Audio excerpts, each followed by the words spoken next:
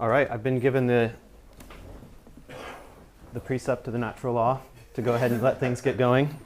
I'll interpret that in this determination that we'll get started. Good morning, everyone. Welcome to this first session here in this conference on the natural law, and I've seen war and I've seen just war. We have two buildings, one conference. Natural law and war got us funding. Just war and just peace brought the people out. Right, excellent. And the session is on the military, the warrior, and the virtues. And this morning, I'm pleased to introduce our two speakers, Tom Simpson and Dominic Burbidge. Tom Simpson is our first speaker this morning. He's the Alfred Landecker Professor of Values and Public Policy at the Bouverie School of Government here at the University of Oxford, and a professorial fellow at Wolfson College. And at the Bouverie School, he's also the co-chair and executive programs and directs the Military Leadership and Judgment Program. Two recent monographs of note, or one is a collection of essays on the philosophy of trust with OUP in 2017, and the monograph Trust, a Philosophical Study from 2023. His biography is full of lots of interventions, both public and academic. And his, I had it pulled up, now I lost it. His talk for us this afternoon, there's a handout, by the way, is The Warrior Ethos and the Soldier's Virtue. So thank you so much, Tom. Daniel, thank you very much. It's always great to start with applause and sort of wait and see what happens at the end. And I'd just like to say, Jonathan, thank you very much, and William, for the invitation to be part of this great event. It's a real pleasure to engage in the conversation. And I should also say this is work in progress. Really looking forward to the comments and discussion. And in particular, there'll be a lot of people here in the room who know the classical Aristotelian Thomist tradition much better than I do. And I'll be particularly grateful for your insights into how this work relates to that tradition. So I formerly served in the military myself for 5 years, 2002 to 2007, and it was a very profound, formative, shaping experience for me. And there was an anecdote, just a sort of very quick anecdote. When I joined training with the Royal Marines Commandos, who are kind of Tier 2 Special Forces, for those who don't know the UK Armed Forces. There's a 13-month training period, so there's a month of overlap where I was about 2 weeks in. I was effectively a civilian in uniform, and I overheard a conversation with the outgoing batch, 3 members of that, discussing which unit they wanted to go to on finishing. And the criteria for the unit that they wanted to go to, this was in early 2002, so the drums of war ahead of Iraq were beating at that point. The criteria for the unit they wanted to go to were which unit was most likely to deploy. So there's a readiness schedule, different units are more likely to deploy. And I remember just the sense of surprise about that, you know, at some level I joined the military, but I didn't quite know that this was how people thought in the military. Fast forward 13 months later, I was having exactly the same conversation with exactly the same criteria for adjudication, for decision making as they did. And this is the phenomenon that I'm trying to really make sense of here. So just two quotations in epigraph. The first is from Michael Walzer's obviously very influential Just and Unjust Wars. He says, almost in passing, we assume that soldiers all fight unwillingly. And as a grad student, I read that and I thought, it's not my experience. It's not my very personal experience, and it's not the experience of the units that I worked with, trained with, deployed with. A contrasting quote from Machiavelli, I mean, like so much of Machiavelli, provocative, maybe consciously provocative, but this is in the Discorsi, not the Prince. Good soldiers are the sinew of war. Those who fight for their own glory are good and faithful soldiers. Now, I'm not going to endorse Machiavelli, I'm going to caveat him at the end, but I think he's much closer to the truth, at least the position that I want to advocate, than Walzer is. So, there's really kind of 3 parts to this talk. I'm going to talk about, give an account of what I call the warrior ethos. I'm going to say very quickly why we might think that this exists, and then I'm going to move into assessment of it in the third and final phase. So I'd like to start with a teleological structure to think about what are the attributes of the good soldier, the person who is good qua soldier. And to do this, I think we need to define what's the core purpose of the military as an institution. And I propose, just as a starter, that it is to secure victory in battle. And with this institutional purpose, we then have the core role conceptualization of the good soldier as one who plays their part in securing victory in battle. Now, there are going to be some immediate questions and objections that arise, and I just want to recognise them and, as it were, push them to Q&A. So clearly, the military can be used for other things as well as battle and securing victory in battle. And I just want to recognise that, but I want to start off by suggesting there's a kind of centrality to victory in battle as a core purpose. I'm also going to start just with what the military call the land domain, the land component. The account will need to be extended to take account of air, of the maritime, space and other domains. And clearly the arrival of new technologies will also complicate the account that I'm giving, but I'm wanting to centre on something which I think is quite essential. And I also want to say that there are plural behaviours which may not be captured by my account, and absolutely up for discussing these, but I think I focus on three which are central. So let me give a 5-stage account to the warrior ethos. So what is required of the soldier to play their part in securing victory in battle? The first thing is that they have to display what I call combat functional behaviours, so specific patterns of individual action which are robustly exhibited in battle, which other things equal help to secure victory. So here are 3 of those behaviours. The victory securing soldier fights as a member of a team. So if you have 10 people who fight as individuals versus 10 people who fight as a member of the team, other things equal, the team will defeat the 10 individuals. The soldier needs to be willing to face personal risk, and they need to be proficient in the exercise of lethal force. And each of these behaviours has an attitudinal correlate. So an internal structure of attitude and valuation which gives rise to the combat functional behaviour. So these are the attitudinal correlates of loyalty, courage, and what the military calls the will to combat. So the desire to be proficient in the exercise of lethal force, the desire to exercise lethal force. And I'm going to call a behaviour attitude pair a disposition.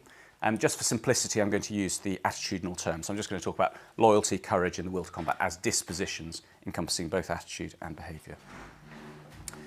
Okay, the third step of the account, these dispositions are valued. So the dispositions of loyalty, courage and the will to combat make one a good soldier. So the dispositions are thus not only valuable for the soldier qua soldier, but they're required. In order to be a good soldier, you need to display these.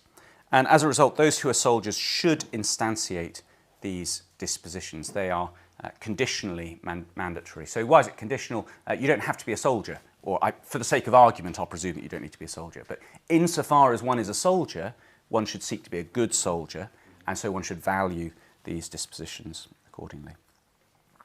The good soldier then internalises these valued dispositions. And what I mean by that is the good soldier values these dispositions for him or herself. She guides her action and practical reasoning by them. She evaluates her action retrospectively by them, and also cultivates these dispositions, choosing formative environments and habits that strengthen them. Fifth stage of the model, there is social reinforcement of these valued dispositions. The good soldier values these dispositions for other soldiers. So we are serving together, you are a soldier, I think you ought to be a good soldier, I praise you when you display courage, loyalty and the will to combat, and I disesteem you, I shame you, I disesteem you when you fail to display those. And so we have an honour-shame dichotomy that structures how we relate to each other. This is both horizontal, so amongst peers within the military, and it's also vertical. So the function of training, one of the most, as you go through training, you become physically more robust, you learn how to shoot a rifle and conduct a troop attack and so forth, but you also internalise a set of dispositions, you learn a language, and what you might call your internal ideational structure changes, and that's a core function, the socialisation of recruits into soldiers. So a bit of terminology.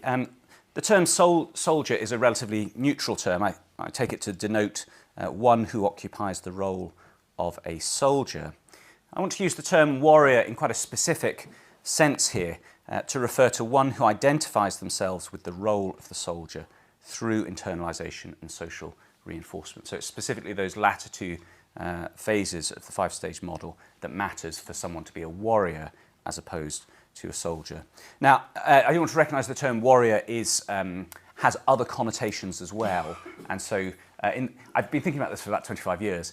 Pete Hegseth has suddenly started talking about the warrior ethos, so there may be other connotations that he intends by that, but I want to be very specific about what I intend by it here.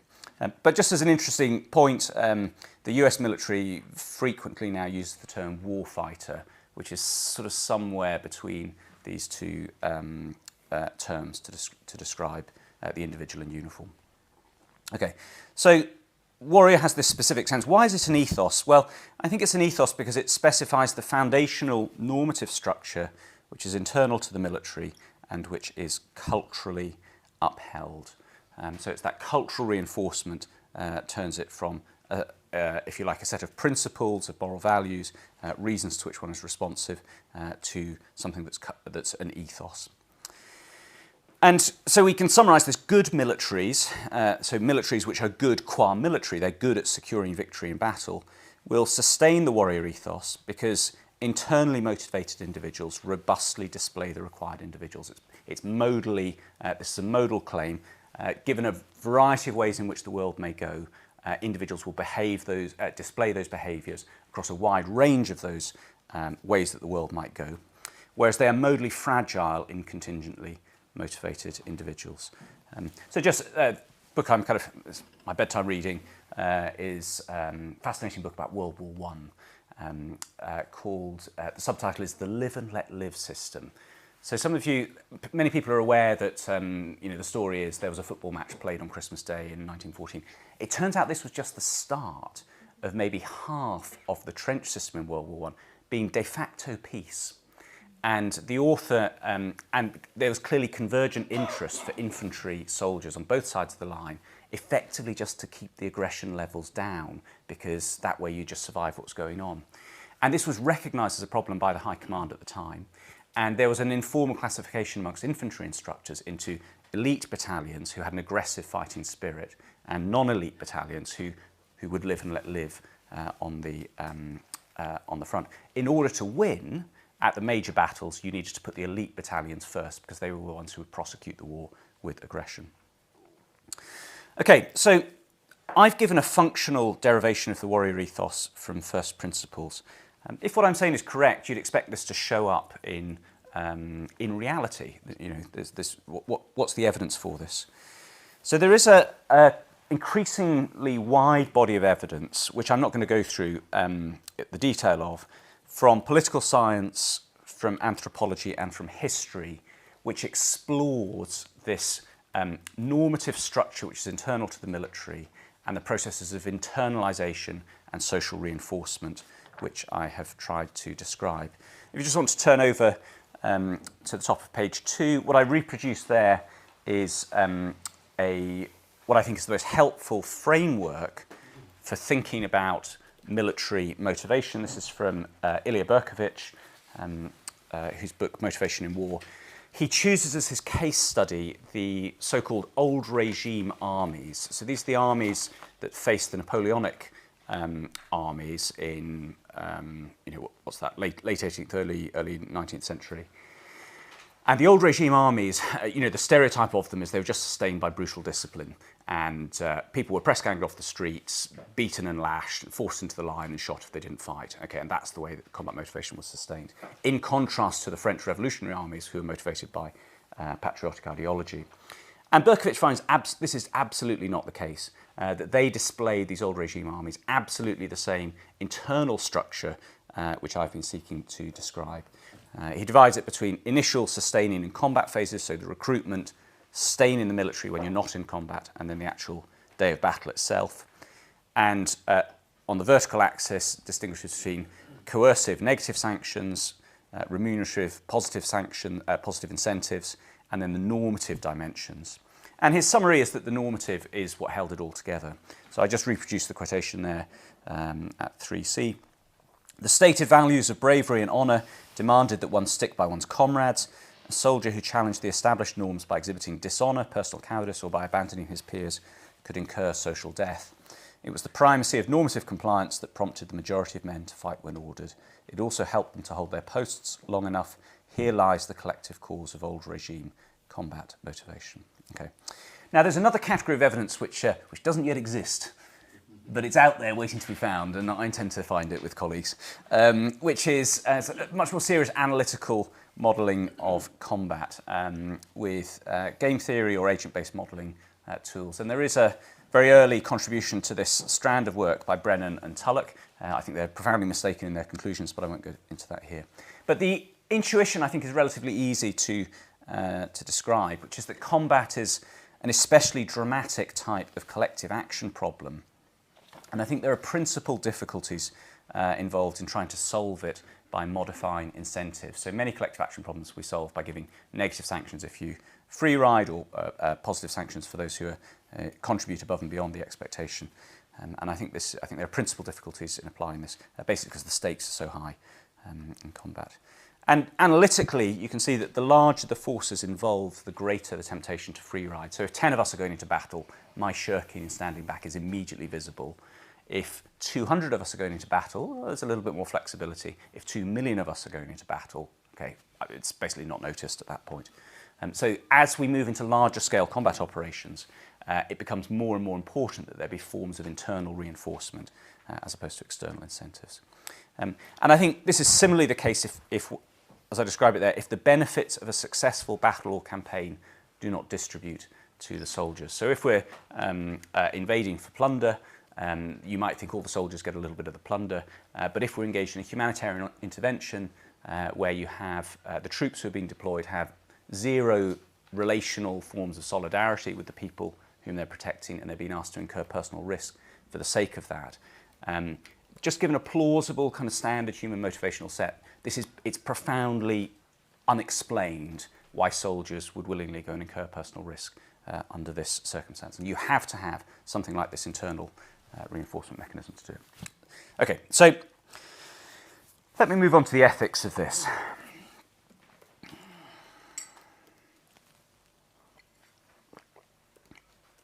Now, of our three dispositions, courage and loyalty are often valuable outside of the military context. So I don't think they pose any particular moral challenge to us. The will to combat seems to me to be different in this respect. So it has a specific goal, it has a specific telos, which is the intentional taking of human life. And this is an act that is profoundly disvaluable in its consequence, and in the great majority of other situations is injurious. It's a grave wrong to the person and indeed to society. And so the question is, how is this justifiable? So how is it justifiable for an individual and for a group of people to spend their lives cultivating a disposition which leads to this profoundly disvaluable outcome? And I think this has just not been wrestled with very seriously in the ethics of war, and I'd like to try and explore this here. So I think the closest existing discussion on this is around mercenaries. So obviously the interesting thing about mercenaries is that they do not serve in uniform, so the link between service of country, of polity, is specifically broken. This is not the common good that, by hypothesis, motivates the mercenary. They fight for pay. And so there has been a discussion around the privatisation of military force, which was very visible in the Iraq campaign in particular, also the Afghan campaign. So Cecile Fabre of this parish, he's a great philosopher, she remarks in her book on cosmopolitan war, quote, "Individuals have a fundamental interest in framing, revising and pursuing a conception of the good. To most people, the occupation which they pursue, thanks to which they can earn a living, are part and parcel of such a conception, which may well include killing other individuals by enlisting in the army. This particular conception of the good is morally permissible. And actually, I'm not eliding anything there. It's just offered out as this comment. A couple of years later, James Patterson just summarised his position here. He thinks that individuals have freedom of occupational choice, which is in general obviously true. And given the state's interest in providing just defensive force, the state therefore has a right to contract with mercenaries. So Patterson doesn't have a claim about whether or not this conception of the good is morally permissible or not. He just thinks it's not relevant to the state's right to contract with mercenaries because motives are generally irrelevant. It doesn't matter if the state contracts with a plumber to improve social housing. It doesn't matter if the plumber does it for the love of plumbing or just to put bread on the table or because they sort of want to exercise power over their apprentices or something like that. So long as the apprentices are otherwise, the sort of desire for domination, so long as it doesn't betray itself in behaviours, that's just not relevant to the right to contract. And I think these responses are not adequate to the challenge, or not adequate to the question. So firstly, I don't think they take seriously the severity of the challenge, of this telos of the will to combat, which is right at the heart of what it is to be a soldier. And I also don't think they take, obviously in the context of mercenaries, there is a specific distancing of the state through contract to the activity of the mercenary and the state's responsibility to the subcontractor, which in this case is a mercenary. But in the standard case with uniformed militaries, this relationship, this distancing of the relationship does not exist in that way. And the state clearly has a duty of care to its people. So insofar as it's recruiting people, sustaining them in an occupation which has this telos about it, the state carries responsibility in relation to that. So I guess the kind of, let me phrase the question more precisely, can the warrior be virtuous? So can the person who internalises regards it as good for themselves that they should cultivate the will to combat and reinforces this assessment on others, confers esteem and disesteem on others insofar as they display this, can that be a virtuous life? Now, obviously on the Humean picture, there's not a very complicated question here, because on the Humean account of virtues, a disposition is a virtue if and only if it conduces to the common good that there should exist. So the question that just arises then is it beneficial for the common good that the military exists? The answer is yes, and therefore it's virtuous on that account. But I take it that an Aristotelian account is more complex. So Aristotelian virtues generally enhance the bearer's flourishing, yet the soldier's ethos may be individually costly. Now, what I don't have in mind here, clearly the exercise of courage and loyalty may lead to personal harm.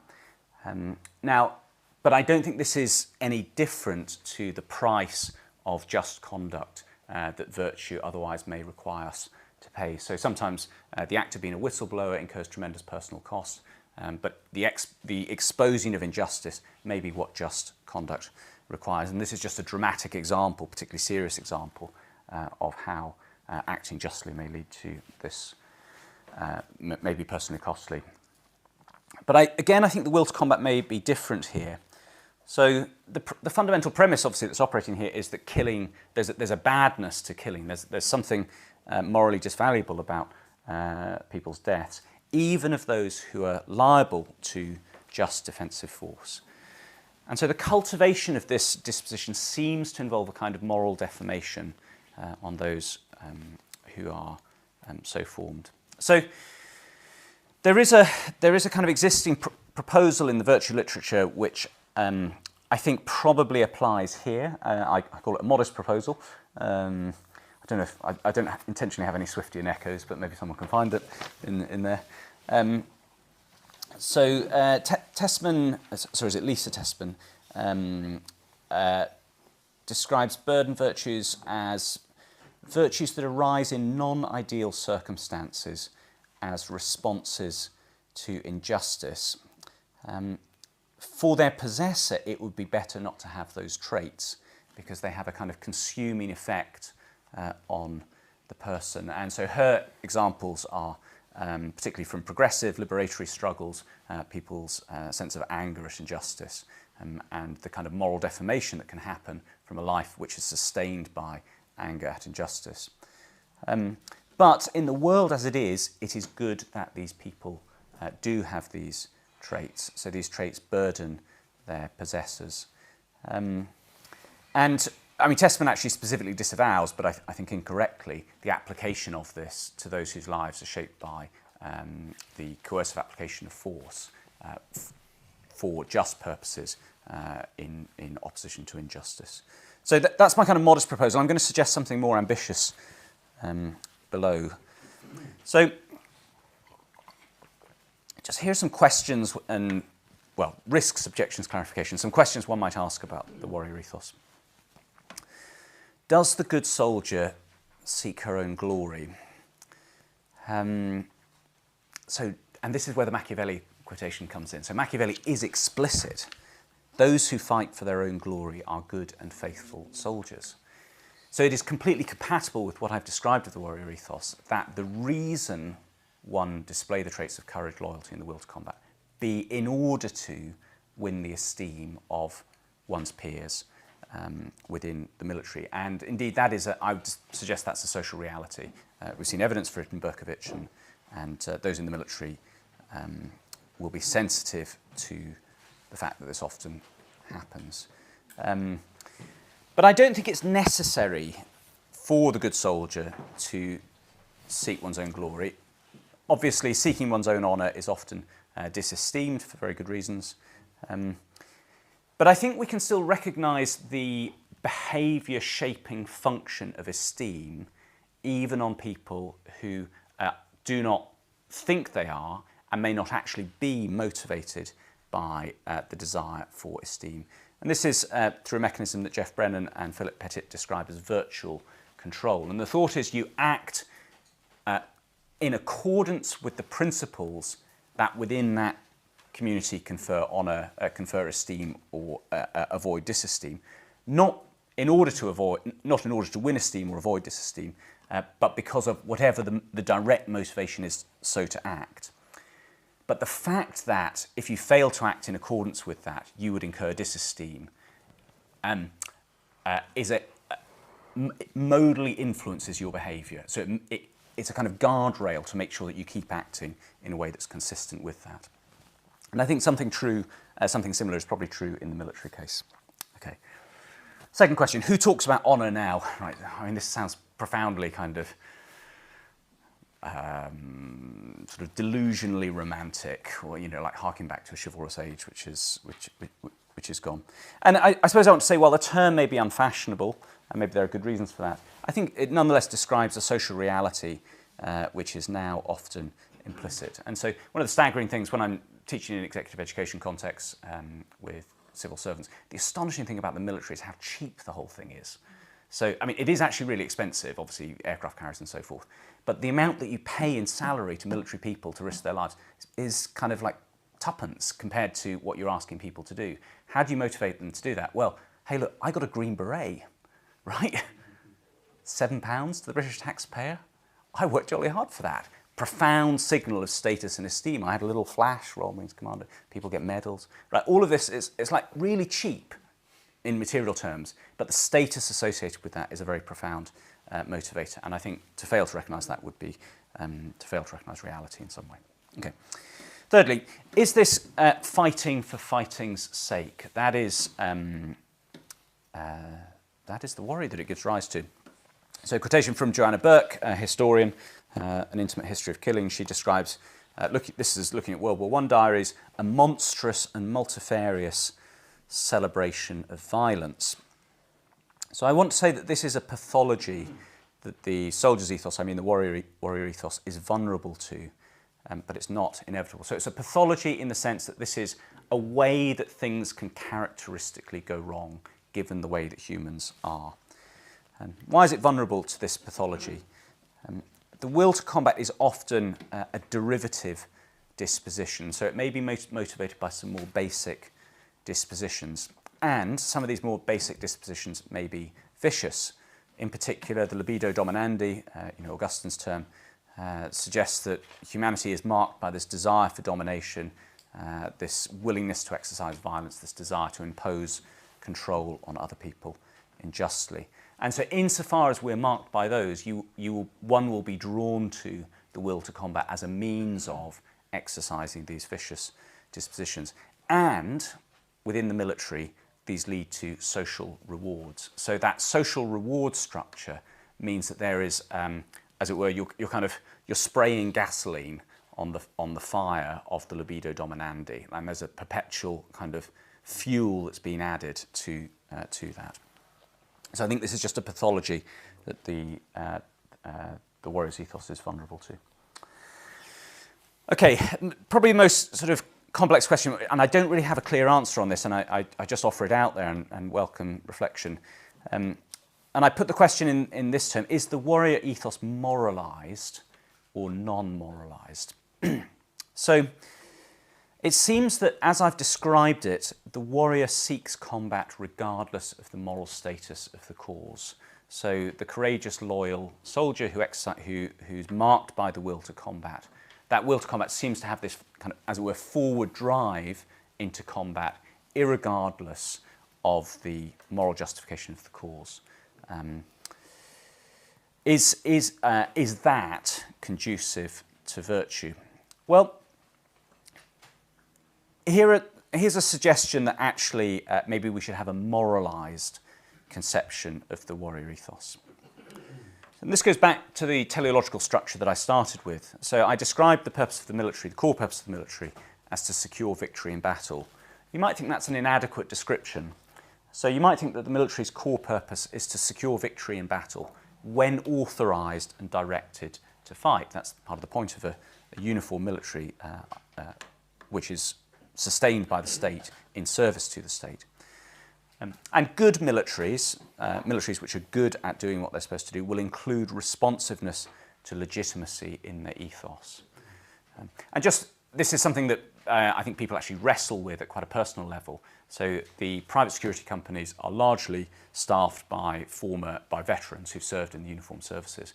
And that transition point from being authorised to serve in uniform to then being a contractor in violence, in effect, is something that I think many people at some level struggle with, but if you've got a non-moralised version of the will to combat, it takes you into that profession.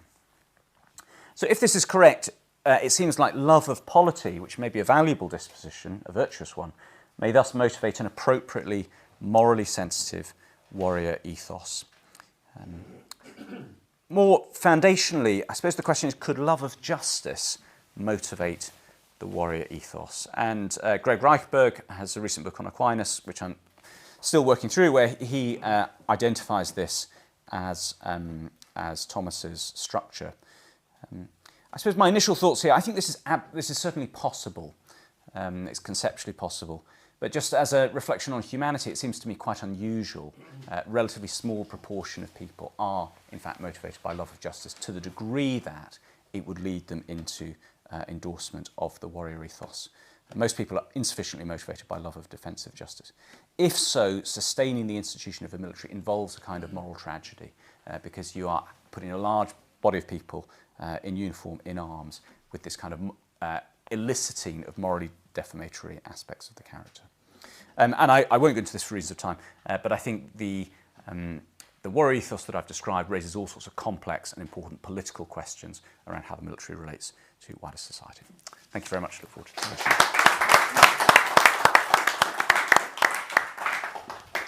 Great, so we're going to have both speakers go, and then afterwards we're going to have time for about 30 minutes for questions. So our next speaker is Dr. Dominic Burbidge. He is a lecturer in politics at Regent's Park, right next door, and he's also director of the Canterbury Institute, and my neighbor, my good buddy. All right, Dominic, are you going to go up here? Yeah. Okay, great, excellent. So Dominic, and his talk is, sorry, that is not your talk title. The talk is called The Fourth Estate, but right. that was Jonathan Price's interpretation. Ah, I see. When I described on the phone. All right, I see. May I? Yes, absolutely. Dominic, you have the floor. Thank you, thank you. Thank you. So I have to situate these remarks in what is a very early and developing general theory of politics, which tries to provide something of an antidote to the obsession with power. So I am also part of the Department of Politics and International Relations, which is distinct from Tom. So if I say anything untoward towards that department, it doesn't. It's not an attack on anyone. But the department states its mission as: our vision is a world with a wider understanding of political power, process, and its impact. This is what we study, and this is what we teach. So there is a focus on power, and while that is a generic concept and can be somewhat neutrally defined as the ability to make someone do what they would otherwise not do, I found that it very quickly bleeds into a Foucaultian assumption that all human relations are ones of power, such that the oppression of one by another is the normal way of relating, and that gives, of course, no space for friendship. And so I feel that the best antidote to this would be to focus on virtue theory within politics by being able to emphasize that every action is orientated towards some good, and that good helps define the meaning of the action, such that the problem with the discourse on power is that it doesn't actually say to what the power is to be used. So within the Aristotelian framework, of course, we can talk about powers, but what we mean usually is a capacity that's directed towards a particular end. So in that sense, even in human relationships or in the polis, there are particular ends, might be described as the common good, or might just be talked in terms of real material goals that we have. And these make sense of the types of capacities that we're fostering. So I want to, in general, offer a virtue-grounded account of the polis, and this is going to strike people as very ambitious, but also as an alternative to Plato's structure of seeking to provide an account of classes of society and their unity through something of an account of virtue. So as we know with Plato's Republic, we have the philosopher kings, we have the auxiliaries, and we have the producers, the workers. And these correspond for Plato to the three parts of the soul, so that you would have reason, the passions, and the appetites. So the polis as a whole can provide an analogous or corollary example of the unity of the soul by having these classes of society working in harmony, which is, as is the case in the virtuous person in its parts of its soul. Now, these also pertain to certain virtues, perhaps, that moderate, and so we would have a wisdom that pertains to reason. We would have courage for the auxiliaries in the management of their passions, and we would have temperance as pertains to the moderation of appetites, however you say that. Yeah. So the account, I think, is very interesting and offers some ideas about the harmony of virtue that can be realized at the level of the polis. But the mistake, I think, with Plato is that for the individual citizen, there is not, therefore, a harmony of soul when these are pursued to their final point. So, as an auxiliary, one focuses excessively in what is the domain of passion, which is only one part of the soul and arguably a kind of inferior part. And likewise for that of the producer, who is focused or dominated in this account in terms of its appetites.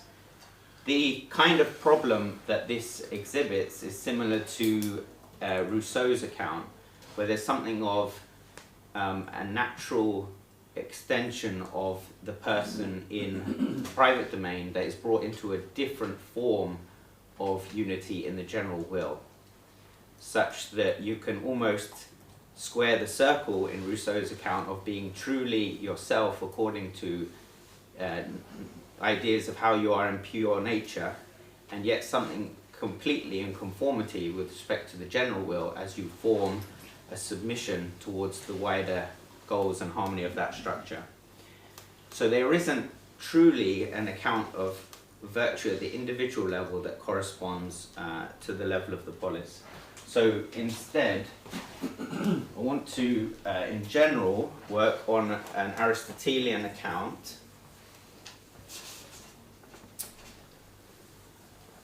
of the structure of virtues in the polis by focusing on the cardinal virtues.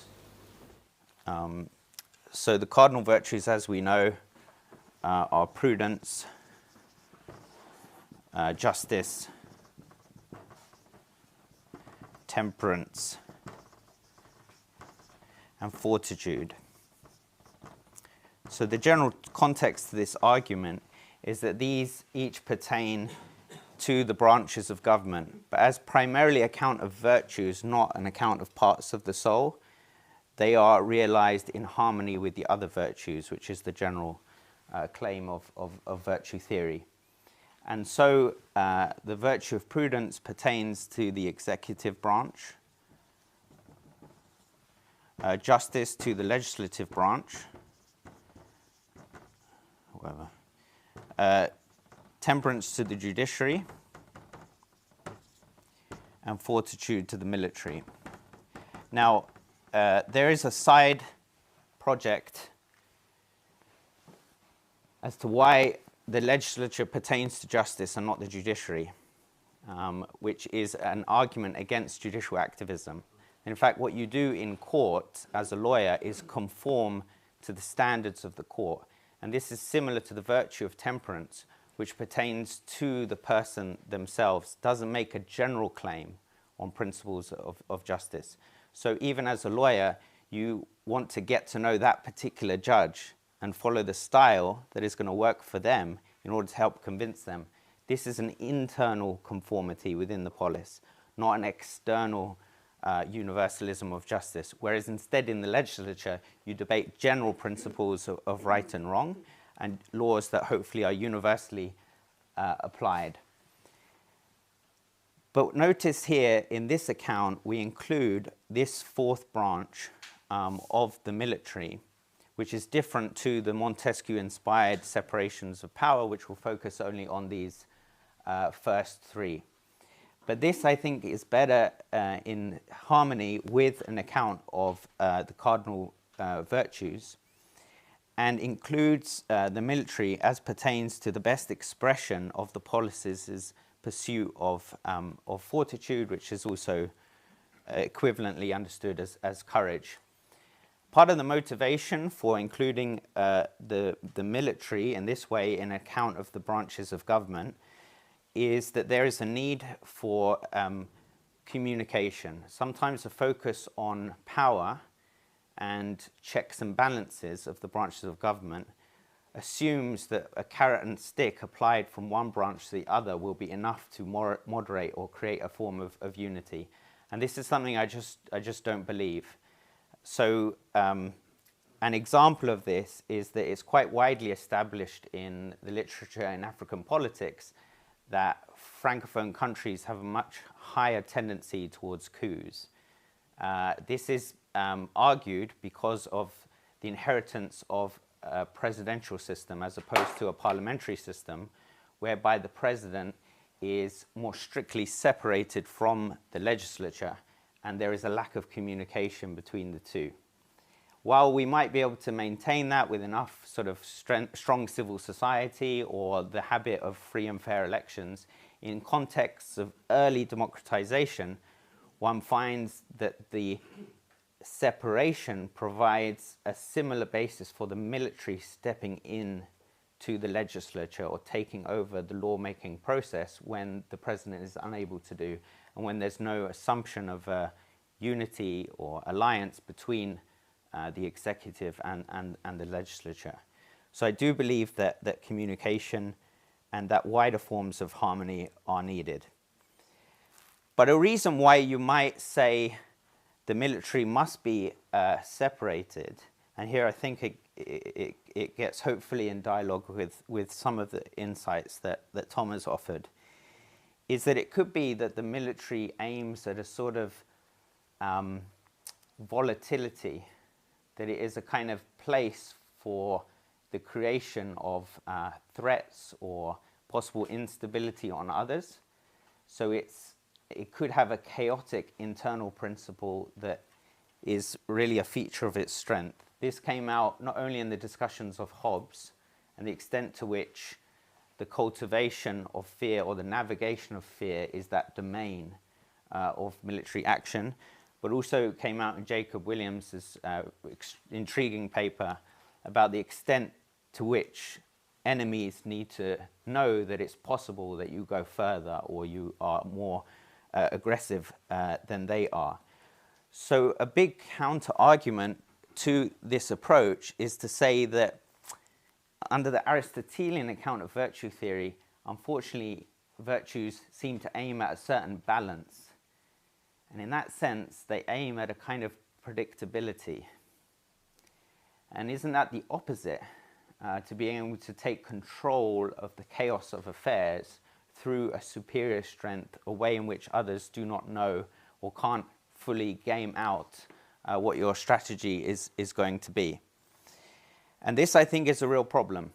So, and it's present in Machiavelli's writings. So one of the arguments, and this doesn't go against what Tom was saying and emphasizing in Machiavelli in terms of fighting for glory, but one of the additional reasons why Machiavelli is focused on the need for a standing army is because in his eyes it represents a capacity for horrific force that could be deployed at any time, such that citizens can never sit easy because punishment could be coming their way, doesn't need to have a big force mobilized. So in this sense, we get the development of the idea of the military as a sort of standing capacity for domestic deployment, which creates a culture of a capacity to power as being at the fundamentals, or as we discussed a little bit yesterday, the question of coercion and whether a kind of Weberian notion of the state as the place of the monopoly of coercion is the best way of understanding its capacity. So what would be a solution to this problem of whether virtue is itself too tame or too stable a description of what the military are about? And for this, I want to suggest looking at Aquinas, but it's not Aquinas' ideas of justice, which was interesting, but I may well agree with Tom that it may not produce all of the answers. And I want to instead focus on Aquinas' ideas of fortitude itself. So he states in the, what do you call it, second part of the second part, in question 123, Article 2. The term fortitude can be taken in two ways. First, as simply denoting a certain firmness of mind, and in this sense it is a general virtue, or rather a condition of every virtue, since, as the philosopher states, it is requisite for every virtue to act firmly or immovably. Second, fortitude may be taken to denote firmness only in bearing and withstanding those things wherein it is most difficult to be firm, namely in certain grave dangers. Therefore, Tully says that fortitude is deliberate facing of dangers and bearing of toils.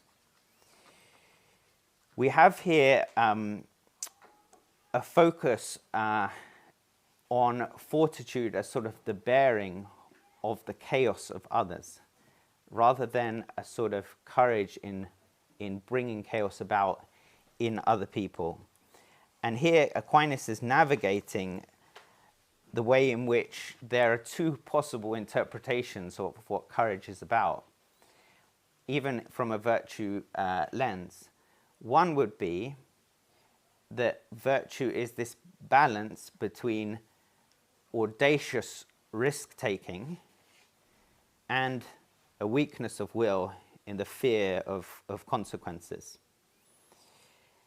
But another is to say that it is the reasoned endurance of toil or difficulties. And so we can get a distinction, simply put, between courage as a form of aggression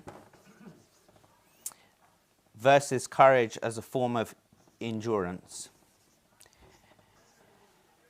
The account of courage as a form of aggression is much more attractive from a Machiavellian point of view, because as a passion, it is harder to predict. And we see it also in the way in which Plato associates the auxiliaries with the part of the soul that is the passionate or the spirited. And that, seen on its own, is not necessarily joined to reason. That left to its own, it can be a flourishing of anger. But instead, Aquinas wants us to remember that a feature of courage, or one way of understanding it, might instead be endurance, which has a harmony with reason in being persevering towards stable goods. And so he writes in Article 6 of the same question, "Fortitude is more concerned to allay fear than to moderate daring. For it is more difficult to allay fear than to moderate daring, since the danger which is the object of daring and fear tends by its very nature to check daring, but to increase fear. Now to attack belongs to fortitude insofar as the latter moderates daring, whereas to endure follows the repression of fear. Therefore, the principal act of fortitude is endurance, that is, to stand immovable in the midst of dangers, rather than to attack them." We see here a very interesting refusal to let the logic of fear dominate the nature of the activity within fortitude. And I would try to point out, though of course Tom should feel free to obviously push back, etc.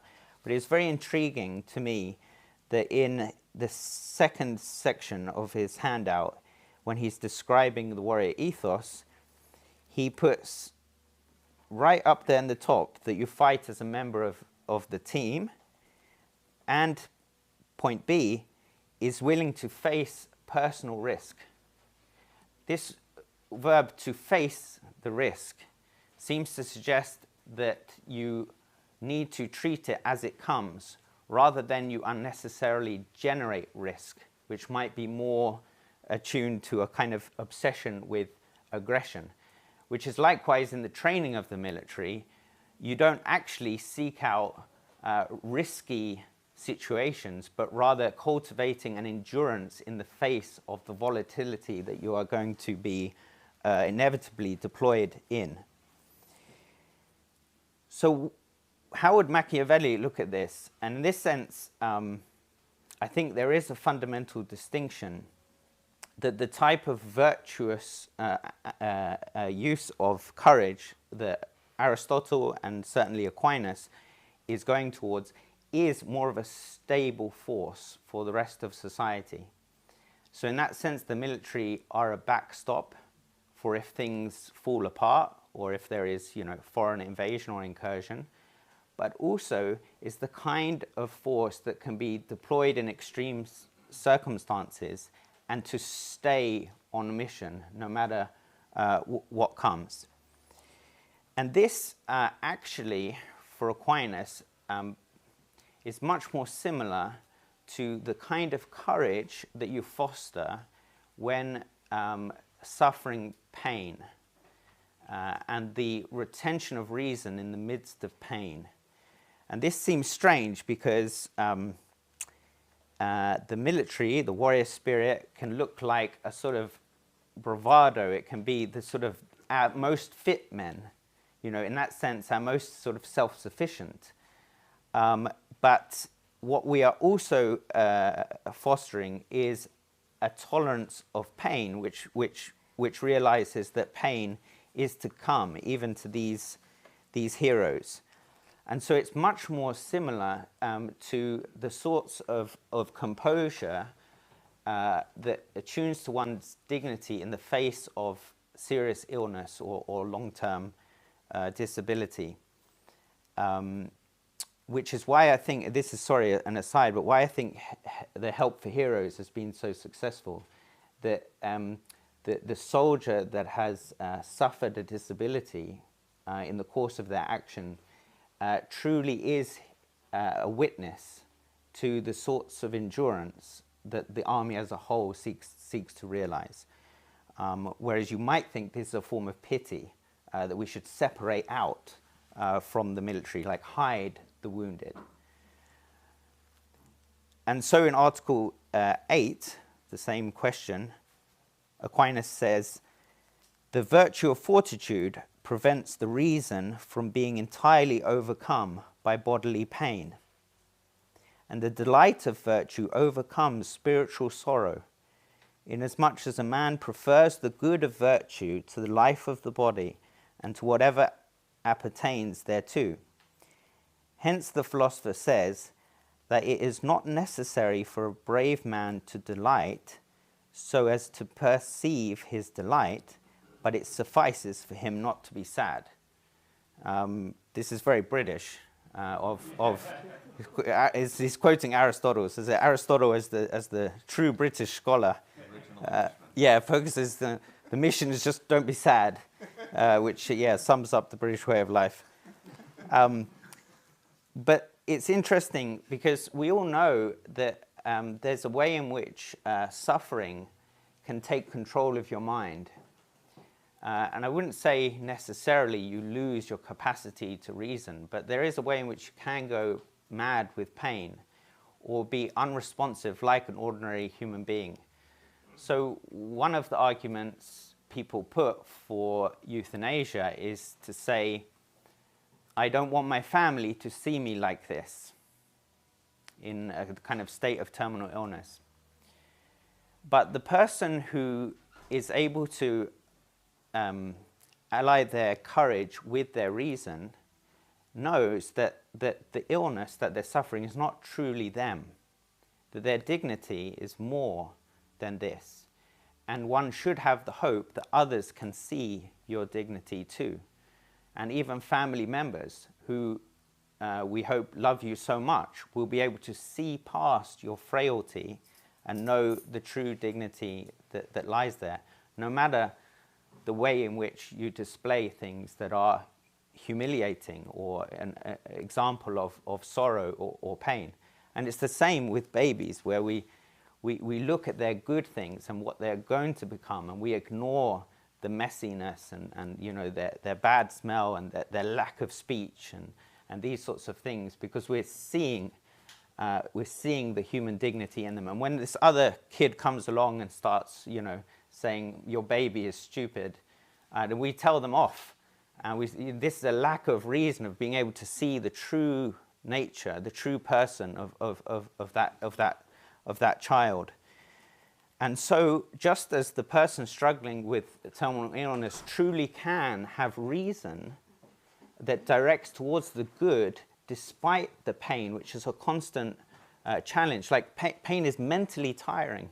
You know, you fall asleep when you're recovering from surgery. You need much more sleep because the steadiness of your mind is almost a constant battle. And this, I think, is very close to the type of endurance that we're hoping for in our soldiers. So, of course, for Machiavelli, this is very difficult, because what I'm prioritizing is the endurance feature of courage over the question of aggression. And so there will, of course, still remain this game theory question of how will other people, in us being so predictable, have the advantage, you know, in being able to outmaneuver us. And here I just close by saying that virtue to the unvirtuous is unknown. Virtue to the unvirtuous is unknown. So if you have this capacity that others do not have, they cannot actually predict it in the way that you can. So two examples of this. A commitment to a territory which is willing to go past 100 years, for example, is something that your enemies cannot fathom, that level of ability, that level of endurance. Or another example, and I know lots of criticism can be leveled at the US, etc., but the US military culture has this leave no one behind. And you say, but you're telling everyone your strategy, you know, so they know exactly what you're going to do. But actually, they do not know that level of virtue and what it entails. They can't fathom that level of commitment within their own ranks. It in fact shames their military in the process. And there's a way in which you will do whatever it takes to maintain that ethos. Thank you.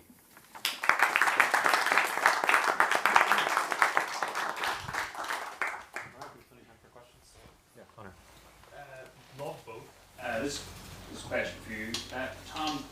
On your account of the warrior's ethos, who is the better warrior then, Achilles or Hector? Achilles, who excels all in killing but fights for himself, or Hector, who says the best omen is to fight for your country and allies his lethality with love of the city, but he's not as lethal as Achilles. Who is the better warrior? Yeah, good.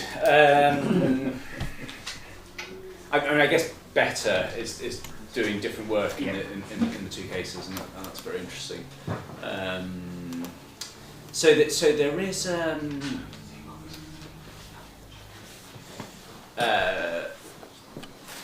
that's very interesting.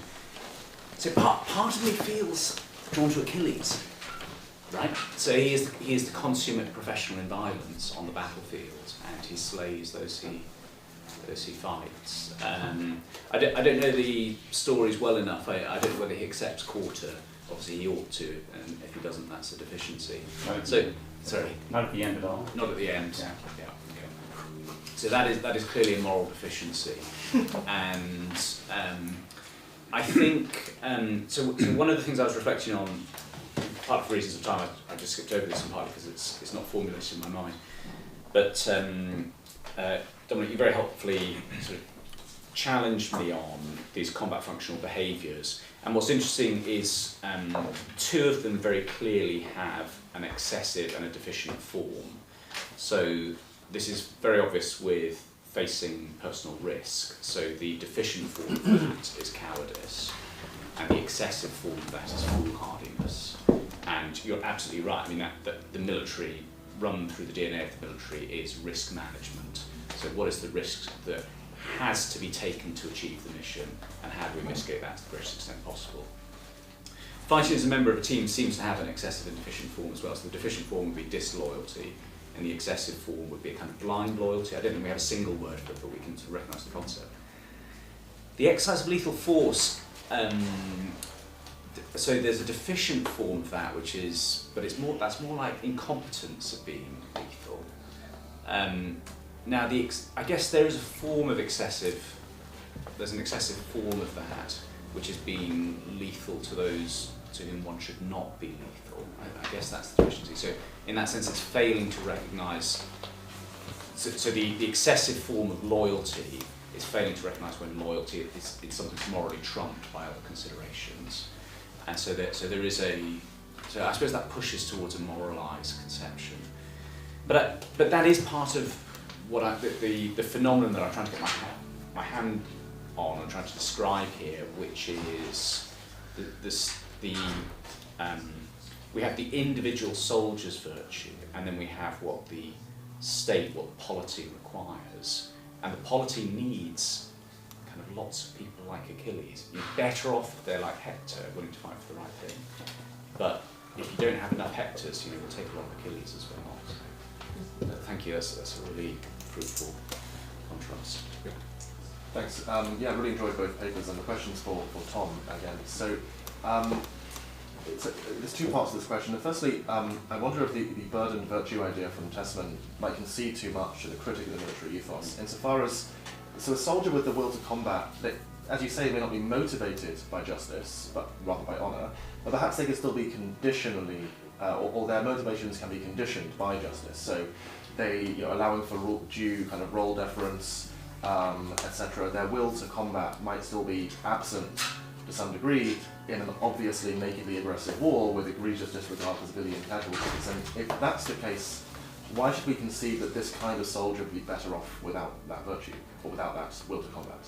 And the second part of the question is whether this virtuous set of attitudes might overlook something, which is what I might call a disposition of gravity. So you can imagine two soldiers like the one above, they have this conditional will to combat, but one of them takes a kind of, at least in the heat of the moment, and we're assuming the killing is permissible, but they still take a kind of callous pleasure in the killing, or they conditionally dehumanize the enemy and just don't see them as human in that moment, but the other carries out the killing conscious in their mind of the gravity or the pro tanto harm of what they're doing. And it seems to me the second is more virtuous, but is that a virtue that's internal to the ethos of the soldier, or external? In other words, are they a better soldier or just an equally good soldier who's also a better person? Okay, that's helpful. So, so on the second one, I'm tempted by the latter. That seems to be the correct way to go. Yeah. So on the first.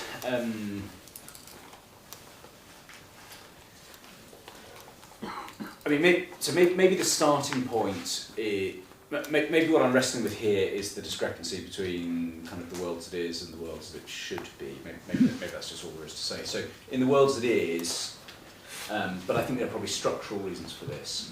The military needs to be a deployable force. So take my colleagues, I served a lot with the US military. I love the US military. It's very, very effective at what they do, full of very, very, very fine people. I take the war in Iran, the conflict in Iran, to be kind of egregiously immoral and strategically imprudent. Consequences are becoming clear. Should they have served in that war? I don't hold them to be blameworthy for that. I think they're very powerful excusing conditions, because, and maybe more than just excusing conditions, the requirement to be under orders seems to justify their deployment in that situation. So, but what that does is it creates the liability to an arm of the state which can be used for unjust purposes. But it's the warrior ethos as described, which is doing a lot of work to get the military out there and to go and do their job, and the deployability condition.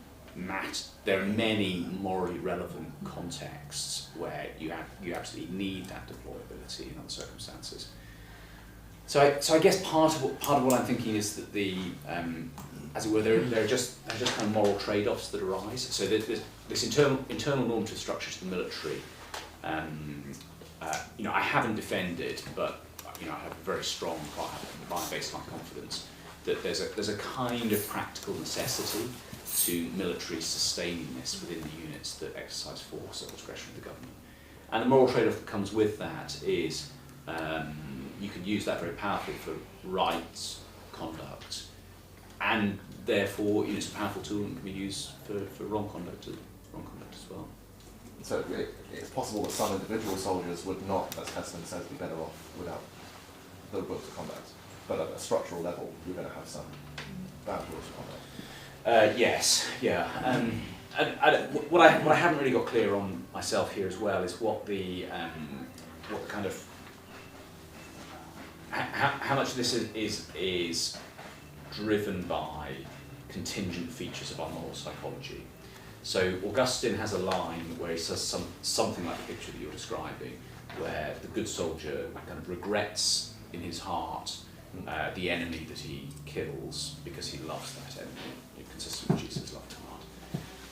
And obviously I completely understand the moral structure which leads him to say that. And that is just not the experience of the soldier. The experience of the soldier is you go onto the battlefield, and obviously it's a fight for survival, but at the point of triumph, it's the exaltation in victory. So insofar as sport is kind of war pacified, you win the Super Bowl. You're not like, I'm sorry it was a competition, someone had to win. I'm sorry that happened. It's like the exaltation of victory. That is just the psychology of the soldier. So maybe what I'm trying to say is that maybe there's a chronological element that needs to take account, a sort of sequential element, so that there's a moment of, and it may even be over the life cycle of the soldier. So part of what the reintegration of the veteran involves is a kind of return to right apprehension of what others' life consists of. Yeah, but I don't have full answers. Yes, my question for you both is to revisit honor as a virtue, not a cardinal virtue, but it is an Aristotelian virtue. So Megalosukos seeks honor. And as a medievalist, I want to say that Machiavelli is wrong.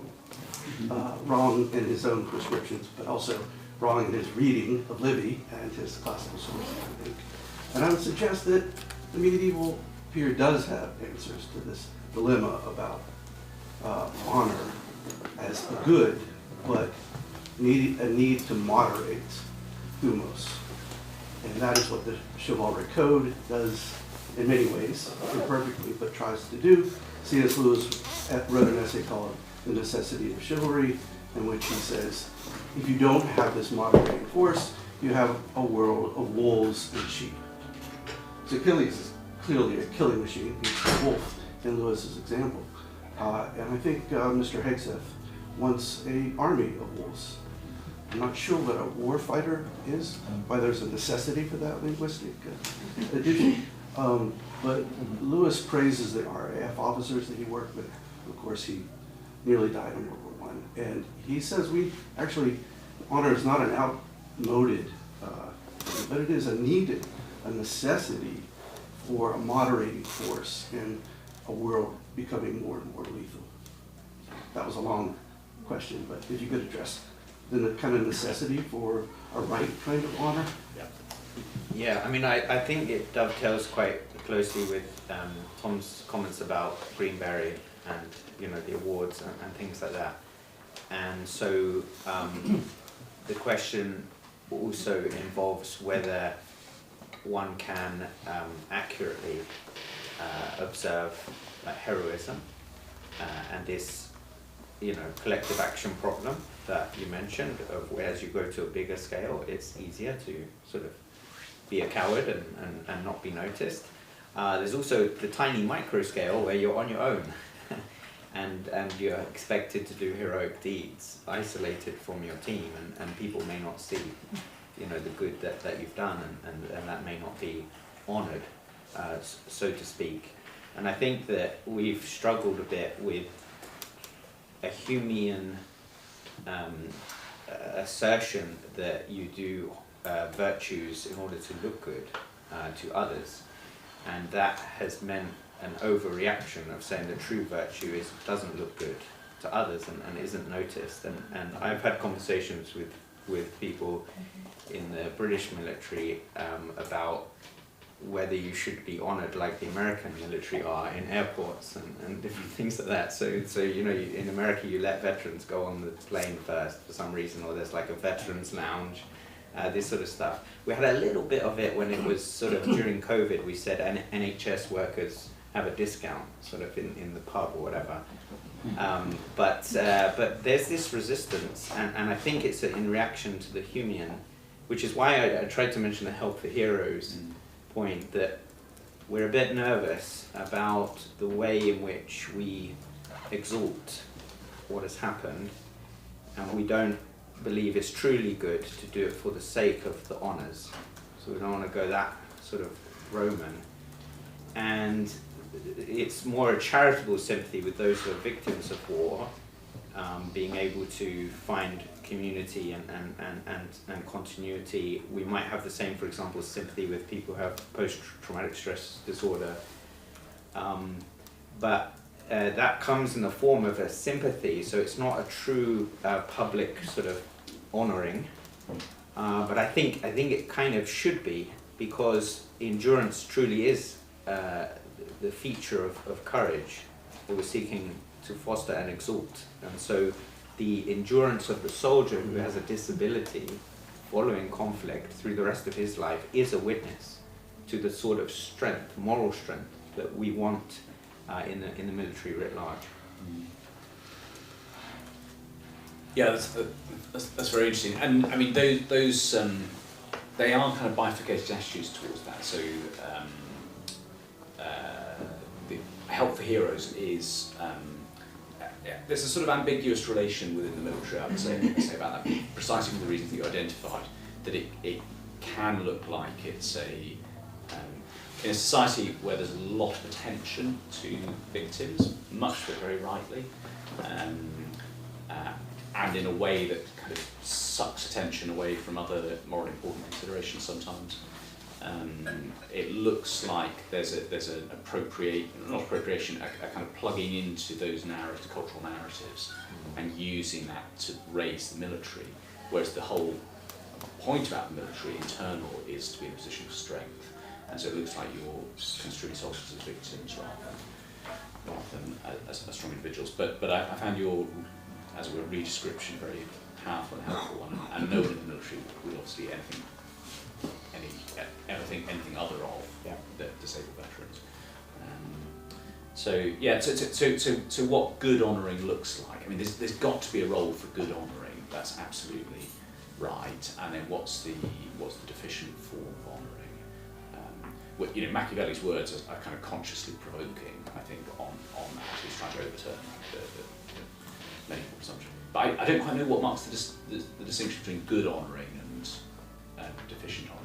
I think so. The text that has the very dialogue about what do you want, Achilles or Hector, is the chanson de Roland, the song of Roland. Yeah. And when Charlemagne needs a bunch of Rolands to fight his wars, but he can't control them. And it's a tragedy, ultimately. And Oliver and Roland have this conversation constantly about what is the warrior's motivation. Is it for personal honor and glory? Or is it follow the orders of the king, who has the prudence as the executive authority? But the thing about honour is it's so plastic, because everything depends on what basis is honour conferred, and you have to answer that question first to them. So there are cultures in which the conferral of honour, military culture in which the conferral of honour comes from displays of heroism on the battlefield. I mean, there's going to be a kind of universal, and so there might be a kind of Achillean pull, as it were, or a pull to Achilles-like behaviour. But the moment you construct that behaviour as this is failing to fight as a team in the way that is required for what we're doing, then that becomes foolhardiness and no longer worthy of honour. But I would just say again, hopefully part of the power of the analysis is it begins to shed light on what we see in the real world. So what we do see in the real world is decisions made to deploy military force which are not always driven by an accurate assessment of how we best mitigate the risks and then achieve the goals that we're trying to go for, but are rather this is an opportunity for us to fulfil the warrior ideal at some level. And so there are examples of my great colleagues, the airborne people who jump out of airplanes, and speaking as Paul Romery, it's a persistent rivalry there. So you have examples of jumps which are like not necessary tactically, but this is in the DNA of an organisation, so we're going to do that.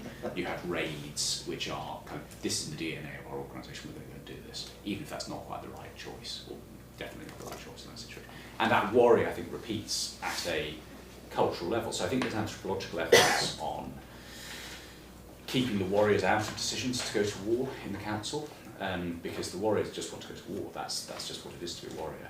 whereas you need the greyheads who have the experience and know the costs of war to make the overall adjudication. And so that's why it's particularly dangerous to have people who are kind of ideationally bought into the warrior ideal at the policy making level. Let me parachute in 3 Thomistic distinctions. Oh, brilliant. Often about honor is that it's related to a justice of desert, and those deserts are based on contributions that are made, and they're framed by the precepts of the natural law, the unity of the virtues, and those are going to be constraints on what count as contributions that are deserving of honor, and you get honor that is misused by honoring on criteria that are not based on the reciprocity of the virtues and the precepts of the natural law and the common good. So honoring based on nepotistic reasons, honoring based on extrinsic goods, so not like the internal goods, but they've been around or they've filled out the right forms, or they've been around long enough that they just deserve what people think they deserve, but that's a misappropriation of desert. And then also a culture or community that fails to honor those who do deserve, who have made those intrinsic contributions. So those are 2 extremes of giving honors where they're not deserved, or failing to give honor in cases where it is deserved. But I think also it provides the criteria for why Achilles gets excluded and Hector gets included for various ways. As well. I wanted to maybe just make a little point as well. First of all, I really respect you coming into a group of academics and basically willing to defend Achilles against Hector. I mean, yeah, it's obviously you're going to have a harder time here than Dominic's position. But so yeah, I respect that. But could you also state here how I suppose really your argument only makes sense in the context of a professional army, right? Because once you have citizen soldiers, this sort of kind of maybe catacontic virtue ascribed to them, right? Well, we're going to sacrifice in a sense their moral excellence. And so they're more martyrs than martyrs. They're more martyrs than moral martyrs. They're martyrs for others who don't even get, one presumes, a reward in heaven for it, because to be sacrificed their moral excellence. That doesn't work if they're any actual citizens, and they have to, in their day-to-day life also interact. So wouldn't your path sort of ultimately, inevitably lead you down to it's just better to have mercenaries? Because we hire them and then afterwards we get rid of them, like the Italian city-state said, right? Like Machiavelli advised you to. You hire a mercenary and then afterwards you get rid of them. You don't just let them live amongst your midst, because you're going to take over in a coup. Right? Can I just add to this the question of whether the moral excellences are interpretable by wider civil society? Because I think this is a persistent problem of veterans not being appreciated, for example, in the private sector. And it could be reinforced if we say they have a type of virtue that is unintelligible for the average citizen. Yeah. Okay. Good. So so I disagree, and so I actually think the Republican tradition, of which Machiavelli is a kind of fulcrum point in that, is precisely worried. Part of the concern about standing a professional army is the exercise of arbitrary force that becomes available, so there's a risk of tyranny. But built into the traditional Republican conception is therefore the obligation on every citizen to bear arms. So actually what you get with the traditional Republican conception is you get a spread of military virtues across society, which is is that a good thing or a bad thing? I'm kind of most of those who write on the tradition take that to be a bad thing. I think it's at least open for discussion whether or not it is. But certainly the question of to what degree military virtues transpose across society. So you can think of, we've got 3 different typologies. So we've got something of the ethos that I've described.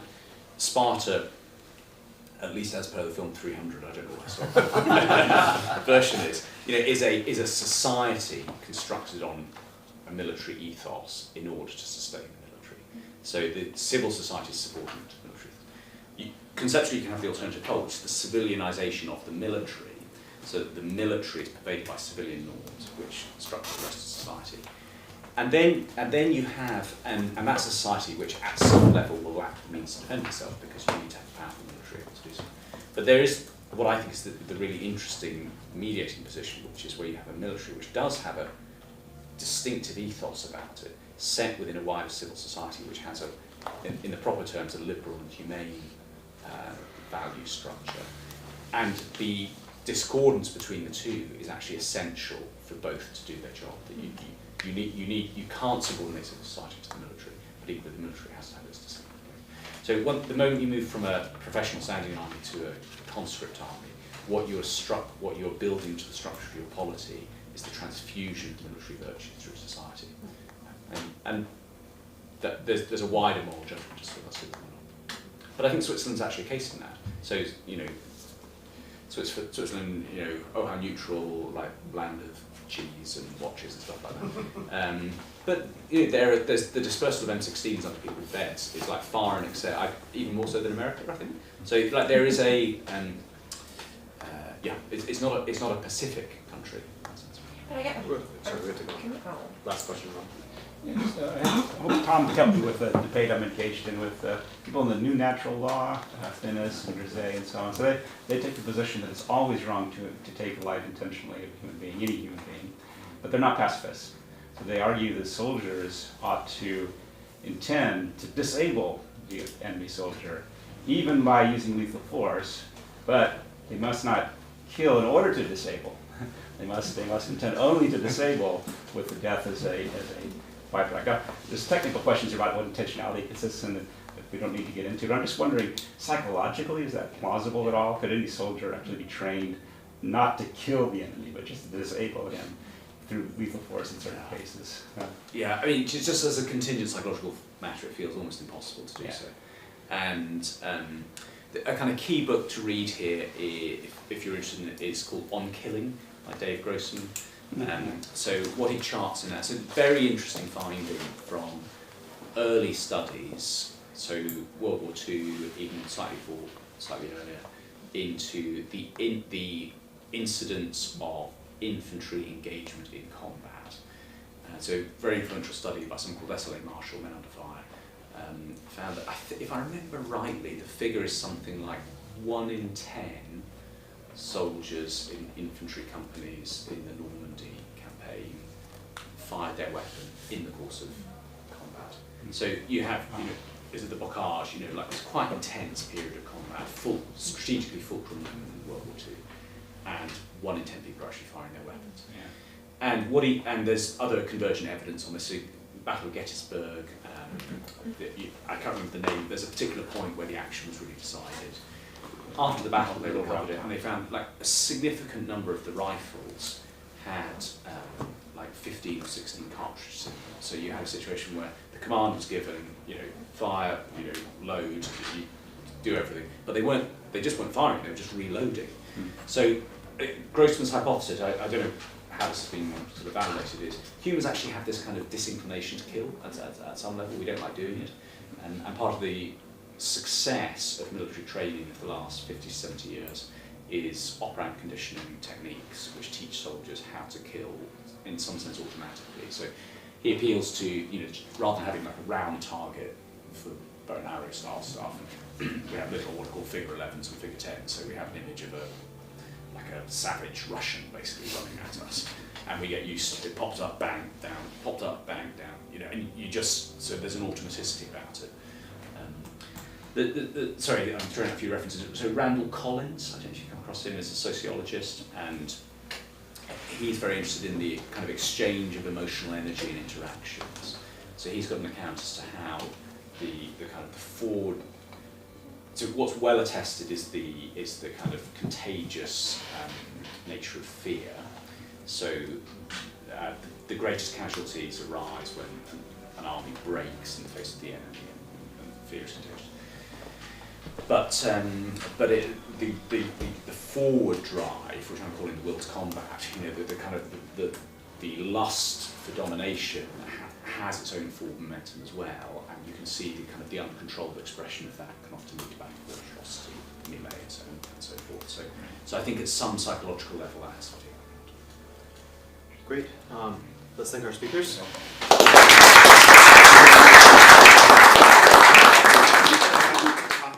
Yeah, well, there's practice for this evening's music on the organ going on in the chapel. So if you would quietly go to the chapel, take your coffee or tea out the west doors. The coffee is set up outside. but they should go through the chapel, not through the emergency exit, right, to get there? We can go out through here. Oh, we go through here, sorry. Turn right. Yep, we'll go out through here toward the back of the chapel and have the coffee now. I'd love any comments by email, so just warmly invite anyone with any comments. I'd say, thank you very much. Thank you. Tom, amazing. I think the thing about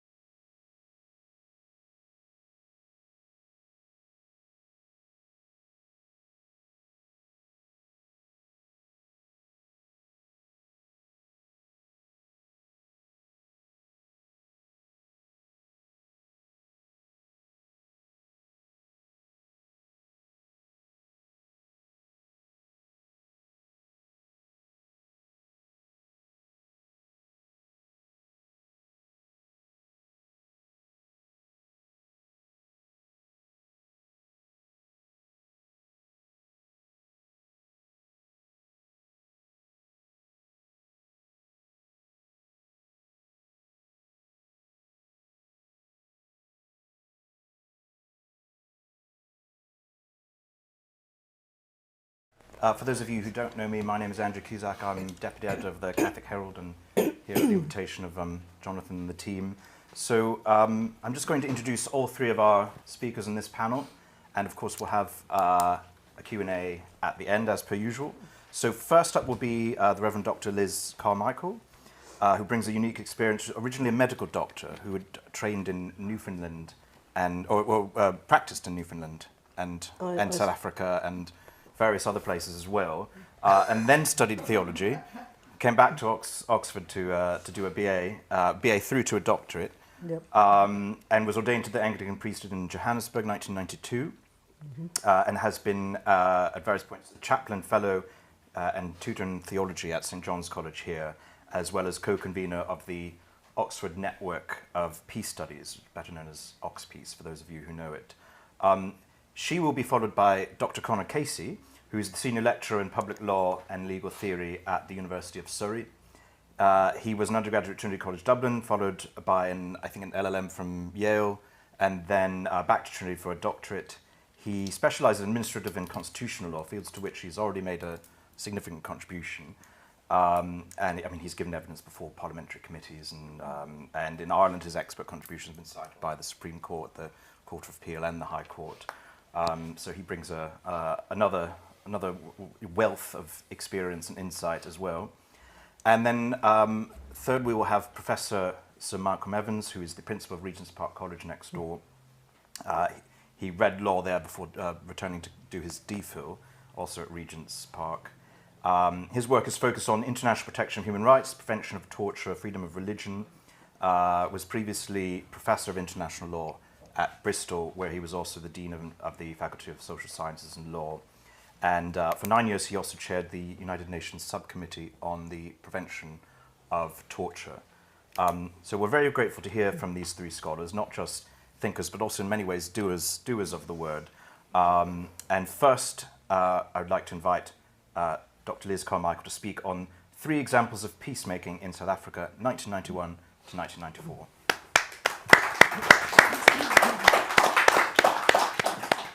Thank you very much. No doubt you will be able to discern at least 3 examples of peacemaking in the presentation I'm going to do in the next 20 minutes, hopefully. But when Jonathan asked me if I could contribute something, that was the sort of thing that came into one's head and emails, so it's stuck. So do look out for 3 examples. I'm sure there are some. So it struck me that looking at the general tenor of this conference, to make peace, you have to talk with the enemy, or at least with a proxy of the enemy. And the most common way to avoid talking in today's world is to declare the enemy terrorists and then apply a blanket rule that we don't talk to terrorists. So how did South Africa get through its transition? South Africa is a fascinating country with a complex history, and in a nutshell, after early hominids, modern man appeared in the form of the Khoisan, or commonly known as Bushmen, and for at least 50,000 years they had Southern Africa to themselves. Next one. Right. You can ignore the shaded bits, I'll explain them a little bit later. But modern humans having appeared as Bushmen, the next thing that happened after about 50,000 years was the arrival of Bantu tribes from the centre of Africa, who came down the coast, a nice, hospitable, fertile coast, and became what we now know today as the Zulus and the Xhosas here, intermarrying with the Bushmen and picking up the cliques from the Bushman language. Then arrived the whites, Cape Town, 1652, Jan van Riebeck comes to found a fueling station, vegetable garden for the Dutch East India Company. And from there, the Afrikaners spread along the coast. In the 19th century, the British came to Natal, and so we have a, a black and a white population. The next complication was that the British imported indentured labourers from the 1860s onwards, having abolished slavery, incidentally,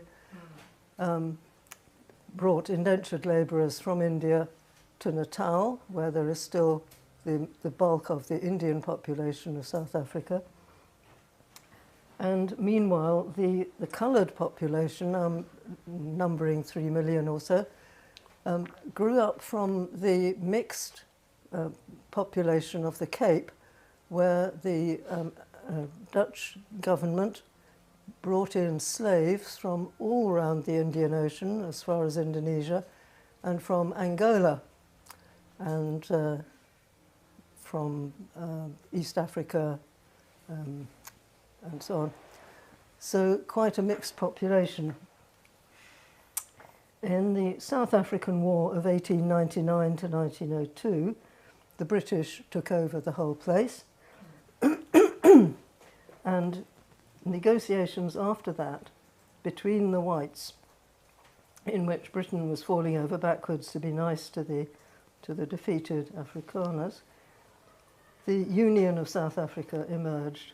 It was inaugurated in 1910 as a self-governing dominion within the British Empire, with no vote for blacks for the National Parliament.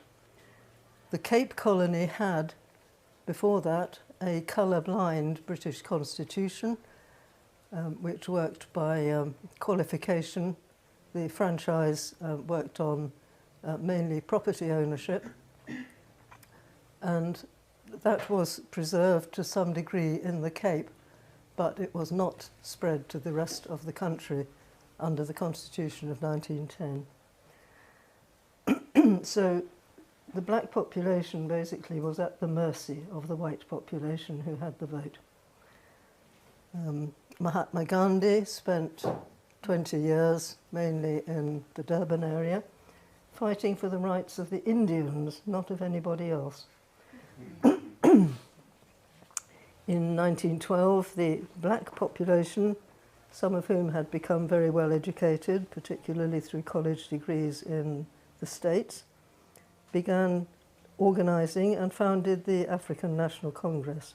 So in 1912, it was a very polite organisation that existed in part simply to keep up communications between the black population and the government. In 1948, the United Party under General Smuts was rather exhausted after the war. He was very old, and the insurgent National Party came to power through the constituency system. They did not get a majority of the white vote, but they did get a majority of MPs in Parliament, 5 extra, and they immediately began to form a government and to apply the policy of apartheid, which had been elaborated during the fascist 30s, and of whom the many leaders who now came into power had been Nazi sympathisers. Apartheid was a purely racial theory and form of government, which assumed that blacks were inferior and should have no part in white society, and that white society would rule everybody else. In protests against the laws on carrying your identity papers, the passes, in 1960, organised by the ANC and the more radical Pan-Africanist Congress, PAC, in 1960 at Sharpeville Township, south of Johannesburg, after a day of protests, 69 people were shot by the police, and this was a turning point where the ANC, which had been enlivened by the membership of Nelson Mandela and other young people at that time decided that it had to found an armed wing, although it was kept separate from the ANC structures, that the armed wing, Umkhonto we Sizwe, the Spear of the Nation, was founded with Mandela as its commander. Mandela tried at that time very hard to introduce real negotiations with the government. He was rebuffed and finally arrested as a terrorist, and in 1964 he and his friends were given life sentences and sent to Robben Island. South Africa became a pariah nation. It tried to implement not only petty apartheid, which meant rules about which end of the bus you could sit on, but above all, grand apartheid. And that meant taking away the citizenship of all black, that is the black African people, and assigning them to one of 10 Bantustans or homelands. For example, here's the Transkei. Up here in 7 different parts is Bophuthatswana. Up there is Venda. And here, in the end, about 65 different parts, KwaZulu. They all had their governments, which the South African government in Pretoria regarded as legitimate, and which most black people in the population rejected with great feeling. They had had their South African citizenship, which they had before, taken away, and were now told that they are citizens of Bophuthatswana, etc., and they have even less rights in the towns than they had before. And they have to go and beg for a South African passport if they want to travel. So grand apartheid comes in. The idea was that there would be no black African population in the whole of white South Africa, and that's most of it. The shaded areas are the Bantustans. Workers would come in from the Bantustans and would live in single-sex hostels. So some pretty ghastly, enormous workers' hostels were built.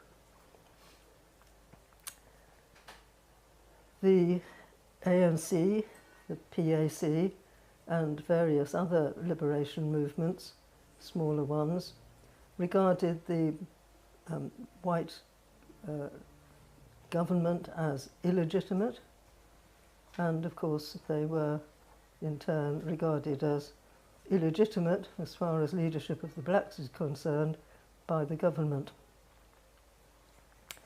But the people saw people like Mandela as their real leaders. In the 1980s, apartheid really was fraying. It was showing that it was an unworkable policy. And secret talks took place, particularly in England, funded by Consolidated Goldfields, and bringing the exiled leadership of the ANC and influential Afrikaners together for a series of talks, partly at the Consolidated Goldfields country retreat in Somerset, Mel's house. At the same time, in prison, Mandela is moved from Robben Island to Pollsmoor near Cape Town and begins talks with the National Intelligence Service. That was known to the President, P.W. Botha. In fact, both sets of talks were.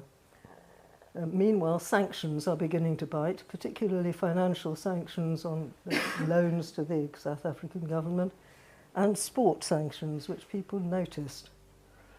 And in the 80s, Afrikaner intellectuals and leaders of the Dutch Reformed Church realised that apartheid will never be viable and begin to write against it.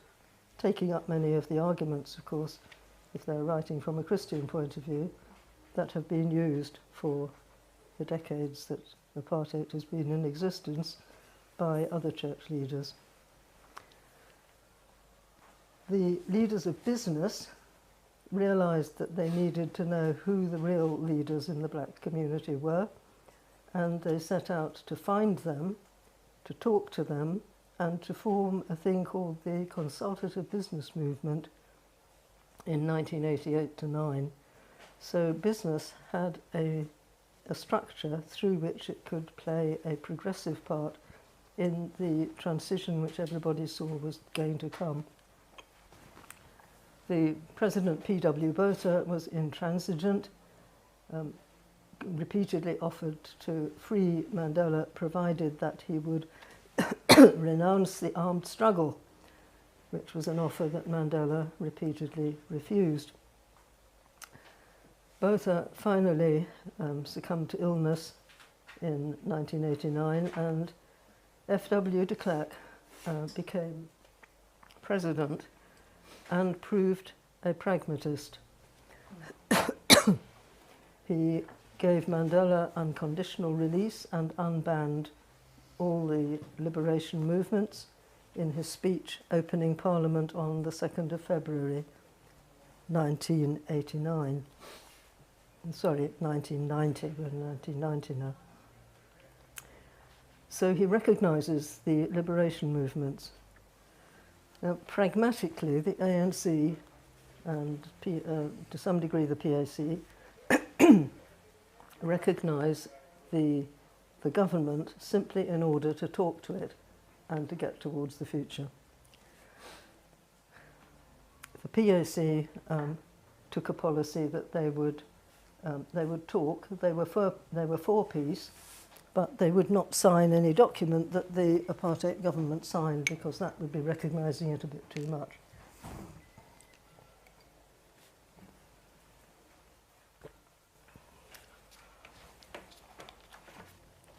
So mutual recognition happens to the degree that is necessary for talks to take place.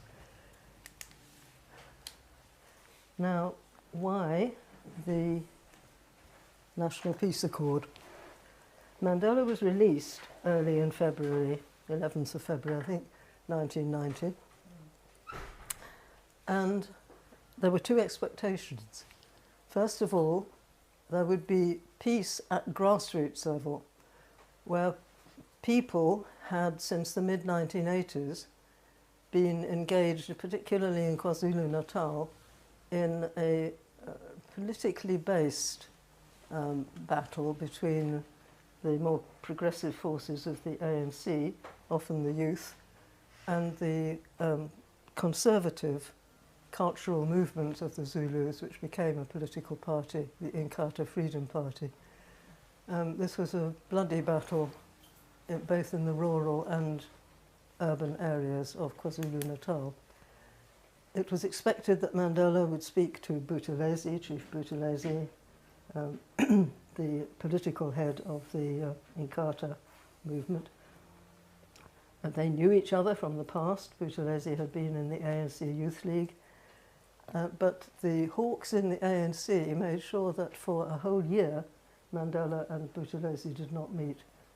Meanwhile, the violence got worse and spread to the townships around Johannesburg.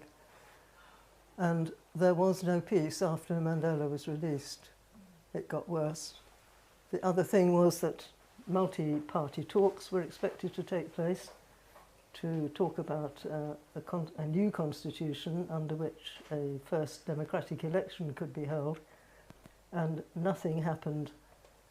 The only talks were desultory bilateral talks between the South African government and the liberation movements about mainly security matters. Just when would they actually give up the armed struggle and so on. So, no talks, violence gets worse.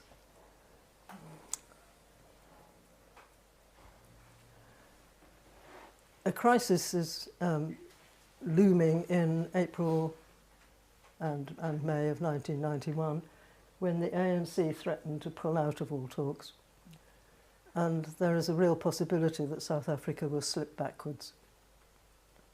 And at that point, the consultative business movement and the churches, which themselves have formed a very broadly ecumenical mechanism called the Rustenburg Committee, come together, and out of them, these 12 facilitators emerge and manage to get themselves into the political process. They're leaders from business and churches, really top leaders. Johan Heyns, the ex-moderator of the Dutch Reformed Church, Lo Alberts, trusted by the government as its scientific advisor. He's a physicist and a Dutch Reformed layman.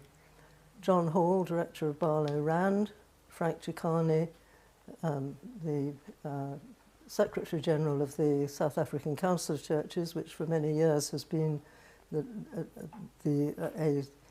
a spear point of the internal opposition to the apartheid government. Bobby Godsall of Anglo-American, very good Anglican. Jabu Mabuza, black business. Kotsa Mgojo, Methodist, president of the SACC.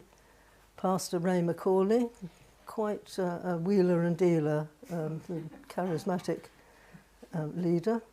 Desmond Tutu, Gerry Lipper, who was a pastor in the Indian Reformed Church, and an academic, an expert on Islam and therefore the other religions, who were a tiny minority in South Africa at the time. Sean Cleary, an ex-diplomat, acting as a mediator with the business people. And Sam Motswenyane, developer of black business. So 22nd of June 1991, they managed to convene the National Party government, the ANC, Inkatha, and a whole range of others at the headquarters of Barlow Rand Corporation, Barlow Park in Johannesburg. And they have all agreed to come together to negotiate peace agreements. It's not yet called the National Peace Accord, but within the next 3.5 months, working groups produce peace agreements, and they are gathered together as the National Peace Accord. Liz, we've just got a few more minutes, if that's all right. Sorry. Okay. Well, I'm going to jump because the peace accord happened. This is it. It's 33 pages long. It has 10 short chapters, and one of them, which was absolutely key on the ground, was, for example, the Code of Conduct for Political Parties, which, by the way, it's the first document that says the future of South Africa shall be a democratic, multiracial democracy. And the Code of Conduct for Political Parties says things like, no political party or organisation or representative of any such party shall kill, injure, apply violence to, intimidate or threaten any other person in connection with that person's political beliefs, words, writings or actions. And there's more. So, training parties under the peace accord, you have something to go on. And the leaders have signed it. That's Desmond Tutu welcoming de Klerk to the big signing ceremony. That's de Klerk, Mandela and Buthelezi. They never sat together like that except at the signing of the peace accord. And they're laughing at a joke told by Desmond. So we now have 11 regional peace committees, and in the end 263 local peace committees, tasked with peacemaking and peace building in their own area. It took 5 months in 1993 to come up with this logo, and then everyone wanted the T-shirt. And literally millions were made. Had to. Oh, and caps. Yeah. Well, you had everything. You had big flags, little flags, caps.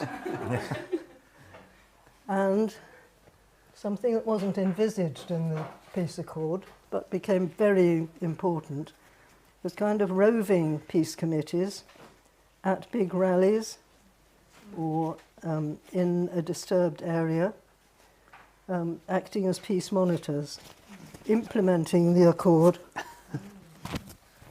on the ground. And these are our bulletproof vests. So,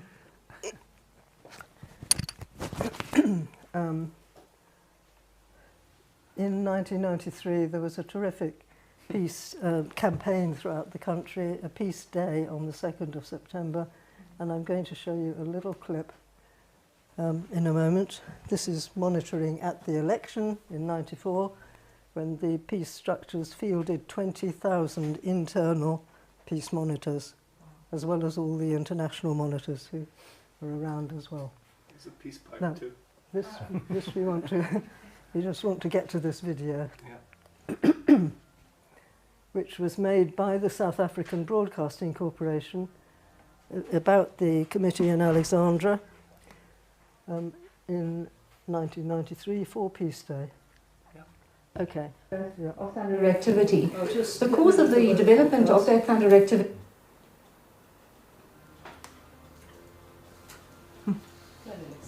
News, the South African cricket team come out tops in the second one-day international in Colombo. In a moment you'll hear the peace song. And so Peace Day draws to a close. It's to be hoped that the spirit engendered this day goes far beyond tomorrow. From us, good night. And the peace song.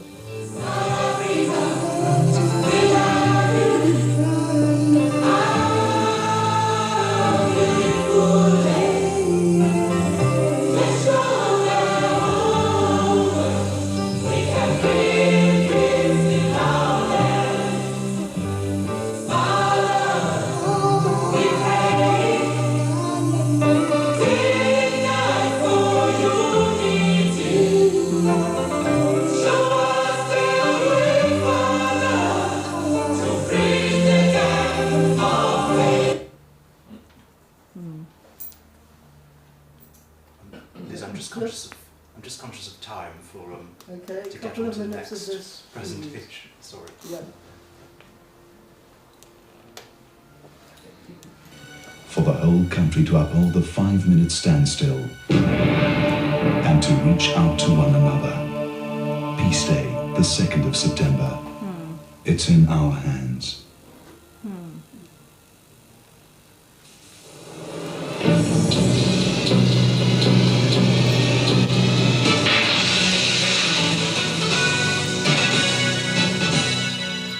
Tonight on Agenda, peace at home. After long months of bloody conflict, peace comes to Alexandra. And peace abroad. Prospects for peace in the Middle East as the Israeli government and the PLO reach agreement. It was Oslo, but it wasn't implemented. It is. Making peace is harder than making war. That's what Adlai Stevenson said in 1946, and it's as true today. Tonight, near the close of South Africa's Day for Peace, we look at 2 present-day landmarks in ending current conflicts. We can play the rest of it. So we begin with Alexandra Township near Johannesburg, where battles in the streets turned into a battle for peace. So we'll leave it up. Just a quick thank you.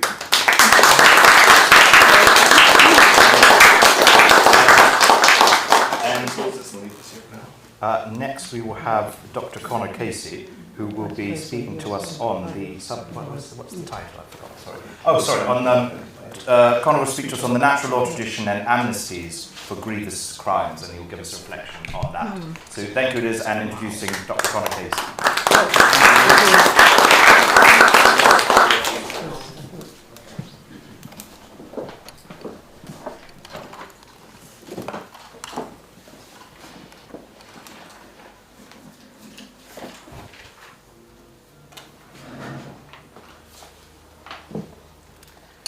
Thank you very much to Jonathan and John for the invite. It's always a pleasure to speak here at Pusey House.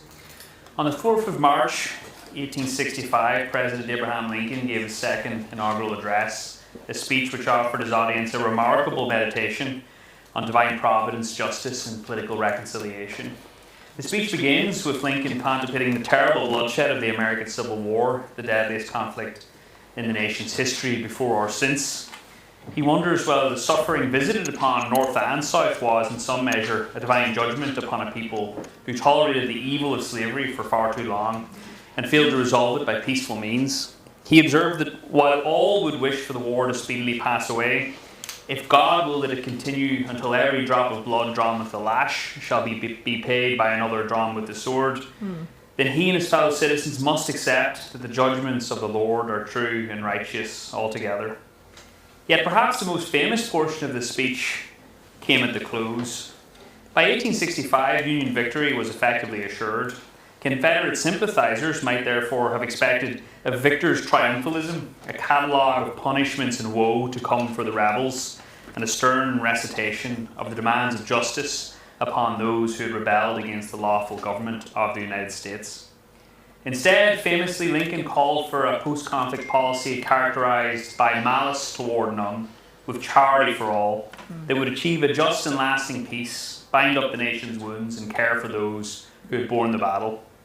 Justice remained important to Lincoln's post-war vision. There was justice owed to those who had borne the battle, including the families of those who gave the last full measure of devotion, as he put it in his earlier Gettysburg Address. Justice, too, was owed to the newly emancipated population of the United States. Justice also demanded that slave states would not be fully admitted back into the Union as equals until they undertook an oath of loyalty and accepted the abolition of slavery. Yet Lincoln's vision for the defeated extended beyond the strict demands of just retribution. It sought reconciliation and the restoration of political community by bringing former enemies back into a shared civic life. Although the soldiers, officials, and citizens of the Confederacy had engaged in unjust rebellion against the legitimate government, defended a profoundly wicked institution, and shed blood on an immense scale in doing so, Lincoln's policy was characterized by its clemency. True to the tenor of the speech, the amnesty policy, both de facto and de jure, he inaugurated was extensive in its scope. Very few Confederates ever saw the inside of a courtroom. Lincoln evidently believed that the common good of the American polity could not be secured if military victory were followed by an uncompromising program of punishment, even if well-deserved. He proceeded rather on the basis that the preservation and full restoration of the political community to its full health required the medicine of clemency and charity. In my own country, there have been several major amnesties excusing some grievous crimes. At the end of the Irish Civil War in the 1920s, there was a general amnesty for all sides, for rebels who had taken up arms against the new democratic state, rather than accept the settlement endorsed by the Irish Parliament and the electorate, and for the government who at times resorted to brutal extrajudicial killings to crush the rebels. These amnesty measures came from a desire to bring order and stability to a fragile, impoverished new country, to end a cycle of violence and destruction that threatened the very existence of the fledgling state that so much blood had been spent to establish. More recently, in my home province in Northern Ireland, the terms struck by the Good Friday Agreement reflected similar considerations. The cessation of political violence the agreement brought about was bought at the steep price of a substantial departure from the strict demands of retributive justice. Individuals responsible for scores of murder, mutilations, terrorism, bombing campaigns, and other grave crimes were not subjected to punishments fully proportionate to the gravity of their offences. Instead, the punishments properly owed in law were moderated by the UK authorities in pursuit of a wider peace and the common good. Prisoners were released by the authorities early, having served only a fraction of their sentences, often for murder and torture. And the guns of terrorists were decommissioned on the condition there would be no forensic testing beforehand of who those weapons had been used to kill and maim. A veil of oblivion was therefore drawn over decades of violence in the hope that the bloodshed might finally cease, a stable political settlement might emerge, and the fuel of conflict dissipate as a new generation grew up outside the threatening shadow of the gunman and bomber. There are countless other countries where similar judgments have been made, including South Africa, Spain, Brazil, Uruguay, and Argentina. And in this talk, I just want to give a short outline of the relevance of the precepts of the classical natural law tradition to these questions.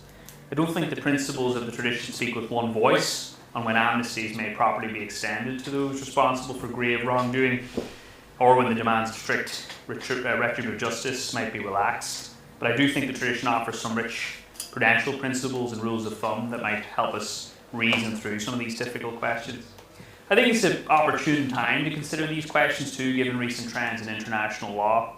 Two of the most influential human rights courts in the world, the Inter-American Court on Human Rights and more recently the European Court of Human Rights, have both increasingly taken categorical stances against the lawfulness of amnesties for serious crimes like murder, even where they're justified or ostensibly justified by reference to ending a violent conflict or as a last resort measure to restore peace and order. So our starting principle in the natural law tradition is that the final and proper end of political community is the common good and its conditions of peace, order and justice. Upholding the common good is the justification for political authority and the core duty of political authorities. Justice, as John Finnis puts it, concerns the concrete implications of the basic requirements of practical reasonableness that one is to favour and foster the common good of one's communities. At the core of justice, which is indispensable to human flourishing in the common good, involves someone rendering what is due or owed to another by virtue of the requirements of natural or positive law. A core duty citizens owe in justice to their fellows and community is obedience to the law, which exists for the sake of the common good. Officials themselves within the government also have duties and justice to fairly enforce the laws, to respect the natural and legal rights of citizens, and to abide by the rightful limits of their own authority. The virtue of justice demands that those things which are owed by dint of natural and positive law are actually rendered. Justice demands that criminal law breaking, whether by citizens or officials, should usually be answered by a fitting punishment making good the failure to render obedience due. And this is particularly important for gravely unjust crimes of the kind for which amnesties are usually offered, acts of murder, torture, sedition, terrorism, the violence that tragically occurs in the midst of civil war or armed strife. My reading of Aquinas and those building on his work is that there is certainly a strong presumption that such serious breaches of justice demand robust responses by those of care of the community, paradigmatically in the form of punishment. Aside from the fact such crimes deprive citizens of some of their most basic natural rights like life and bodily security, they also involve the offenders intentionally setting their will over and above the natural law, the law of the polity, and the common good of the whole community. Such crimes represent an audacious attempt to throw off the restraints and burdens imposed by the law that justice and charity demand we all bear, ideally for love of neighbour, but at the very least for the sake of peace and order that benefits us all.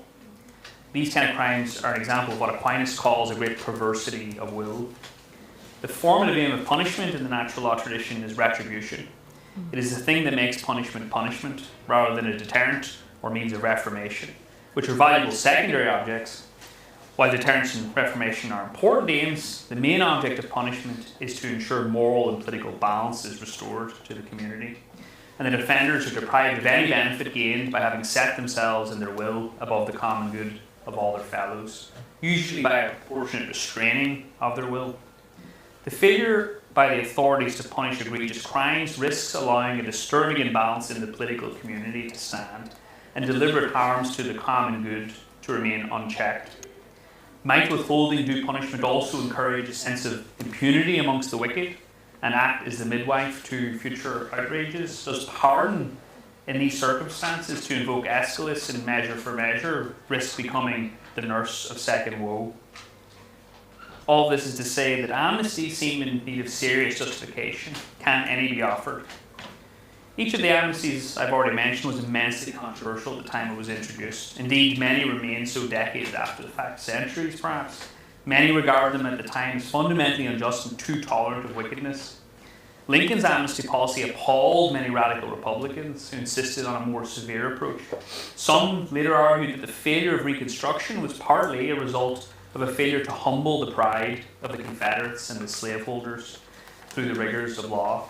With respect to the Good Friday Agreement in my province, many held and still hold the view that those responsible for bombing and shooting should have served every second of their sentences instead of being released after serving a tiny fraction of them, and that weapons decommissioning should only have proceeded after the full investigation and prosecution of those who used them.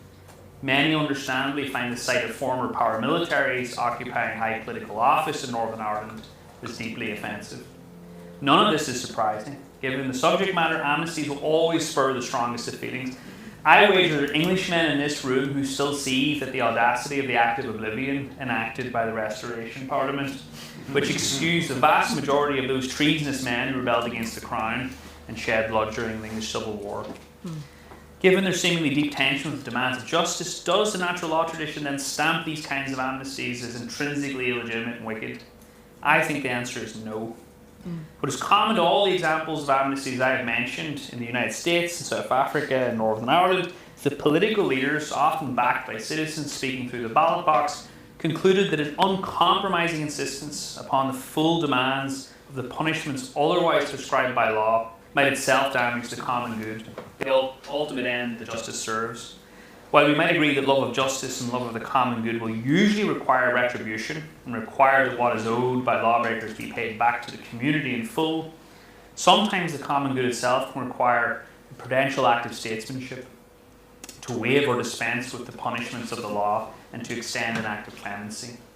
When the public authority exercises their power to punish, it does so as the office responsible for care of the community and its common good. Similarly, when the public authority remits punishment for what is owed to it for the sake of civil peace, it is also exercising justice prudently with a view to securing the common good in difficult circumstances. A rightly ordered amnesty is not an act against justice, but itself a prudent act of justice. I think one can imagine several scenarios when it might be just to dispense with the rigours of punishment via an amnesty. This might be in a situation where, but for the act of clemency, an interminable conflict would rage on at great cost to the lives of innocents and to the long-term viability of the polity itself, its peace, its stability, and its order. In some circumstances, it might be that attempting to bring about the strict requirements of retribution would create greater disorder and greater injustice than the political community can bear or tolerate. It may be that preserving the continuity of a specific community for whom the whole legal system and the laws that promote justice are created and maintained requires foregoing punishment that is genuinely owed, because the union of the people, their continued living together, demands that these wrongs rest, so that there can be a decent future at all. The common good may require willingness to recognise that a great deal of pain and suffering has been endured by all sides to a conflict, but that ultimately, for the sake of one another, for the sake of the community itself, punishment cannot always be exacted to its fullest measure. People may have wronged the community, but that wrong cannot be strictly recompensed without imperiling the ultimate end shared by all, namely the common good of the political community. These are just some of the reasons I think an amnesty might be justified, not in spite of justice, but as an exercise of justice in its broadest sense. And to close, without purporting in any way to be exhaustive, here are some possible indicia that an amnesty may be justifiable.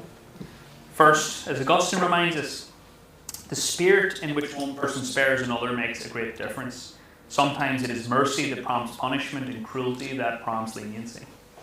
The intention behind the clemency is of great importance. In other words, is the amnesty undertaken out of a genuine concern for the common good, a genuine love of justice and peace, or in a Christian register, genuine charity, a love of one's fellow man through love of God? Is this love why one refrains from demanding full recompense for grievous acts that would ordinarily deserve punishment? Or by contrast, is the amnesty designed principally to save one's own skin or that of one's faction? Are political actors responsible for wicked acts, placing faction before the common good by seeking to evade the demands of justice? Now, sometimes the line between these motivations may be difficult to discern or be tightly interwoven. Nevertheless, I think the more clearly an amnesty is directed toward protecting a particular faction or coterie of powerful individuals and granting them impunity, the less justified it is likely to be. Second, because an amnesty is justified only for the sake of the common good of the people, the degree of public acceptance it commands is also relevant. The greater the buy-in from the people, perhaps expressed through an election or referendum, the more justified it is likely to be. This is not to say that the justness or otherwise of amnesties are determined by majority vote. They are not. They can only be justified by reference to the common good. But it stands to reason that if the population squarely accepts the proposed measure as a necessary though regrettable means of securing peace, then it is more likely that the amnesty will in fact help generate political stability and achieve its intended purpose. Conversely, where there is little public acceptance of withholding punishment, where resentment remains intense, and where there is a deep and widespread desire for recompense, an amnesty may simply inflame disorder and undermine the cause of peace. A third final indicium is that an amnesty may be more readily justified where it does not wholly extinguish the demands of restitution and accountability for grievous wrongs done to individuals. Public authority may choose to forego punishment that is otherwise deserved, but it need not foreclose every avenue through which justice or accountability of a sort may be pursued. Truth commissions may establish what occurred and recount the polity's disapproval of injustices inflicted and endured. Individuals seeking clemency may first be required to publicly acknowledge their wrongdoing, apologise, or provide information about what they did. Civil liability may remain, allowing those who have suffered to seek compensation. In these ways, important channels of commutative justice may remain open, even where criminal punishment has been waived. These are not exhaustive, but they do suggest that there is a moral gulf between an amnesty motivated by love of one's patria, love of one's people, and a sincere desire for peace, stability, and the flourishing of your community, and an amnesty motivated principally by the desire of powerful individuals to protect themselves from the just demands of punishment. I think, to conclude, it is clear that the natural law tradition only countenances amnesties in the most pressing of times, when all other measures cannot do the requisite work for the common good. But I think it does not categorically exclude their use. Thank you.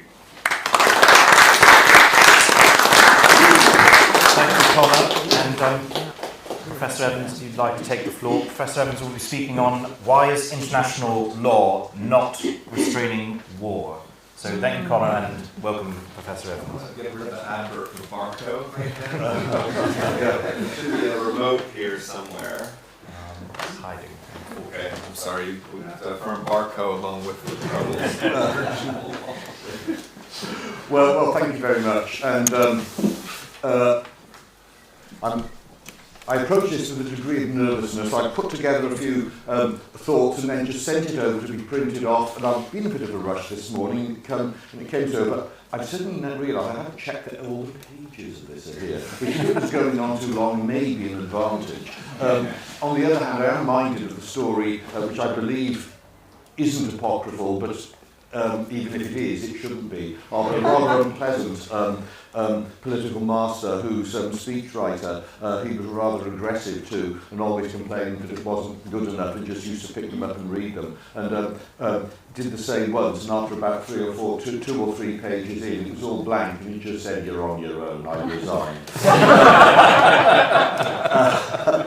So I hope my secretary has collated the pages of the correct. And I also would like to thank both the previous speakers for their things. Both have prompted thoughts in different ways. I couldn't help but notice on the slide, as you mentioned, Johan Haynes. I honestly didn't know the connection. I knew his son very well, Christoph. And also, Connor, what you were talking about in terms of amnesties, if we have time, I'll talk about, I was at a conference yesterday in just down All Souls on international law, where someone was trying to argue the exact opposite of what you were saying, and I just wish they would be able to listen to what you were saying in response to it. But maybe we will pick that up. It's not purely gratuitous, that, because I think the conflict between what I was hearing these emergent classic international lawyers down there and what I was hearing here actually resonates with some of the things I'm about to say now about why I think international law is beginning to lose it a little bit in terms of its potency to be able to properly resolve affairs in the international community.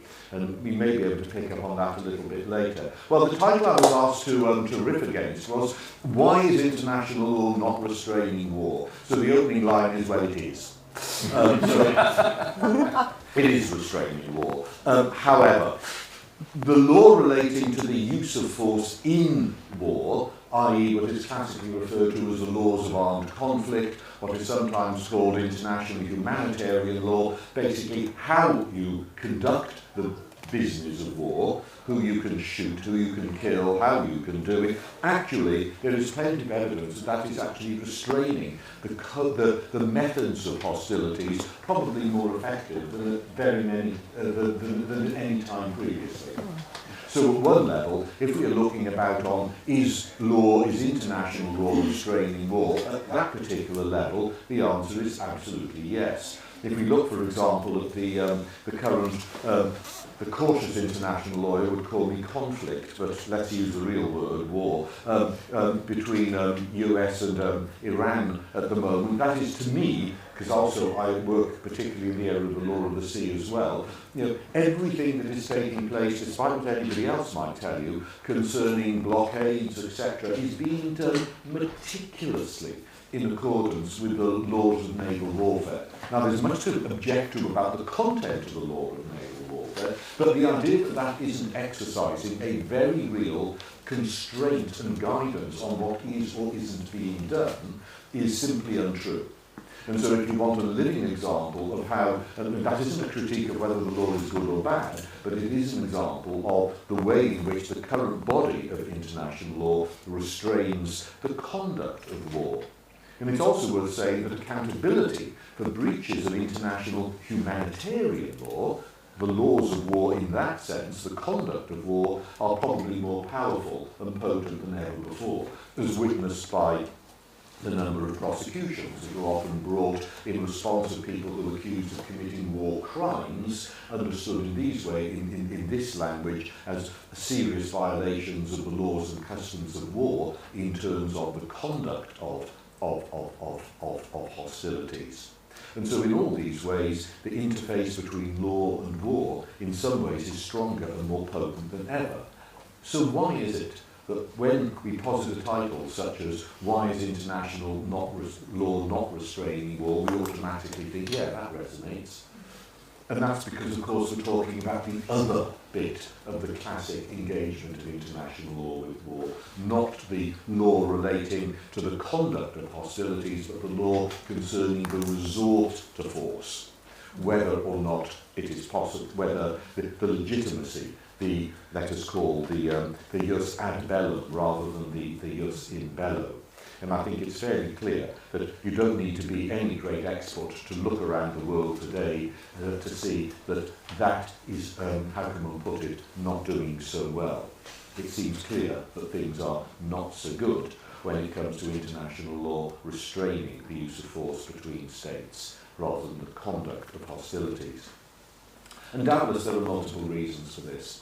I think some are institutional, relating to failures, particularly in the United Nations and its architecture, as an international organisation, but also the expectations of other members of the international community concerning how bodies such as the UN and multilateralism and international organisations work. And Liz may pick up a reprise there of a talk that I gave at the last Ox Peace conference concerning multilateralism in the current world order, which perhaps regrettably, but I do not intend to repeat here today. I just want to say something that sits alongside that. So the interface here goes there. There are issues about the way our current understanding of multilateralism works that I think is inimical to restraining war. We may get onto that, back to that later. But what I want to focus on really on the discussion today is on the larger question, on the on the potency of international law itself to restrain war in the sense of the resort to war. And I think it is less able to do this than previously has been the case. And why? In a word, overreach. Let's step back. A good friend of mine, in his book on non-discrimination, the eminent sociologist, Professor Michael Banton, described, and I quote, the elimination of all forms of racial discrimination as a noble lie. He did so when he was chair of the UN Convention Committee on the Elimination of All Forms of Racial Discrimination, the apex of the UN system, so it was not entirely uncontroversial that he should say such a thing. What he meant, of course, was that there is no way that all forms, quote, all forms of racial discrimination were ever going to be eliminated. Not least because our understandings of what that embraces continues to evolve and hopefully improve. It is an ongoing struggle. It is not defeatism to say that you are never going to actually completely eliminate something, because even when you think you have, gosh, it's a bit like learning, we think we know everything about something and discover there's an awful lot more to do. His point was that that ought to be the goal that drives us forward to do even better in what it is that we are attempting to do. So that bit was the lie.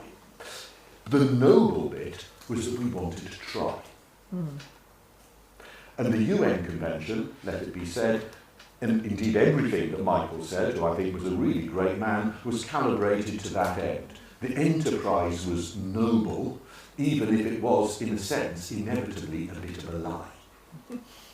Now, I am, as I said, a public international lawyer, and to use that expression, international law is just full of noble lies, from beginning to end.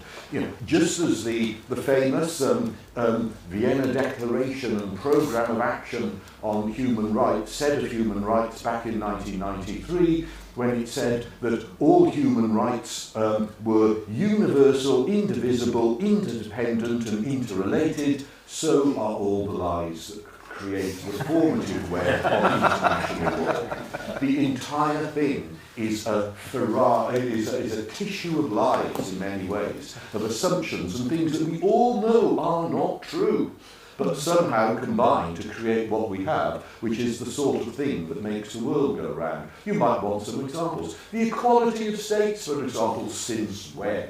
And so on and so forth. The interdependent, etc. I could spend all day on that, and you don't want me to, and lunch is coming up. But the point was, international law is full of these. You know, as I jotted down here, you know, just as Venice is built on a pile of poles, international law is built on a pile of lies. The point is, both still stand. And the foundations of each have actually been pretty well chosen for their particular purposes. They work. Now, the entire business of international law is to pretend that the world is different from what it really is, in order to try to bring about the world we wish it to be.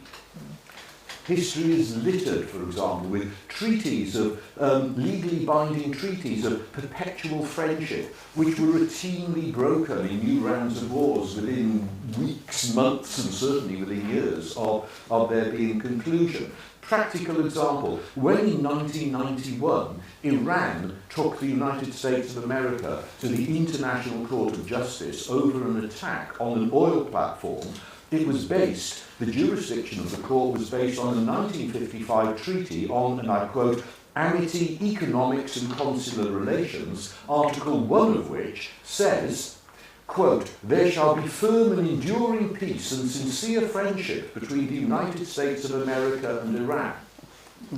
You get my point. Of course, international law operates at many levels, as does domestic law. And there is a lot, frankly, of hugely important, we would never get by without it, but ultimately humdrum international law that is a part of what makes the world go round all the time. That's all fine and dandy, all absolutely necessary. Not a single aircraft would take off and land going anywhere if it were for the Chicago Conventions on Civil Aviation, etc., etc. So I'm certainly not throwing what I would call technical regulatory international law out of the window. It is the oil that makes the world go round. But we are here talking about something else. The role of international law, let's call it the top line. International law as a means of restraining those capable of wielding ultimate power at moments when they are minded to do just that. We are talking about law as the last resort. Law as, if you like, the last judgment, but dispensed not from heaven but from the Hague.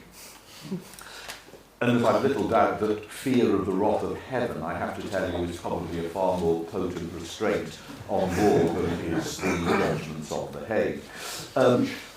Lies come in many forms in the international space. It also needs to be said, but only some of them are noble. Some of them are just lies. And I hate to tell you, what then against that background do we make of the preamble to the UN Charter? It sort of has a claim to be one of the most outrageous assembly of lies ever collected in one document ever. Let me read it out to you.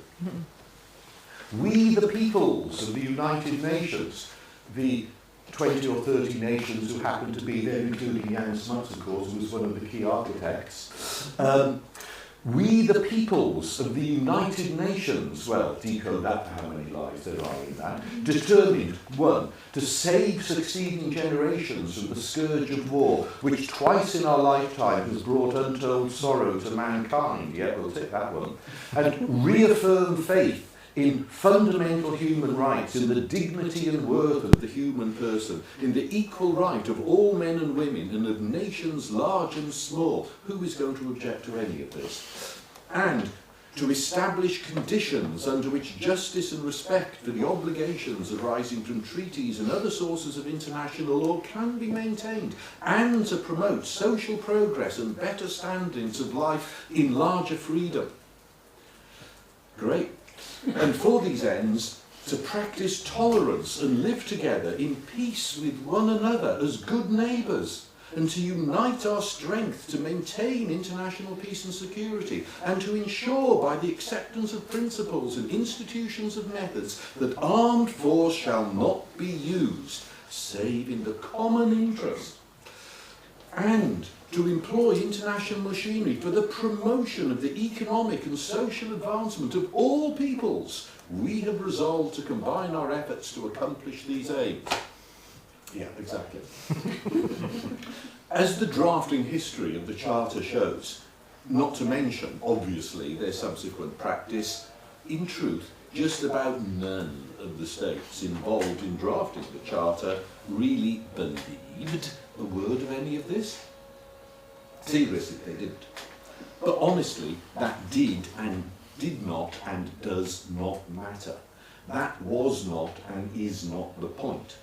The Charter sets out what at that time those states thought they ought to be striving for in their international relations, even if for a whole ragbag of reasons they didn't even intend it themselves or believe it themselves at the moment. What they were doing was, in the light of what was happening, setting out what they understood to be the trajectory, what people wanted, what the world wanted, what they wanted, or at least needed to be seen to be wanting, to drive things forward in the light of what had happened at that given time. And many of the UN Charter's key commitments are equally infused more with the spirit of hope than expectation. Of course it is aspiration, but what's wrong with aspiration? We all know the famous line, I'm sure, from Robert Browning, but man's reach should exceed his grasp, or what's a heaven for, or indeed a Hague, or international law.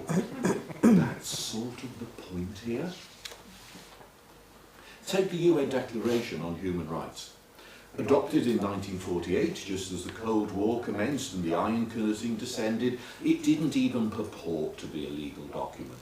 It was expressly designed to be aspirational. It says so at the front. They knew at the time these were never going to be legal obligations, or so they thought. They would work towards it, they intended it to become, but we start setting out the aspiration. Now, generations of lawyers who have followed have striven and striven hard to convert that declaration into a statement of aspiration, into law, largely successfully, and of course, and as a human rights lawyer myself, as I am one, believe it or not, would say excellent. Except the other bit of me, which as a general public international lawyer goes, what we now do, all we ever see, are violations of the Declaration of Human Rights, not the aspiration which the Declaration proclaims. It's a point we'll come back to. Change thrives on aspiration. The detail of law can come later. We know that. Scholars of literature, of course, another cliche. I love cliches. It's doubtless why the first thing that any revolutionary will do, as Shakespeare said, is kill all the lawyers. You know, it's honestly, it's not irrational. There is a reason why, you know, constitutions are generally not a source of direct rights too. They are documents that can be appealed to as a source of challenge to what lawmakers do. They constrain and limit, and that's what makes them powerful. It is their background factor that can be appealed to, can be drawn on, can inspire, and ultimately, yes, can be used to challenge, because they reflect if you like, they're a mirror that reflects what government should be like, what we are aiming to achieve in our society, and a means of trying to make it so when it is not. And in my view, that is what the top line of international law should be about. It's what the preamble to the United Nations is all about, which is, I don't hate it, I love it, even though it's all a load of lies. It should be that touchstone of legitimacy, too, but it should also be a boundary across which, you know, tyrants, even angels, fear to tread. It ought to have a degree of mystery and mystique from what is it, how does it work, how does it influence, how does it affect what happens. For international law to be really effective, it's really got to have something about it that people don't quite understand how it makes things happen. But in recent times, much of this, if you like, mystique and mystery of the workings of international law has, frankly, been lost. And with it, the ability of international law, commensurately, I think, to restrain in those major moments. There is an element of the emperor's new clothes about it. You have to believe in the power of its potency, the potency of international law, slightly more than its effects. And once you strip that away from it, you sort of see it in a different light. Its power has gone. This quasi-metaphysical approach is baked into the very construct of international law. You know, customary international law is the product of actions taken by states in the belief that in doing so they are reflecting an international legal obligation, which by definition they don't have, but they just sort of feel they should. What we lawyers call the opinio juris, to sit alongside it, that no one can possibly even, and never have been able to work out what it is. The little touch of magic that converts practice into law because you sort of think it does. Belief, even irrational belief, creates obligation. The lack of belief can ultimately that obligation remove. So to return then to our central theme, of course, international law has never been able to actually prevent war from happening. I seriously doubt that anyone ever has said to anyone, I know I can win this war, I want to win this war, and I want to have a war, but actually I realise it's going to be in breach of international law, so I better not. It just doesn't work that way, does it? Just like in my own sphere of legal specialism and application, the law of torture and torture prevention, I seriously doubt that anyone has ever decided not to torture someone just because international law prohibits it. What matters is the knock-on consequences of having done so, even if you can. The outrage, the opprobrium, the impossibility to calculate the long-term implications. As Chesterton would have put it, twitch upon the thread. This, in reality, is how international law restrains what people do. Except that it doesn't, or not at the moment. It manifestly is not doing that in the way it used to at the moment. Indeed, its failures to do so, let's name them, Ukraine, Iran, Sudan, Lebanon, Gaza, so many more places, even as we speak, make this painfully visible. So why? I suspect, and all I can do is suspect, it is because we have come to expect far too much from the international law at that top level. And once we see it as being breached and proclaim it as being breached in one setting, rather than seeing the outbreak of war as a failure to meet the aspirations which international law encapsulates, then we see it as a problem. We see it as a breach of a legal obligation to which we expect a remedy, and what are we going to do about it, rather than greeting it with that sadness that the failure to live up to an aspiration brings. War today is increasingly seen as breach of a legal norm. A violation of law that is not remedied confers, of course, a sense of impunity on the perpetrator. It emboldens, it doesn't constrain. This may be a mistake on their part in the long run, we never know where our judgments come from, but in the international arena, that is rarely going to be the case these days. Not many perpetrators of truly egregious acts akin to war and which are in violation of international law have been held to account merely through the mechanisms of legal process. They may operate at the tail end of national or international actions, such as wars, invasions, tribunals, holding people to account, etc., that render them susceptible to national or international legal judgment, but that is a different thing. Indeed, and paradoxically, the most egregious breach, the less likely it is that international law will be able to offer any form of formal legal finding or remedy in relation to it. But once again, when we're dealing with aspiration, that might partly be the point. Law and international legal obligation may provide a normative background in such cases, but nothing more. To go beyond that is not what is expected of it, and to drag that expectation into the law at that point simply drains the aspiration out of what is being put out there. And this is why I think we international lawyers have sort of overreached ourselves. We have managed to convert unattainable aspiration into unenforceable legal prescriptions. And so the potency of the idea of international legal restraint on the resort to force, always something of a metaphysical notion, has become devalued as the worthlessness of the legal prescription has become ever clearer.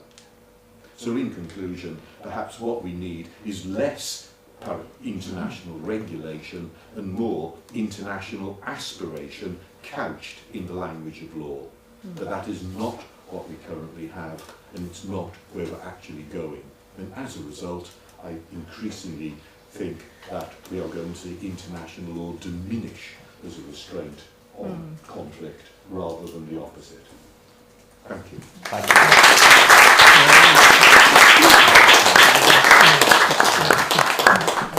There's so many thoughts provoked by these three contributions, and one of the unifying threads, in a sense, is the resolution of conflict, whether that's internal or international, and by resolution, possibly also prevention of conflict.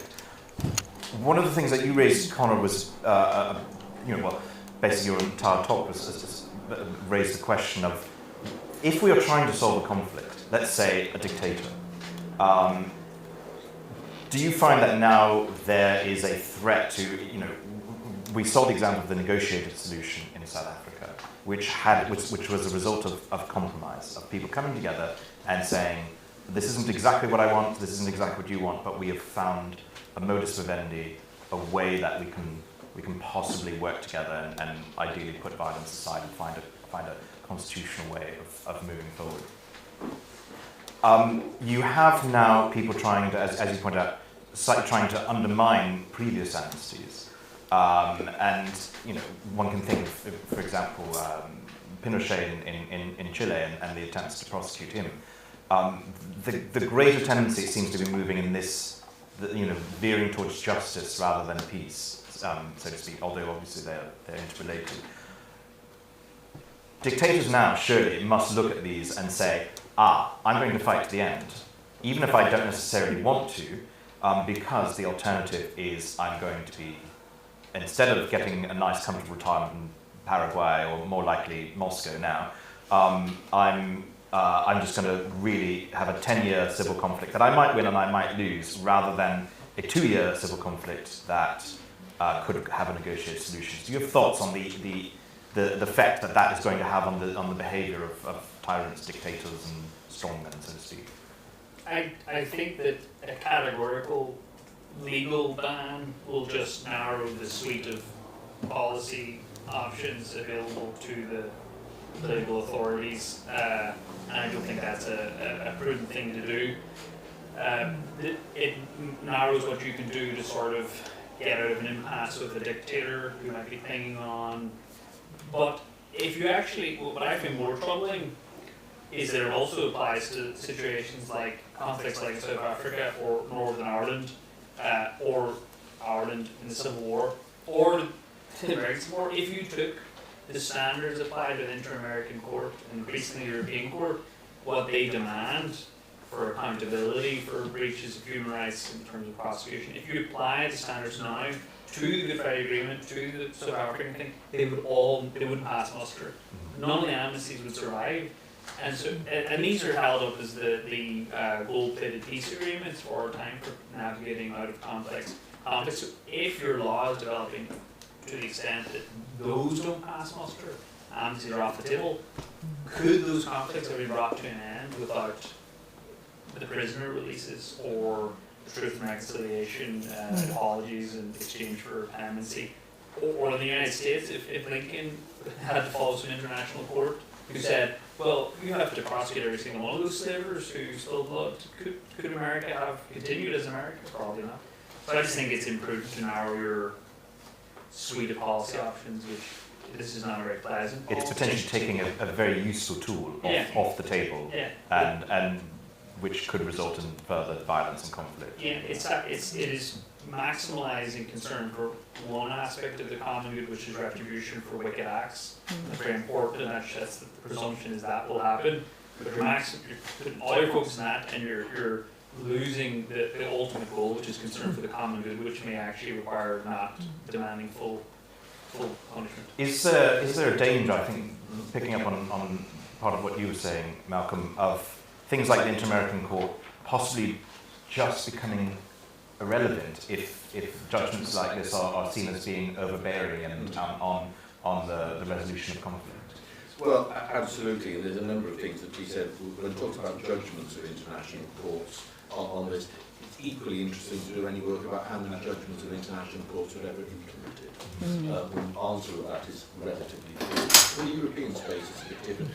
Barely a third of judgments of the Inter-American Court of Human Rights are ever implemented, and when they write them, they sort of know that. They're not necessarily written to give a remedy, but to give a prescription. But I think the question that you ask and the answer has been resonating much about the work I was doing on torture prevention for many years, because it was rather different from others. We would go into country, see what was going on, have confidential discussions with the authorities, and you knew that when you were talking with people who were responsible for torture, if you can say, you can stop them, we're going to hold you to account, and we'll see you in court, they're not going to stop, they're just going to lie, they're just going, and it wouldn't be an oval one in that instance. And what else would you do? You would do the same.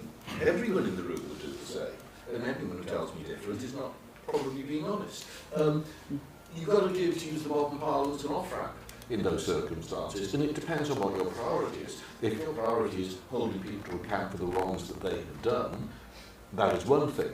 If your priority is trying to use my language to prevent things taking place, then that is something that you need to countenance. And that is ultimately the debate that is underlying the amnesty debate, etc., etc. But perhaps, if I may, this picks up what I said just at the beginning about a resonance I was seeing in the conversation in another place. I was struck when you were talking about the community and the people. Well, beginning of the UN Declaration, Charter, we the peoples. Who are the people? And the argument that was being advanced in, not too far from here, was sort of along these lines. Well, in order to get the opprobrium around some of these things, let us call it torture, crimes against humanity, let us call it apartheid. They are given ever higher legal labels, violations of law, customary international law, jus cogens, higher norms of international law for which there is never any justification. And to try to stop people getting away with it, we lawyers, we love our Latin, another one called erga omnes, obligations which are owed to the entire international community. And that is now pretty well established. The issue is this: if you decide to give an amnesty to people for the reasons that you set out in order to restore the common good within the territory, others will say, but what about the common good of the global community? If you go around giving amnesties to torturers or people responsible for apartheid in country X, it's simply giving succor to them somewhere else. More importantly, your obligation not to torture or to commit apartheid isn't only owed to people in your state, it's owed to the international community as a whole. And so even if you give them an amnesty, I don't have to. And indeed, I've got an interest in not, and so your amnesty is really of no interest to me. I can still prosecute these people. I don't have to respect it. And the difficulty with that argument is, which is gaining a lot of traction, is simply to mean that you can't make those judgments for yourself. Your polity, in your space, trying to balance the factors that you have is now got another set of constraints on what you can do. And are these helpful constraints? Possibly, if you want justifications for not. But if you feel that that is the right way to do, absolutely not.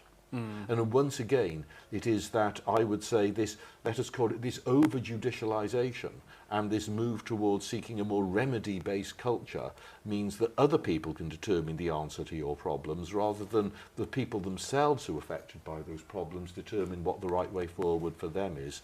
That is not necessarily now going to be respected by others, and that's a problem. I wonder if we could open it up to the floor. Yes. Thank you very much. And can I just commend all three presenters for, I think, sort of synthesising some very high-minded idealism with some very pragmatic sensibility, which is sometimes missing in these conversations, because I think that's the way the polis thinks about these issues. My question is for Sir Malcolm and to some extent for Connor as well, regarding the pursuit of noble lives, which I think might be a worthy aspiration that is welcomed or at least tolerated in most societies. But there seems to be a problem emerging here, which is that those societies are increasingly unwilling to accept the costs of pursuit of noble lives, particularly in the international sphere, when it comes at the cost of domestic concerns. And this is where I think it extends to your points raised, Connor, which is the cost of pursuing justice through prosecutions is sometimes deemed astronomical or exorbitant compared to society's willingness to find out the answer to whether that a war crime has been committed or otherwise. So, I mean, I think that my question is the pursuit at some point actually detrimental to the common good? And why is that missing from the conversation, which so often tends to tend towards the idealistic pursuit of justice? I'm just conscious of time, so if we could take two more questions, Michael, and then if we could just answer them as a whole, if that's what Michael is. I agree, this was a fantastic panel. My question is for Connor. I think one of the real benefits of what you've presented here is by disambiguating what is sometimes conflated in terms of justice and retribution. I think often it's presumed in circumstances where wrongs have been committed that justice demands retribution, and that's effectively just what justice is in those circumstances. And you're quite rightly, I think, pushing us to understand that justice might have a broader sense to it, particularly in the context of a framework that considers justice as something that's communal or communitarian or something that's focused on the community as a whole. But I suppose my question is, that works perfectly well in my view in the context of criminal jurisdiction, because the whole justification for criminal jurisdiction in the first place is communitarian or communal. We set out particular wrongs that are in some senses wrongs to the community as a whole, and that's why community-based considerations of peace and stability might be relevant for determining what is owed in the context of criminal jurisdiction. But I wonder if the same thing could be said for interpersonal justice, or you could say justice in the criminal context requires us to consider communal considerations like stability and peace. But when we think about something like civil jurisdiction, which is usually seen as an interpersonal claim that's brought between the two individuals, it seems like there's less scope for those considerations. That might be a circumstance where there genuinely is a conflict between justice and stability or peace. And it seems to me that amnesty seems to be operating fundamentally at the criminal level, but for it to be genuinely effective, you probably also have to grant some kind of immunity to civil suit as well. And that seems to give rise to wrongs to the people who would be precluded from being able to bring interpersonal claims.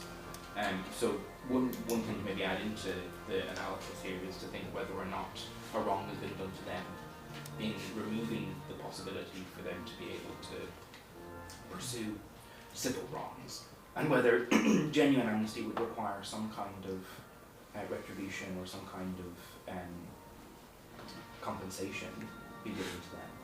And do we have one more, yes? Can be quick. This is also for Connor. I just wanted to put your paper, which I liked a lot, in a wider context. So we're talking about a principle of natural law for which there are exceptions. Right? Crimes should be punished, but not in all cases. I'm just wondering, many people interpret classical natural law, and Thomas in particular, as setting out a set of exceptionless, universally applicable principles.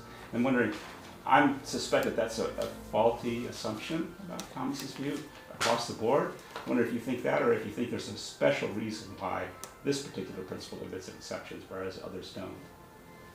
So I think we've got is the noble lie undermining the common good? We've got this question of also the other people who are affected by these things, and then of course, yes. So any thoughts? I wouldn't second guess your reading, Professor Coons, of Aquinas. I'll have to think more just on that. I wouldn't want to fire off the cuff. I do tend to think they're exceptionless moral norms, but how one is the question of the prevention and punishment and determinatio, and can that determinatio include remitting the punishment due? That's something I haven't thought of. I think yes, actually, based on this talk, but yeah, I'll have to think about that a bit more. And then Michael, I think it's an indicia if you keep commutative justice kind of that's fair, but on the other hand, I mean the ruler's duty to uphold legal justice and order everything to the common good also, I think, includes, or it subsumes or claims in commutative justice. So contract rights are not inviolable. They can be regulated or changed. Presumptions against doing it retroactively and compensation for expectations, but I don't think that we have immutable, relations in commutative justice that the ruler can't order the common good. So if the ruler thinks, we need a civil claims oblocked as well, and that is in the interest of the common good genuinely for peace, stability, order, I think they can justly do that. But again, a presumption you would try and keep some forms of individual restitution open. And what about the claim about the potential of the noble lies possibly undermining the common good in the long run? Yeah, well, it's how it comes into play, isn't it? The pick up on the justice and peace point. I never quite. People always bracket these things together. In truth, it's often more justice or peace. Remember with the old things of establishing the International Criminal Court, the big civil society campaign was no peace without justice. Well, that's a good way of saying, well, let's not have peace. These have always been in tension with anyone who says there has never been a tension between those two concepts is just not facing. Is that a noble lie or a lie? Well, it's a lie, of course. But what was the noble lie element in this? Well, again, a sleight of hand. For years in these instances, of course, the lawyers have always used the concept of transitional justice. Now, transitional justice, of course, is precisely what? It's actually that halfway house where you have your amnesties, you have your truth permissions rather than holding people to account. You use sort of accountability before local courts that probably are not going to be terribly court-like in the way that they do. There's a whole host of things that get caught up within this notion of transitional justice. Now, is this just a route to justice, or is it justice postponed? Other people see it as justice denied. The very phraseology transitional justice is, in a way, a bit of a noble lie. But these are the things that we actually use in order to try to, to make headway towards what we want to achieve. I hesitate to say within it, but maybe there are some Nobel lies in there too. I just thought of that one. On which note, however, I think we are looking forward to none. But on the substantive point, yes. But honestly, these are the things that make the international sphere work. If we were, I spent a good deal of my time, in some areas, now saying that we do need a bit of greater honesty in the international space, because that is what we need in order to recalibrate the international space and the international order, because it simply isn't working. But that isn't, but when I call for a degree of honesty, I'm being dishonest, because I don't think that should manifest itself in a lie-free world. Because the international space is driven by things that we sort of know are not true.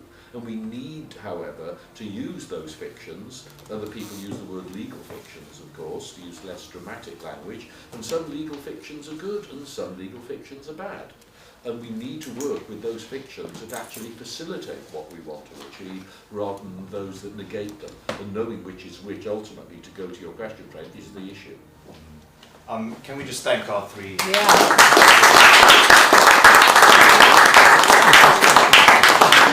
I want to make a very quick note that fiction, which wasn't implied by anyone here, doesn't mean false necessarily, but built or constructed. And the great legal fiction that I think does a lot of work for us is The Corporation. And I'm going to speak about it later. Now you're thinking of Palantir or something, but yeah, I'm talking about actually the way we represent ourselves when we need to do it not just individually but together in some way. So nation states, peoples, and all the rest. I'm going to talk about corporate persons and moral responsibility. That's later, but before that happens, we will have Nigel Bigger and John Berkman, and it's going to be Just War, How Christian Is It? And Anscombe and the Ethics of Killing. That's at 2 p.m. Now, I have an offer to make to everyone. I have many offers. I'm not quite a wheel and dealer, but I have many offers. The offer is this. I think there's just few of us, unfortunate for attendance, but unfortunately it's you, fortunate for lunch. I think we have just about enough sandwiches upstairs that if you want to join for this, what was the speakers and helpers lunch, you may, and that's in the hood room, which is where dinner was last night, just above the Porter's Lodge.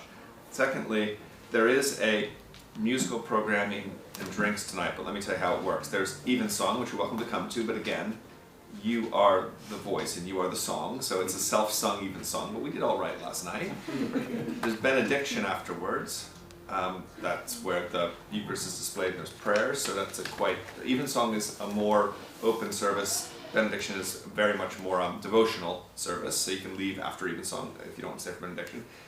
Whenever you leave, you can go out in the quad and grab a G&T, or tea, it's G&T and tea, and bring it back to the chapel for the music concert, which is called Hearts Disarmed, and will include part of the Benedictus from the Mass for Peace that was done by the Royal Armoury in 2000, and a number of other nice settings. And it's violin, voice, cello, trumpet, organ, and I think that's it. So five, and it'll be 4 or 5 pieces of music and some conversation from friends of the community who've worked in Lebanon about ways peace hasn't been able to be broached because of problems of communication.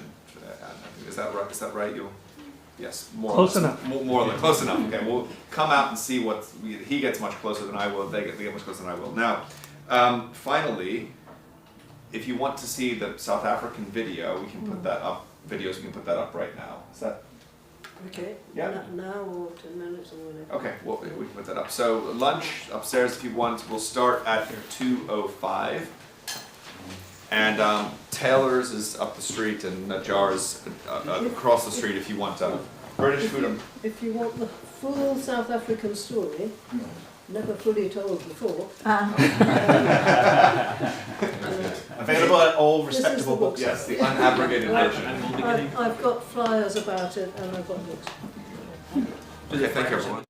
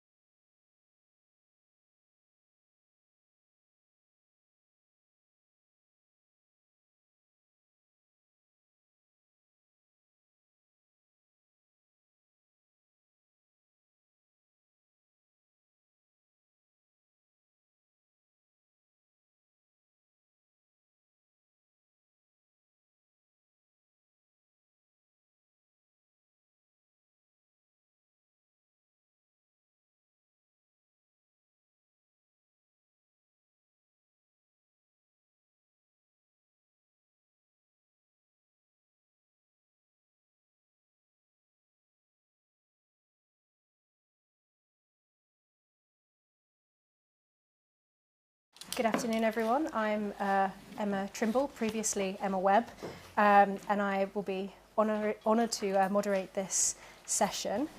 So we're going to have, each speaker will give a paper of around 30 minutes, followed by Q&A. And our first speaker is Lord Biggar of Castle Douglas, in my humble opinion, the best title in the House of Lords for about 100 years. He was the Regius Professor of Moral and Pastoral Theology here at Oxford for 15 years and became the Emeritus Professor in 2022.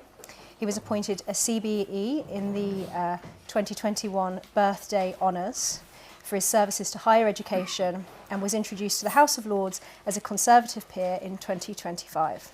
He's the author of several books, most recently Colonialism and Moral Reckoning, Reparations, The Tyranny of Imaginary Guilt, and The Dark Age, Why Liberals Must Win the Culture Wars. His paper today is entitled Just War, How Christian Is It? Professor Biggar.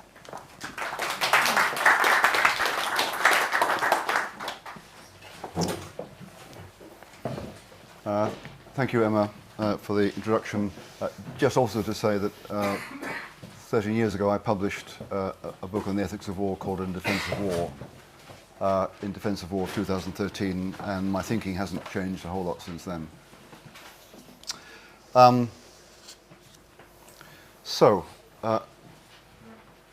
bad news is I don't have a text to read out to you. I have notes I will read from. I won't get lost because the notes are quite full, but as you'll know, those of you who've given lectures before, if you don't have a text, you can't be quite sure how long this is going to take. I promise I won't overshoot, so I will finish at about 2:37. If I undershoot, then there's more time for you to ask questions at the end. Can you all hear me? Is this working? That's just you can hear live. That's for the live stream. Ah, fine. Okay. So the title I've given myself is Just War, How Christian Is It? And my own subtitle is War, Natural Law, and the Revelation of God in Christ. So just to declare myself at the beginning, I do believe in natural law as a fact. So in that sense, I'm Thomist, but I'm also Barthian because I think the revelation of God in Christ makes a moral difference. And in the past, I have described myself as a Barthian Thomist, which Jean Porter thinks is impossible. Depends how pedantic you are. So just war thinking, how Christian is it? So obviously the first thing to consider is the answer of Christian pacifists, and the answer is very simple. Just war thinking is not Christian at all. In fact, it's a betrayal of the faith. Why would you think that? Well, there are obvious reasons in the New Testament, particularly the Gospels. Jesus' injunction to forgive 7 times 7 or more. Most of all, of course, Jesus' own example, his deliberate refusal of Peter's offer to defend him with violent force in the Garden of Gethsemane, and then the Passion. His suffering unjust violence rather than fighting against it.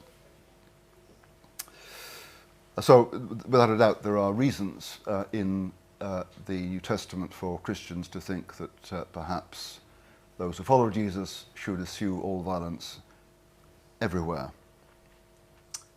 But my view is that the witness of the New Testament is more ambiguous than that. It is, I think, very important to note that Jesus' own social and political standing was such that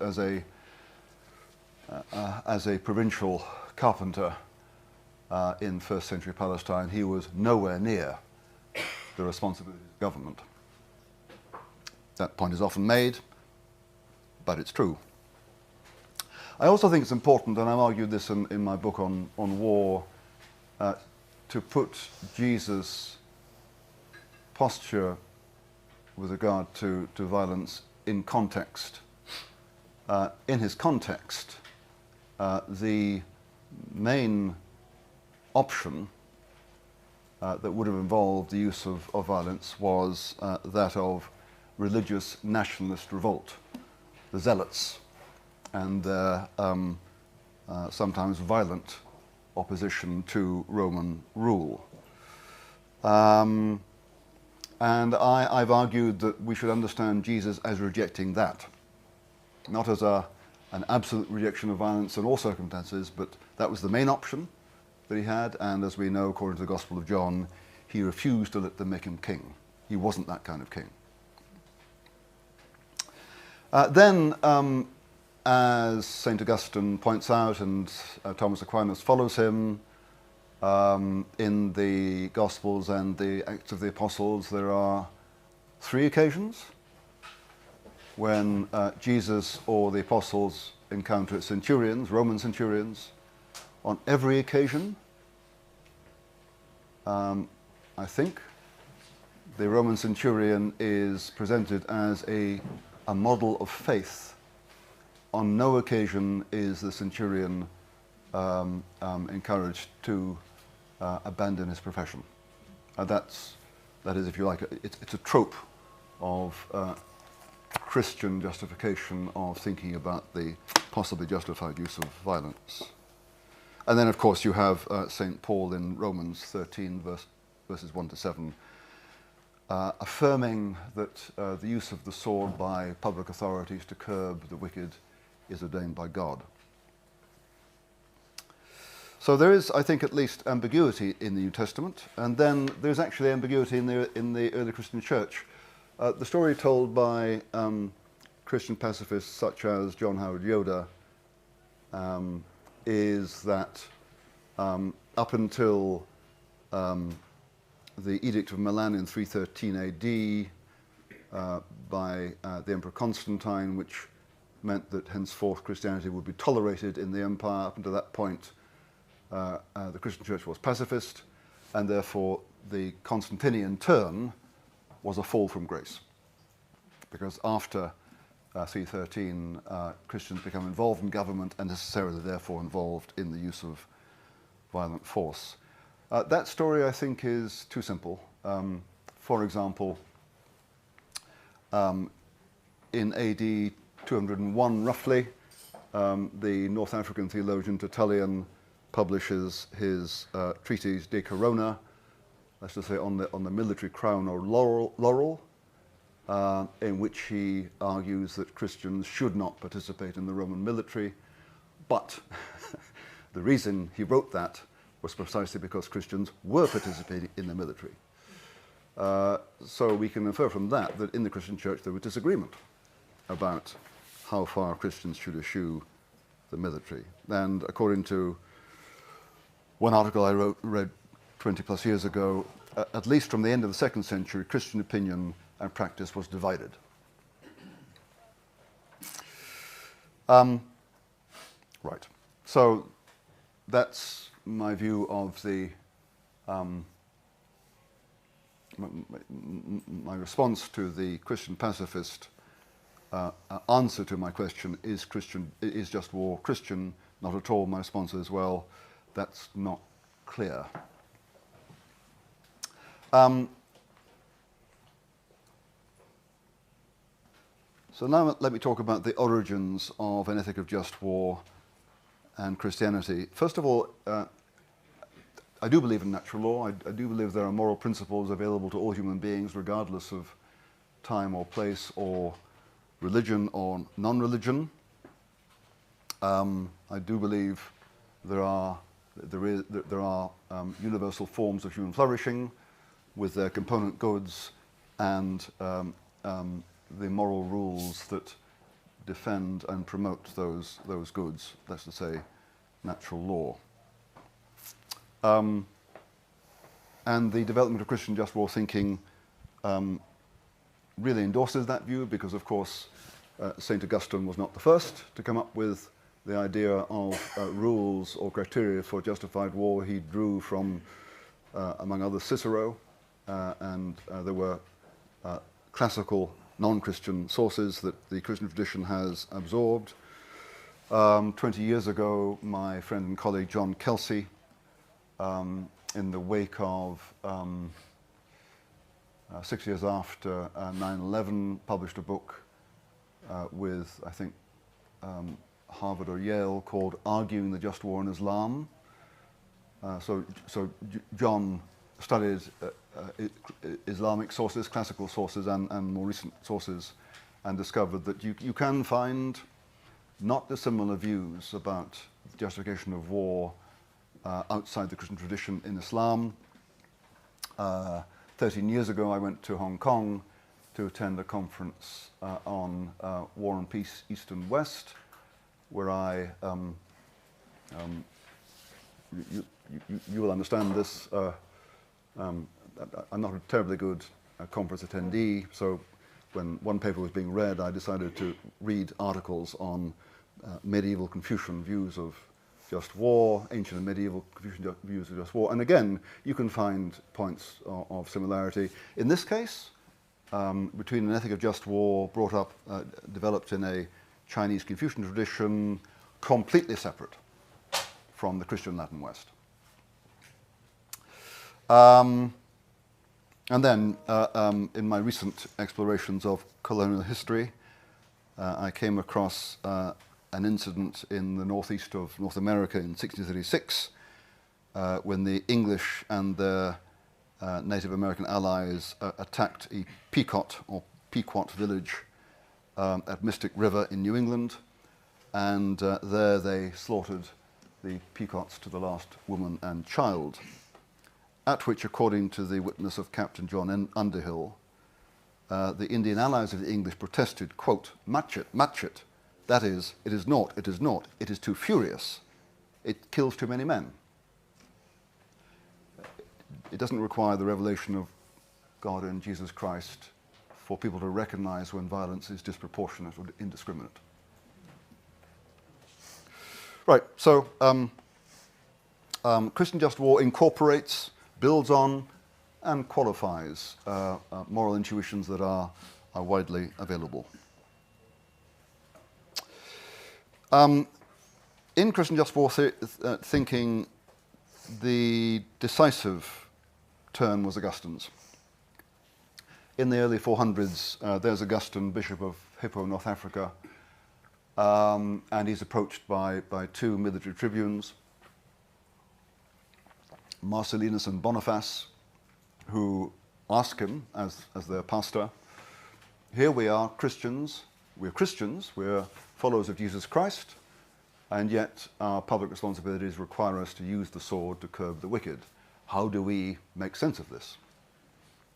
And that's that's among the stimuli that moved Augustine to begin to work out a Christian theory of the justified use of violence. And the crucial move he makes is from external act to internal motive. So what's crucial is not whether you're using violence or not. The moral question that's crucial is, why are you using it? Is it out of vengeance or out of love? So in his letter to Flavius Marcellinus in 411, 412 AD, commenting on Romans 12:17, Augustine writes, "For what is it? What does it mean, quote, not to return evil for evil, except to shrink from a passion for revenge? For people are often to be helped against their will by being punished with a sort of kind harshness."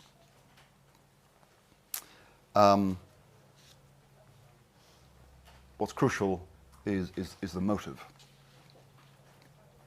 And this internal focus will come up again on another point I'll mention. What's also important in Augustine's thinking is his theology of history. This idea that between the resurrection and ascension on the one hand and the eschaton at the other, there is this cyclum, this age of ambiguity, of compromise, and of tragedy. And one of my favorite passages of Augustine, which I first discovered as an undergraduate in this university in 1976, runs as follows. On the subject of punishing or refraining from punishment, what am I to say? Writes Augustine. It is our desire that when we decide whether or not to punish people, in either case it should contribute wholly to their security. These are indeed deep and obscure matters. What limit ought to be set to punishment with regard to both the nature and extent of guilt, and also the strength of spirit the wrongdoers possess? What ought each one to suffer? What do we do when, as often happens, punishing someone will lead to his destruction? And we need to understand here, in Roman times, punishment involved judicial torture. What do we do when, as often happens, punishing someone will lead to his destruction, but leaving him unpunished will lead to someone else being destroyed? The dilemma. What trembling, what darkness?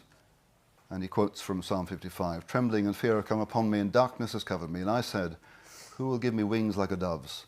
For then I will fly away and be at rest." And ever since I first read that 50 years ago, I've admired Augustine because he didn't turn away from the dilemma. So those are the origins, as I see them, of Christian just war thinking. But let me finish this bit by saying that just war Christians and pacifists share these two things in common. That peace is the first word and peace is the last word. So, as we'll discover, for just war Christians, war is a last resort. The first resort is peacemaking, or finding some way of dealing with the conflict other than resorting to violence.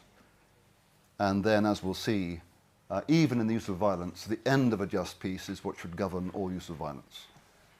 So that Christian just warriors and pacifists share in common. And the other thing is, Christian just warriors have to admit that if whatever goods you want to protect may not morally be protected by violence, if the criteria of just war cannot be fulfilled, then you just have to suffer the consequences.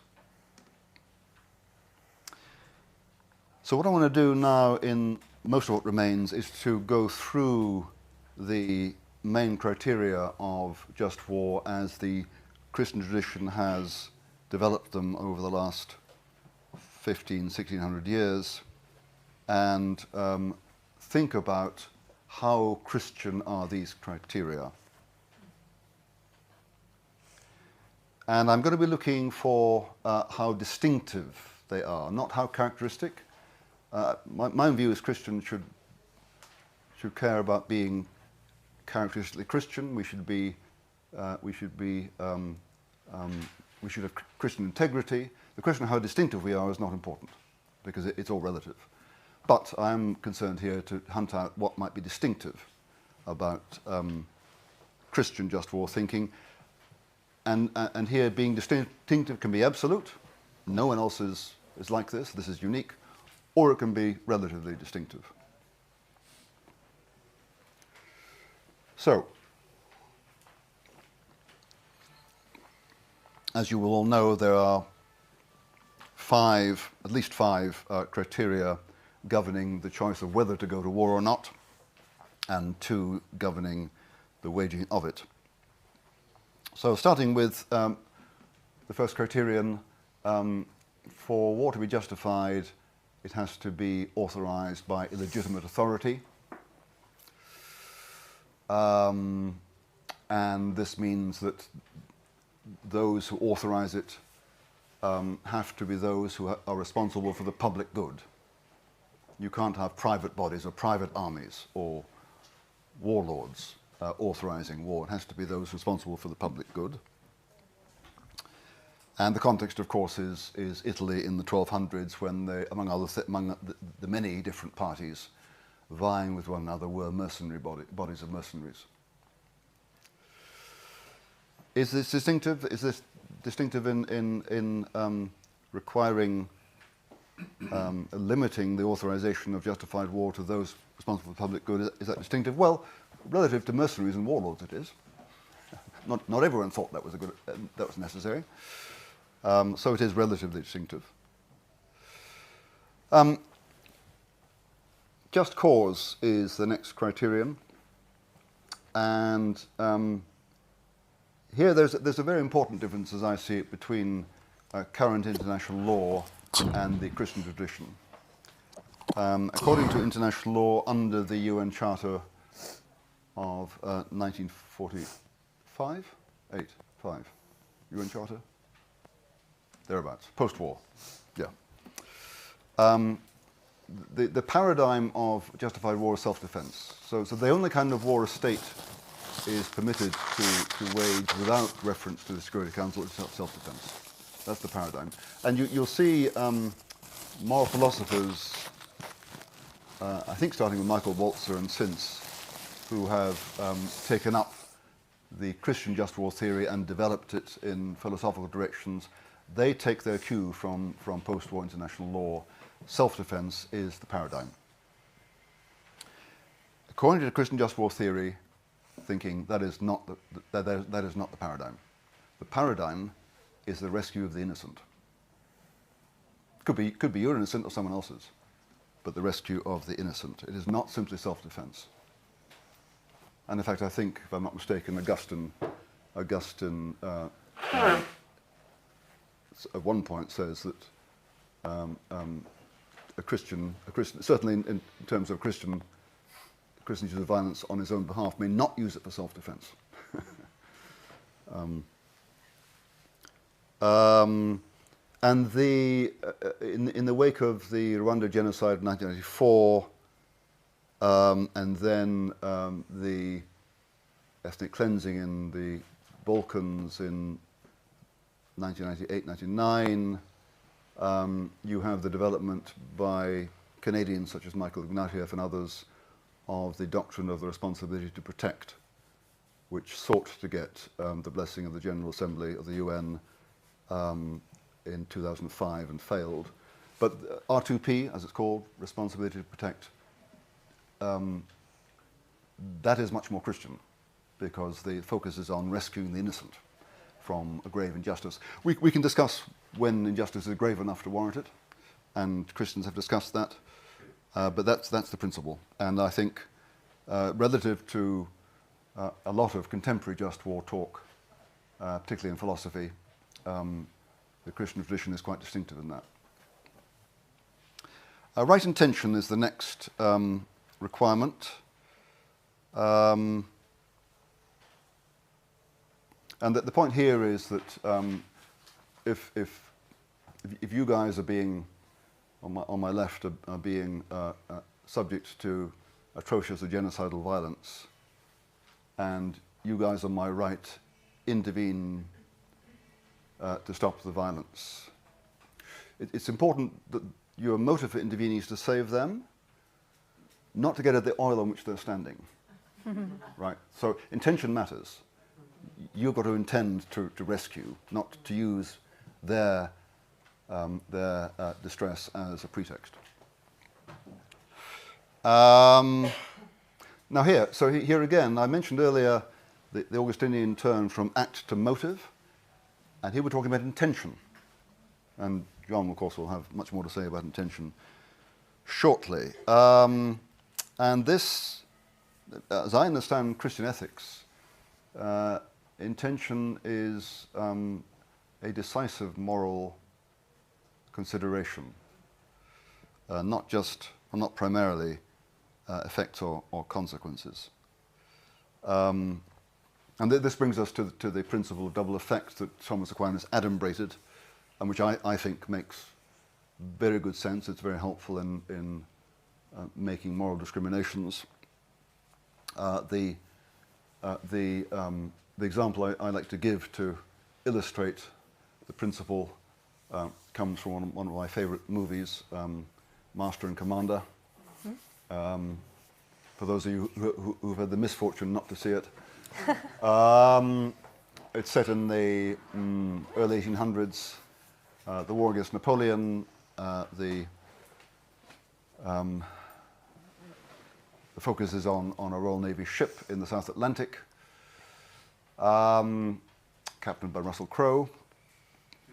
And in one scene, what was that? I say he's now an old guy, that means. Yes, in his younger days. He couldn't do now what he did then. In one scene, the ship enters into a very violent storm, and the storm breaks one of the main masts of the ship, and the mast falls into the sea. The boatswain comes up to the captain and says, "Captain, unless we cut that mast free, the ship's going to turn over, and all 600 of us are going to drown." So captain orders the nearest sailor to pick up an axe, and they start hacking away at the ropes to cut the wreckage free. Problem: clinging to the wreckage is the best friend of the sailor who's currently cutting the ropes. The best friend knows what he's doing. He knows his friend is clinging to the wreckage. He knows the effect of what his action will be, which is why tears are streaming down his cheeks as he cuts the rope. Result is, friend drowns. Best friend foresaw the effect. Did he intend to kill his friend? I say not.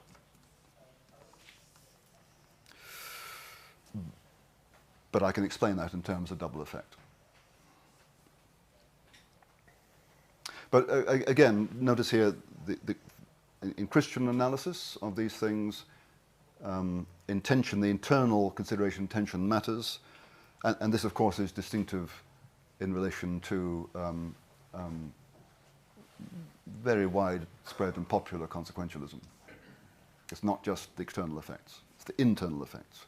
We can argue about whether that makes sense or not, but that, I think, is certainly a relatively distinctive Christian feature. That's our third criterion: legitimate authority, just cause, right intention, and fourth, last resort, all other reasonable means having been exhausted. Is this distinctive? Well, yes, certainly it's distinctive in relation to the ethics of warrior castes whose reason for being is to fight wars, and in a sense war is its own justification. That's what we do. Or militaristic societies, which are geared up for war. That's what we do. That's how we prove ourselves. And for Christians, no, that's not what we do. That's what we do when we must.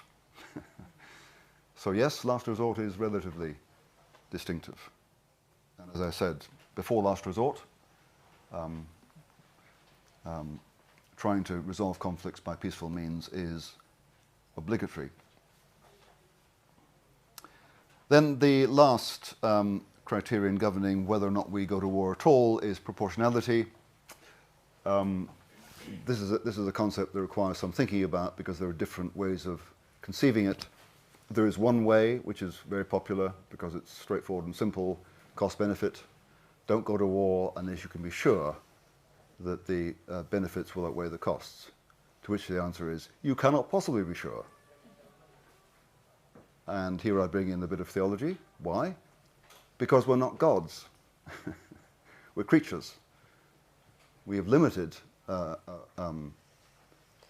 knowledge. We have limited capacity to predict the effects of our actions. It doesn't mean we shouldn't try as best we can, but we should acknowledge that our capacity to predict the long-term effects of what we do is virtually impossible. And besides, how do you weigh up incommensurable goods? I mean, yes, it was. I think most of us here probably would agree that the defeat of the genocidally murderous, racist regime in Nazi Berlin was overall a good thing. But look at the cost. Up to 80 million people dead. Half of Europe handed over the tender mercies of Stalin.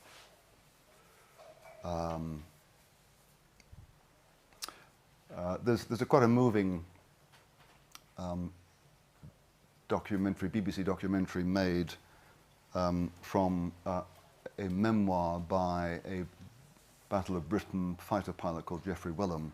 The memoir is called First Light, and the documentary is called First Light as well. And in the documentary, it's a dramatization, but Wellham appears in his 90s at the end of the dramatization, looking back on his experience in 1940.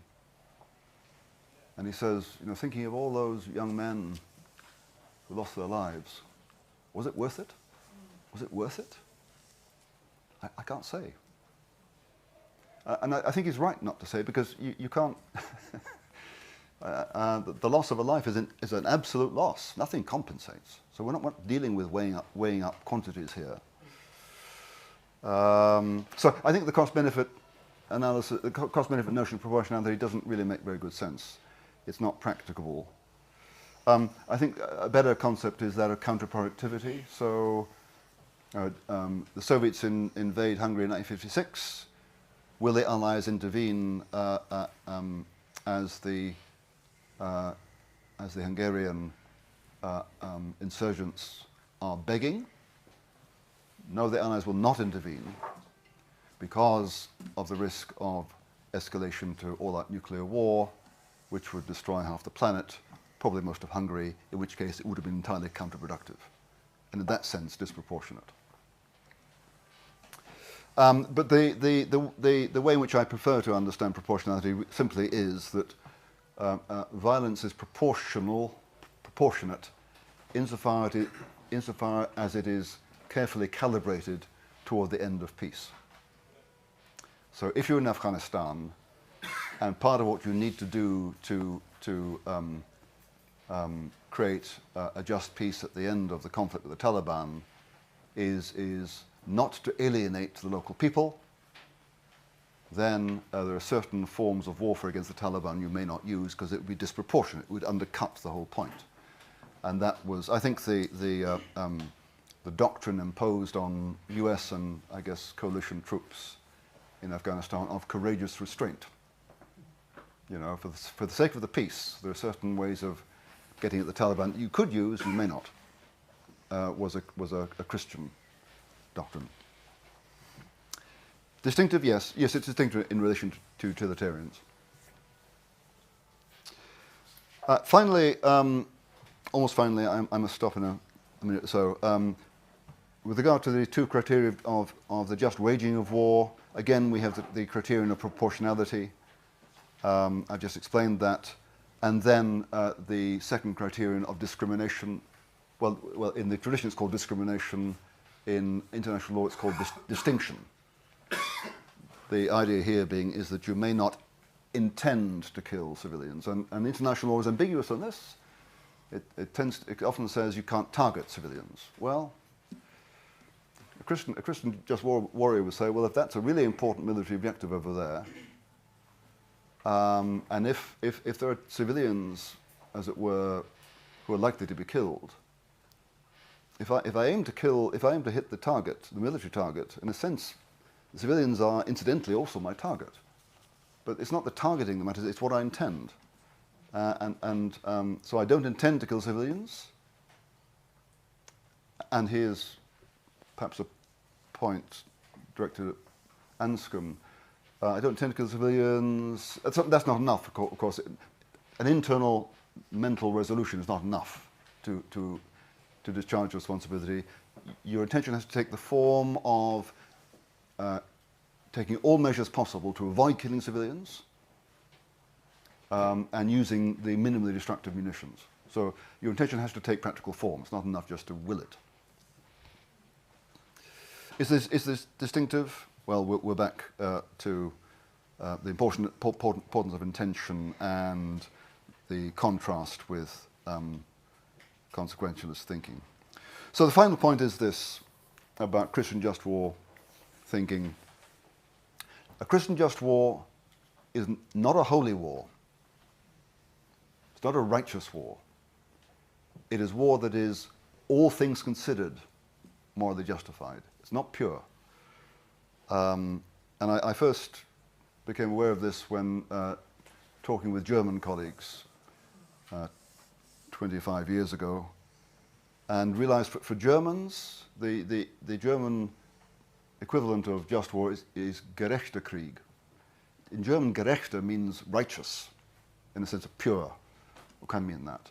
Whereas the English just means justified. And a Christian just warrior does not expect war to be pure because, why? Because even just war is conducted by fallible finite human beings. And so even the war against Hitler was, as we know, not morally pure.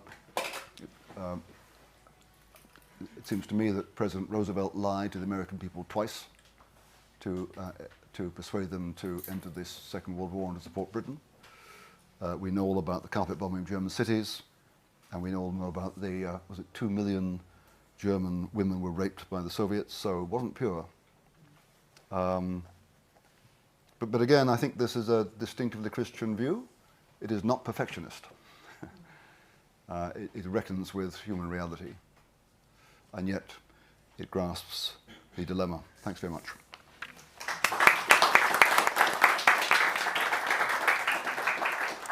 So we have time for about 10 minutes of questions. If you could just raise your hand. And any questions? Yes. Thank you very much. I thought you might have included the criterion of reasonable prospect of success in our development. Yes, I didn't because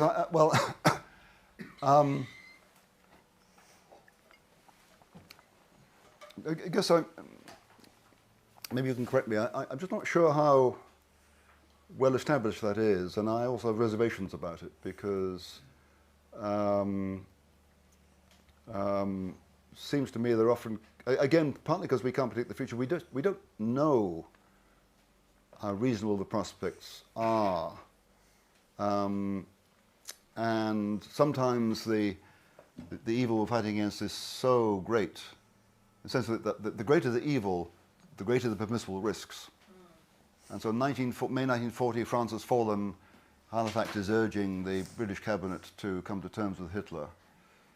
For some people, it looked as if we couldn't succeed. For a long time, it looked as if we mightn't succeed in Britain. So the prospects weren't good, and yet it seemed reasonable to go on. So I guess I'm just ambivalent about the criterion, actually. So, one. Yeah. So how closely tied up with certainty is your conception of knowledge? Because, it seems to me that I know many, many things that I'm not totally certain of.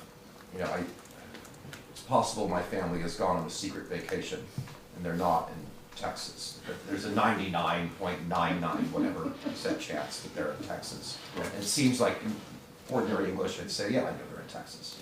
They're in Texas, I know, right? Yeah. But you sort of equivocate, and maybe this is, maybe you don't mean anything by it, but when you slide from certain to know, do you really mean we can never know that a war will have on balance? No, I see. Yeah. No, okay, thank you for playing the political philosopher there. No, you're quite right. No, but it's I guess what I'm saying is it's not a certain judgment. I mean, yes, of course we guesstimate, right now, May 1940, our prospects aren't good. Are they hopeless? No, they're not hopeless. So we'll take the risk. And there may be cases where it is manifestly the case that resistance is futile. And yet, are there not cases where people stand up against great evil, knowing the prospects are futile and they will fail, and we regard them as heroes? So when there's almost zero chance of success. So I think that's, so no, much of our knowledge is not certain. We can know enough to make a judgment sometimes. But even if we do think the prospects are 1%, we might still think it makes sense to be a hero. One back there. Thank you so much.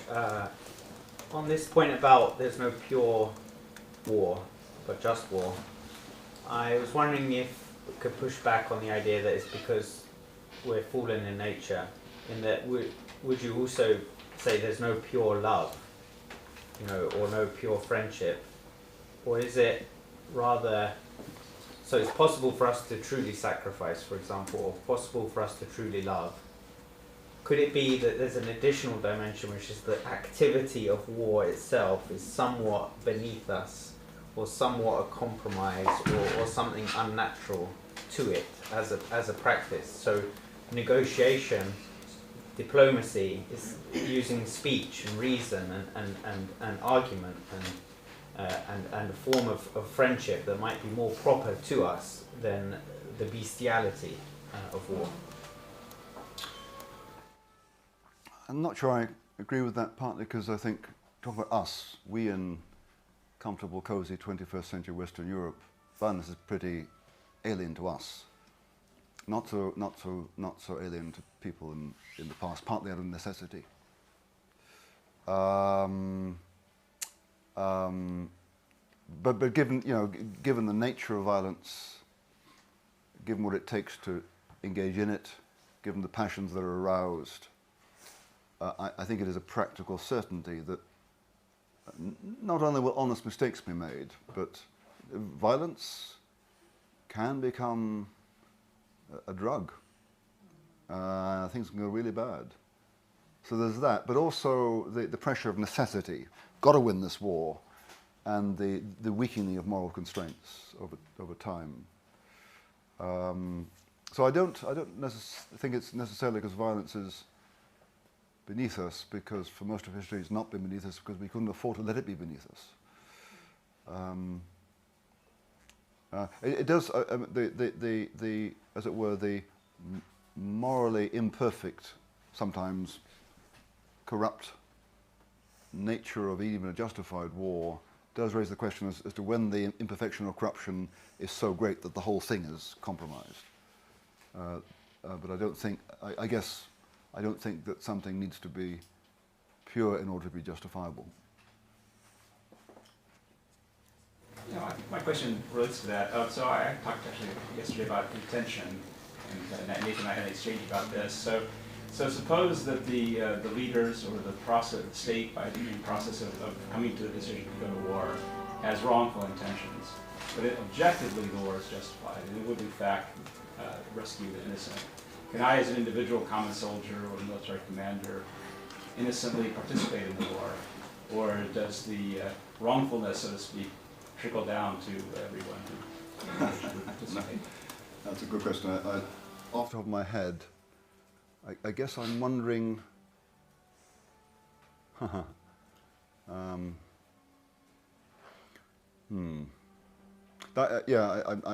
can't really answer that off the top of my head. But I'm just wondering, to what extent the ill intentions at the top actually change what happens, what they do. Probably will do. In which case, if you do participate, you will participate in wrongful killing. Of course, as a squaddy or even ordinary officer, you won't know enough. So you could be absolved from participating in what turns out to be a wicked war. Interesting question. I have to work on that. If I know the intention is wrong, is that? Sorry? If I know the intentions were wrong at the top. You know. Yeah. Yeah, okay, you know the intentions are wrong, but you don't yet know whether it's going to succeed in rescuing the innocent, do you? So you may want to say, no can do. Yeah. Roy Rickard, I'm interested in the comment you just had about when those moral constraints disappear. Do you think is there a point at which they disappear completely? In sort of Trothan war of annihilation, where your baseline is your own survival? Do they ever completely disappear in a moral emergency like that? No, I'm thinking, first of all, at the kind of tactical level, I'm thinking of the case described by Patrick Bouverie in his book Call Sign Hades, an excellent book about Afghanistan. He was a second lieutenant in the Royal Irish Rangers in Helmand Province. And he observes how another unit, their moral discipline is crumbling because of the quality of leadership. So I guess one answer is no, it doesn't have to decline, as it were. There doesn't have to be an inevitable decline of moral integrity, provided the leadership is sustained. Can you do that over time? Well, yes. I mean, during the Second World War, which lasted 5 years, for us. There was the carpet bombing of German cities, but even at the time that was controversial, and lots of Brits disagreed with it. So it wasn't as if the conscience went to sleep. There were different views, and it was in the main controversial. So in a sense, even in the course of 5 years, things had not declined to the point where no holds at all were barred. I'm thinking, the war in the West, the war against us was never, Hitler's intent was never to annihilate British society. Whereas in the East, his intent, his Vernichtungskrieg, was there to annihilate Russian society. Yeah. And so Russia faced an existential crisis much more than we did. Yeah. So perhaps in balance, carpet bombing from Britain was disproportionate, but carpet bombing from Russia may not have been disproportionate. Yes. Yes, although I still think the principle, the principle remains true, that in fighting a war, insofar as victory in war means disabling the enemy from fighting anymore, killing civilians as such doesn't serve that purpose because they aren't fighting. So the only question really is how many civilians does it make sense to kill or endanger in the course of attacking military objectives. Yeah. Any questions? Yes. And then there's another head. Thank you. Yeah, I'm very intrigued by your point that in Christian ethics, the justification, the only valid justification for war is not self-defense, but to rescue the innocent. And I do like that idea, but also at the same time, I'm wondering, isn't there a epistemic problem there that, it's so combined with your point that you're not God, you don't have perfect knowledge, and it seems like that is something that could be easily either mistaken or not fully known, that that maybe from one person's perspective they are judged as innocent and needs to be saved, but maybe there's something else, or another case, does that make sense? Yeah. So first of all, of course, I'm not saying that self-defense is ruled out, of course, because sometimes those who are being threatened by unjust violence are your own people. It's just that it's not only your own people you should worry about. Although, yeah. As for knowing who is innocent, yeah, I guess, there are certain cases. I suppose Rwanda in '94, where the Tutsi are being slaughtered indiscriminately by gangs. One could say innocent. It doesn't mean the Tutsi were all sinless. It just means that they didn't deserve this kind of violence. I think there are cases where one can tell that enough to say this is wrong. No? There's a question here. Hi, thank you. Just a quick question listening to you. It seems that you're making a sort of distinction between civilians and non-civilians. So I was wondering, people who participate in war, that line is quite, it's not always very clear, because you also have men and young men, basically boys, who get conscripted and drafted and mobilized, and even though there is some sort of more or less like quote-unquote consensual relations to enter the war, for many of these men it's not really a choice, and even if they enter with, as private contractors and stuff, a lot of the people join the war because of the financial incentives, because they don't have any opportunities otherwise to get an education or to support themselves. Of course, they're not in Western Europe context, but perhaps in some context in the US or elsewhere. So how do you look at this distinction between civilians versus the men who, in a lot of the cases don't really have choice but go there and yeah. So the principle of discrimination, as I understand it, is there mainly to try and limit the damage. That doesn't mean that many of those in uniform, I mean, there were people in German uniform in World War II who were admirable human beings. So that there's a large element of tragedy here.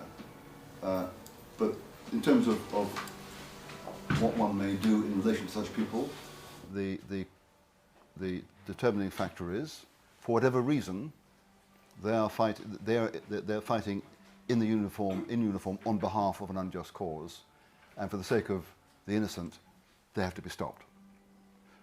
We can't judge. You know, it may be tragic that these people are doing what they're doing.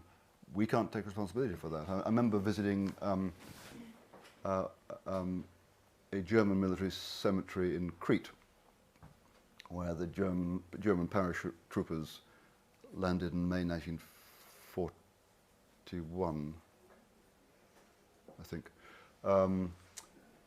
And there's an exhibition attached to the cemetery, and it tells the story of three von Blücher brothers.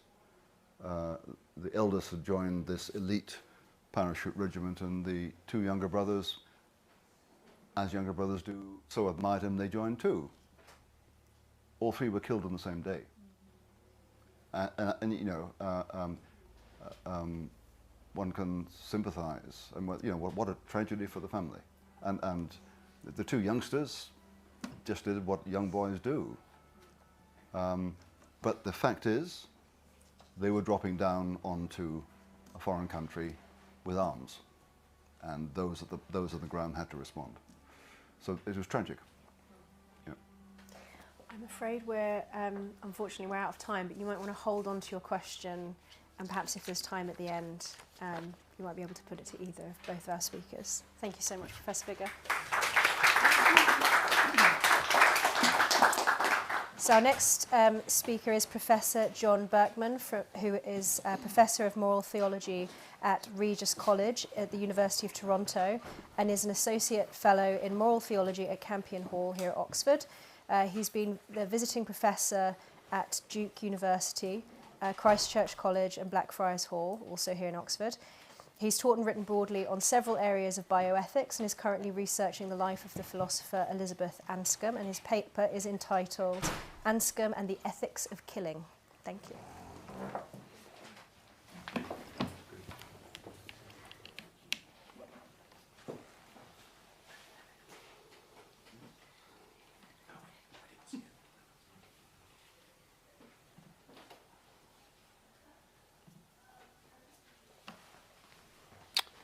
All right, so I have 258, so all right, okay. All right, it's a pleasure to be with you. Thank you all for having me speak to you today. And I'm going to speak particularly about, at least partly about a book that I'm now assembling. And then I'm going to talk about one particular aspect that I think is very important in Anscombe's work. In fact, what Lord Bigger referred to, the principle of discrimination or distinction, i.e. non-combatant immunity, and how that functions in Anscombe's work. All right, as William Simpson emphasized in his lucid remarks to open the conference, Elizabeth Anscombe is an extremely important figure for thinking about just war today. She has the remarkable distinction of being arguably the key figure for the recovery of modern just war thinking in the late 1950s, it having been abandoned by political leaders in theory and in practice during World War II. The first part of this presentation is about an unpublished book by Anscombe, which when published, I hope in the next year, will present her views on killing and murder in a systematic form that up until now has not been available.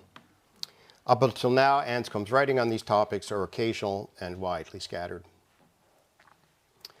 What has generally not been realized is only one person I've interviewed, of 60-some people I've interviewed, who knew Anscombe in the 1970s, was writing a book on this topic, a systematic treatise on all aspects of killing, starting with the underlying questions of action theory, moving to the political aspects, for example, the justification for various state-sponsored killings. Professor Stucklick was speaking about one article that she published after she gave up on the book, and then taking up a whole series of specific issues. The evidence for such a book is I have found well over 50 typescripts and manuscripts on all aspects of the subject in her archives. Furthermore, Anscombe had a system for organizing these typescripts and manuscripts using letters and numbers on these, many of these manuscripts which appear nowhere else in her archives. Finally, there's internal evidence in many of the typescripts and manuscripts that they were connected. Some manuscripts begin by referring to a preceding paper or lecture, the argument of which is continuing, and others end by indicating what she will discuss next. So I might add, in trying to reconstruct this book, it's rather complicated because Anscombe never dated her manuscripts or typescripts, and there's good evidence that either every time or most times when Anscombe would speak on these topics, she would write a new paper. Thus, we find large numbers of papers with overlap in the argument, but sufficient differences to know that one paper was not simply a revised version of another. My joke, but I think it's actually true, and talking to her children, it probably is, that because of her lack of a good filing system, it was easier for Anscombe to write a new paper than to find an existing one. So this is somewhat what the book looks like. We have about 40,000 words, considering that her book Intention was only about 22,000 words. It's of considerable size, and you see it was fairly systematic, although there has been some speculative work by myself and Professor John Swinkler on this. But again, you see her going through all different types of topics on responsibility. She gets into 3 levels of responsibility, for example. And then she works through sources of civil authority, very interested in all aspects of the state, and then gets into topics like killing in war, assassination, tyrannicide, and so forth. She eventually gave up on publishing this book by about 1977. Starting in 1970, when she took up her professorship at Cambridge, she lectured, gave a series of lectures once each year for the next 6 years on some topic of killing and murder. And these lectures were highly unusual. First of all, with the exception of her Stanton lectures, these are the only lectures she gave in the evening, so starting at 5 o'clock. The other thing unique about these lectures was that they were cross-listed to divinity, medicine, and law. And the third thing is that they were free and open to the public, which is not true of any of her other lectures. So it was clear that she saw these lectures as kind of contributing to broader civil society than simply talk to philosophers. And again, all of those characteristics, as far as I know, are unique to these lectures at Cambridge of the lectures in her entire career. Now, excluding the war pamphlets she wrote as an undergrad in 1940, Anscombe's interests in the 1940s and early 1950s were in metaphysics, logic, and epistemology. All of her lectures at Oxford from 1948 right up until 1965, with one exception I'm going to get to, were on Plato, Aristotle, Russell, Wittgenstein, and the British empiricists. So as of early in 1956, Anscombe had never done moral philosophy, and as far as I can tell, had no intention to do so. She had not published anything on ethics. She had never even given tutorials to students on ethics, nor written anything, nor, again, as I said, lectured on this topic. So how did Anscombe suddenly come to be interested in ethics in general and the ethics of killing in particular? What got Anscombe into ethics was not philosophy, but a sense of civic responsibility, namely her objection to Truman getting a degree, which I discussed in the article I've distributed. In other words, if not for her sense of responsibility as a citizen of her nation, I think it's likely that Anscombe would never have written on action theory, or very possible she never would have written on action theory and ethics. I certainly don't think she would have written Intention in modern moral philosophy when she did. Now, ironically, although she's very famous, in one of her articles, considered the most famous theoretical articles in moral philosophy, she never was actually called herself a moral philosopher or thought of herself as doing meta-ethics. but rather, she said, her interest was in the concept of murder. She said, murder is a moral action concept of great complexity, and one cannot give an account of it without discussing both whether its definition includes its wrongfulness and also whether and why capital punishment and some other deliberate killings under the authority of the state do not fall under the concept of murder. So her fundamental concern when she made this protest was to try to restore both the notion and the prohibition of murder. In making this argument, she rejected, which was a common definition of murder as simply wrongful killing, which, according to Anscombe, tells one nothing. Instead, Anscombe says that's not actually the meaning of murder, but there is, in fact, is a substantive account of what murder means. That is, namely, it's the intentional killing of an innocent person. Or as she put it in Mr. Truman's degree, that is, to choose to kill the innocent as a means to your ends. And you can find that in the tablet article on top of page 11.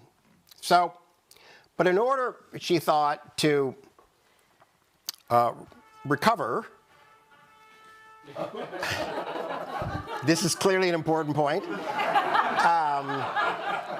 so listen carefully, that there was a need for a philosophical psychology and adequate action descriptions. So both in Intention and in Modern Moral Philosophy, she argues for a need for this new philosophical psychology before ethics could adequately be done. So what did she mean by this? Again, an adequate action theory with the focus on the meaning of action terms and action descriptions. Because, now, by moral psychology, and again, I'm following what Professor Bigger here, and I think this is a really important point, she did not mean in understanding your states of consciousness or what you're saying to yourself. Rather, it was inaugurating this theory as a necessary underpinning to be able to do serious ethical reflection to understand what we might call the depth grammar of psychological concepts. And more practically, I think it is highly true, and Anscombe is really important for this, is the reality is that almost any moral debate, whoever controls the description of what's going on, and particularly in public opinion, wins the moral debate. So if in Canada you call euthanasia medical assistance in dying, who could be against medical assistance in dying? Just to give one example, I'm sure you all can think of many more alternative action descriptions that different opponents on different views give, and the winning description usually takes the day. So Anscombe's intention arose from her protest. During her protest against Truman, a bright historian named Alan Bullock had argued, when Anscombe protested on the 1st of May, 56, she gave them advance warning that she was going to protest, so they had this historian, Alan Bullock, who was most famous for his biography of Hitler. And he stood up and he defended giving the degree, saying that just because Truman signed the order, it didn't make him responsible for the act of massacring innocent Japanese civilians. Now, later Anscombe would say that view that just because you signed the order didn't make you responsible would not have gone over with the judges at Nuremberg. But she realized, a very bright guy could say that she needed to understand more deeply how to think about what constituted appropriate descriptions of actions. So in January 57, she gave a series of lectures unlike any that she'd given up to that time. She clearly only wrote the lectures that fall in about maybe a 3-month period. She gave them that one time. She never gave the lectures again, and furthermore, they were published about 4 months after she finished giving them. So she wrote that book very quickly. Now, the just war criteria of particular of interest for Anscombe was, again, what I said earlier, this principle of non-combatant immunity, i.e. the principle do not commit murder. You cannot intentionally kill the innocent. And this was a particular interest for her. As she says later, looking back at this article, War and Murder, she wrote in 1958, she said, it was written in a tone of righteous fury about what passed for thinking about the destruction of civilian populations. So she was always particularly interested in this question of non-combatant immunity. That is, the intentional killing of the innocent was murder and never to be done. What's interesting about this article, War and Murder, which as you can see was actually written for a Catholic audience, for a book called, the original title of that book was something like Catholic, Conscience, and Nuclear, or there was some different title with the term Catholic rather than Christian in it. They changed the title of it at some point. Interestingly, this article would, I believe, initiate the recovery of just war thinking by philosophers, as I'll discuss a little bit later. So what is it that she's concerned about in action descriptions? In this short article, and almost all of Anscombe's articles are short, she said there was this Cartesian understanding of intention going on, which messed things up. And she says the principle of double effect has been repeatedly abused from the 17th century up until now, where Cartesian psychology has dominated. According to this psychology, an intention was an interior act of the mind which could be produced at will. Now, if intention is all important, as it is, in determining the goodness or badness of an action, then on this theory of what intention is, a marvelous way offered itself of making any action lawful. You only had to, quote, direct your intention in a suitable way. In practice, this means making a little speech to yourself. What I really mean to be doing is... So she then goes on to give a few examples, and I've only given some of the examples she gives. So she says some examples will suffice. It is all right, A, for a servant to hold the ladder for his criminous master. The master wants to climb up to the second floor either to steal things or to rape the woman inside, etc., etc., as long as he is merely avoiding the sack by doing so. Or second, to offer money not as a price for the spiritual benefit, which would be simony, but only as an inducement to get it. Or for a man to withdraw during sex, telling himself that he intends not to ejaculate. Of course, if that is his practice, he usually does so, but then the event is accidental, or praeter intentionem. Now, this last sentence is noteworthy for understanding the problems with Catholic casuistry that Anscombe is criticizing. In Catholic moral theology, praeter intentionem, that is, outside one's intention, the term is actually originally used by Aquinas in talking about self-defense.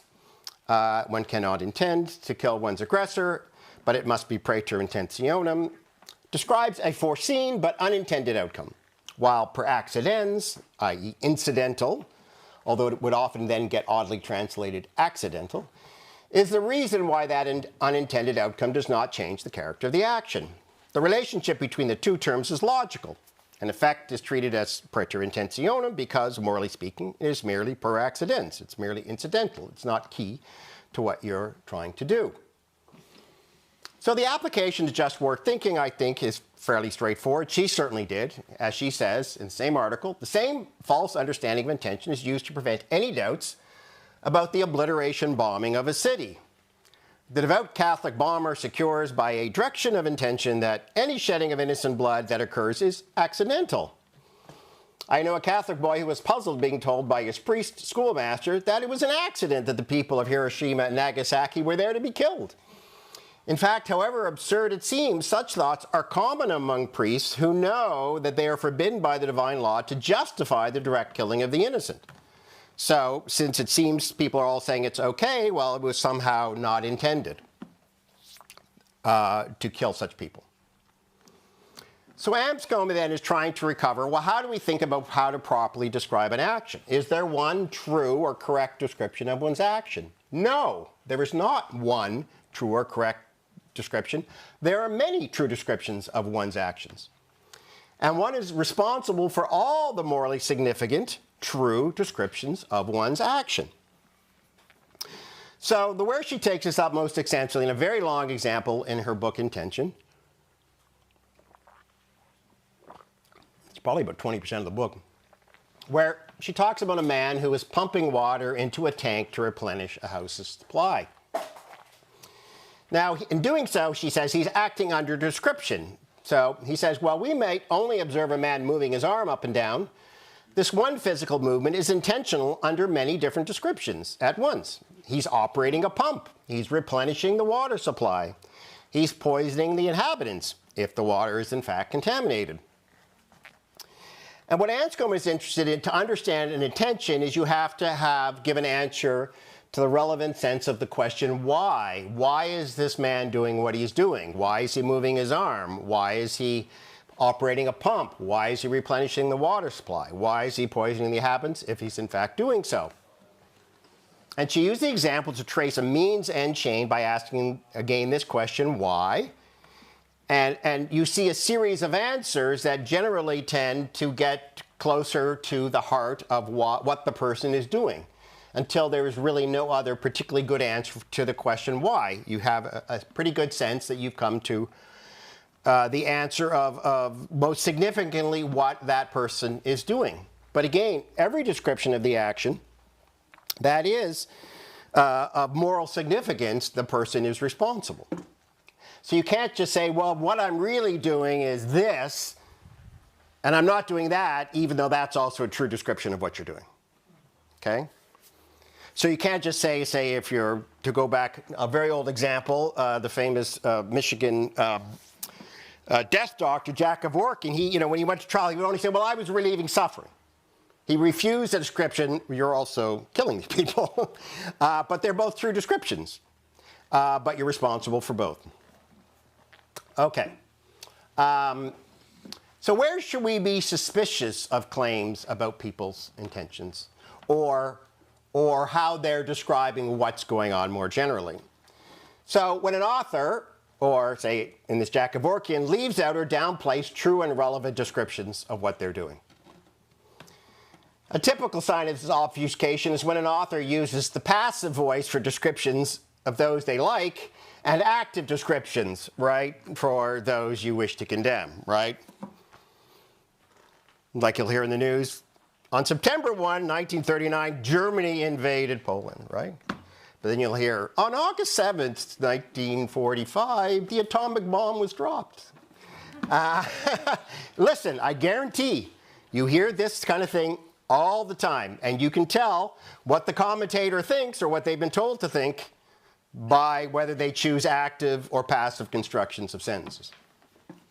So that's something to look out for. Secondly, how do you morally rule out an action? With the Truman protest, she said, again, there were many true descriptions of what Truman did. He signed an order. He ordered the dropping of an atomic bomb. He ordered the death of 100,000 innocent civilians, or somewhere around that. But then there were also speculative claims about possible consequences of what he did, i.e. that it saved the lives of 1 million soldiers. So again, there are lots of descriptions. And what's interesting here is that in this description, claims about possible consequences, which are again speculations. Those that are speculations, even if they might likely be true, but as we should know anything about history, an awful lot of the time we're wrong about what we think is going to happen.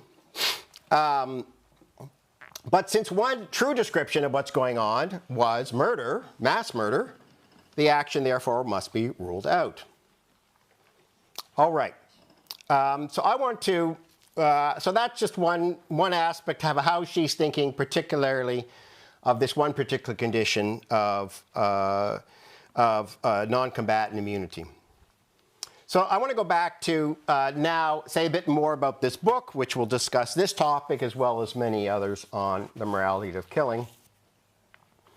And there are 4 reasons I think this will be important, not just as an historical treatise, but for taking up questions today. In the same way that the articles she wrote back in the 1950s are still relevant, just as much as, say, continuing to read Michael Walzer or Thomas Nagel, 2 people who were significantly influenced in their earliest writings on these topics by her writing. Why this book will continue to be important. So first, it gives a comprehensive account of killing. After Intention and her book on the Tractatus, Anscombe would never complete another book-length project. But yet Anscombe's writings on action theory and the ethics of killing are scattered and occasional, and many of them for popular audiences. This book will integrate her writings on action theory and ethical theory toward the end of a comprehensive analysis of the ethics of killing and taking up many topics that still aren't very often taken up. As such, this book will enable moral philosophers and theological ethicists for the first time to get an overall picture of Anscombe's contributions, focusing on the civic issue that she was so passionate about, that is, to try to have her society recover the absolute prohibition of murder. And on this, I also, actually, let me go on.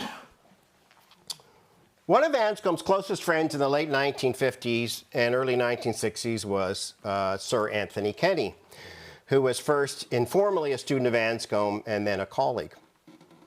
During those years, Anscombe engaged in more discussions and debate with Kenny than any other person. They exchanged over a period of 4 years some 250 postcards. And they were only allowed to write on a postcard to keep them from writing too much. But they would send a postcard to each other every couple of days, or every few days. And like Anscombe, Kenny was highly involved in the debates about nuclear arms in the UK. I haven't really gotten into that, although Her War and Murder was written for a book on nuclear arms, and in that period, the campaign for nuclear disarmament was a huge topic in Britain from the time Britain was first seeking to have nuclear weapons.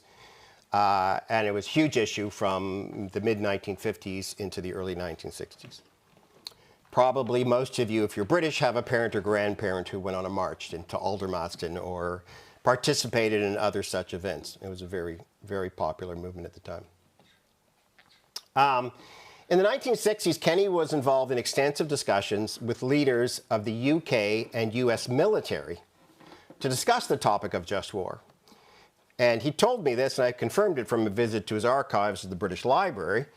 Anscombe's work was the most important and influential in those discussions, and thus highly important for the work of the recovery of just war thinking in the US and the UK military. And there's no doubt there's been a massive, massive recovery of taking just war seriously in both militaries. And there's all kinds of examples I could give of how it's taken seriously in a way that couldn't be imagined 40 or 50 years ago. Furthermore, Michael Walzer and Thomas Nagel, two philosophers highly influential on bringing just war thinking into the mainstream of philosophy, both cite Anscombe in their earliest publications on just war. So while what I'm saying here shows Anscombe's historic importance, I believe her arguments about just war hold up at the present as well as they did at that time. Third, Anscombe's, I expect most of you have heard of this whole notion of trolleyology, which is basically trying to take very weird and odd and fantastic examples to try to test one's intuitions about ethics, usually undermine one's intuitions and basic views about ethics. It can be useful sometimes, but I think it's on one level deeply problematic. And what's interesting is that Anscombe critiqued trolleyology a decade before it actually came into existence.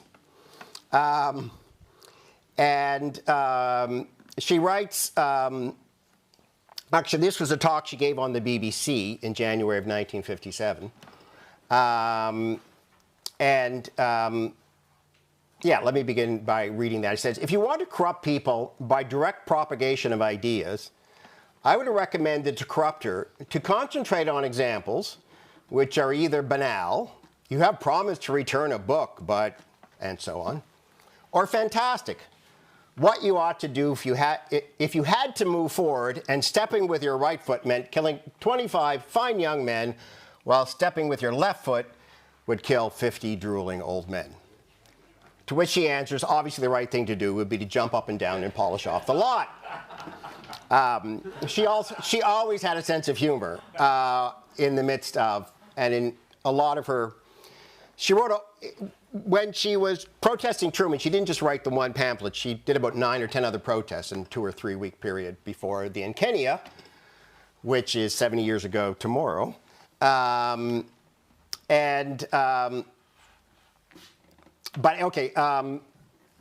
obviously this critique is much more relevant than it was at the time when only a few people were making these kind of examples. But the trolley example was actually introduced by Philippa Foote, a good friend of Anscombe, in a 1967 article, The Problem of Abortion and Double Effect. And and it appeared in the Oxford Review, and in the same issue of the Oxford Review, Anscombe responded to it. And Anscombe's response was really quite significant, although it seems to have gotten very little play. But like usual, Anscombe's response to a 20-page article was 3 paragraphs. I cut out my slide about Anscombe being a short-winded philosopher. In other words, everything she wrote, short sentences, short paragraphs, short articles. She didn't repeat herself, but you also need to read what she's saying 3 or 4 times because she doesn't waste words and doesn't make it easy for you. But again, so Foote did not originate the use of fantastical examples. As a decade earlier, H.L.A. Hart had made famous the case of the spelunkers, where the large man, it used to be the F word, but you can't say that anymore. The large man is stuck in the opening of as the water rises, and can you use dynamite to extract him so the rest of them can escape from drowning?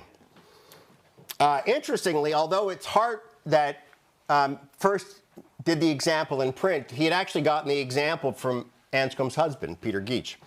So even Anscombe and Geach could make up these kinds of examples. But it is to cases like that that Anscombe is satirizing in her BBC talk. And I might add that I think of Anscombe's action theory about intentions, which had already been developed by the early 1960s, had been understood by theological ethicists at the time. The 1960s theological utilitarianism, known as situation ethics in Protestantism and proportionalism Catholicism, could have been much more easily dispatched. And I think this book will make Anscombe's criticisms of such views much more accessible. Finally, Anscombe gave the original account of consequentialism. She, in fact, invented the term. I don't think I mentioned it here, but I believe she also was the one who reintroduced the term human flourishing into ethics in modern moral philosophy. But in February of 1957, just after she'd given her talk on the BBC and Herod criticized her in a letter in the Listener, she responded in another letter characterizing R.M. Hare's views. And she says, Mr. Hare is openly a consequentialist. It should be stated clearly what this means, and he has implicitly stated that there is no sort of action whatever of which it is correct to say one doesn't have to consider whether to do this or not. In any circumstances, it is simply excluded. So again, what she means, this is another version of course, of the view is you can never kill innocent people. You can never commit murder. And she goes on, she characterized consequentialism, again, as this approach that denies the possibility of absolute prohibitions against any kind of action. And again, at the time, her concern was the prohibition of the massacre of civilian populations by Britain's potential use of atomic bombs. Again, while I'm making reference to something Anscombe that is of historical significance, her fundamental concern is one that is very much alive today, as we are seeing it not only in Ukraine, Gaza, Syria, but in civil wars in Ethiopia, Myanmar, Sudan, to name just a few. So finally, in conclusion, while it is universally acknowledged that Anscombe's work on action theory, practical reason, were brilliant and continue to be analyzed by large numbers of contemporary philosophers, it also must be said that Anscombe's work is very difficult. Having interviewed a very large number of philosophers who knew her, who were her students, etc., I've been struck by the number of them, at least 5, who said they never really understood the book Intention. They're old enough now that they don't mind saying it because they're long done their careers. I spend most of my time interviewing people over 80 and under 100. So one then can understand why relatively few moral theologians and theological ethicists are able to do the extensive work necessary to draw on Anscombe's scattered and difficult work. While Intention and modern moral philosophy were clearly seeking to lay the ground for Anscombe's defense of absolute prohibition for ethics, she does not explicitly mention the topic in those publications. First bring it up again in the essay I discussed, War and Murder. which she said she was writing for a Catholic audience.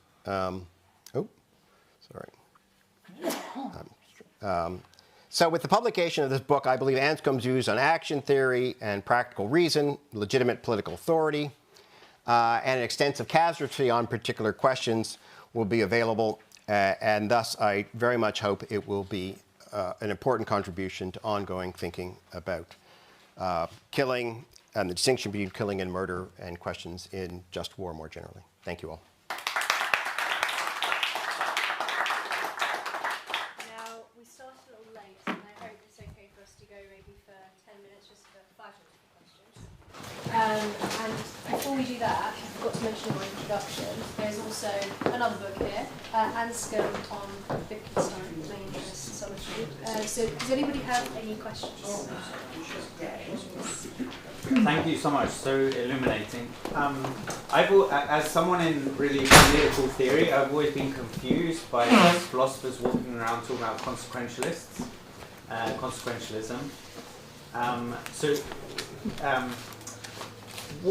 At the time there's that pivot, or in general this discussion of intention, what's the status of describing someone as a utilitarian?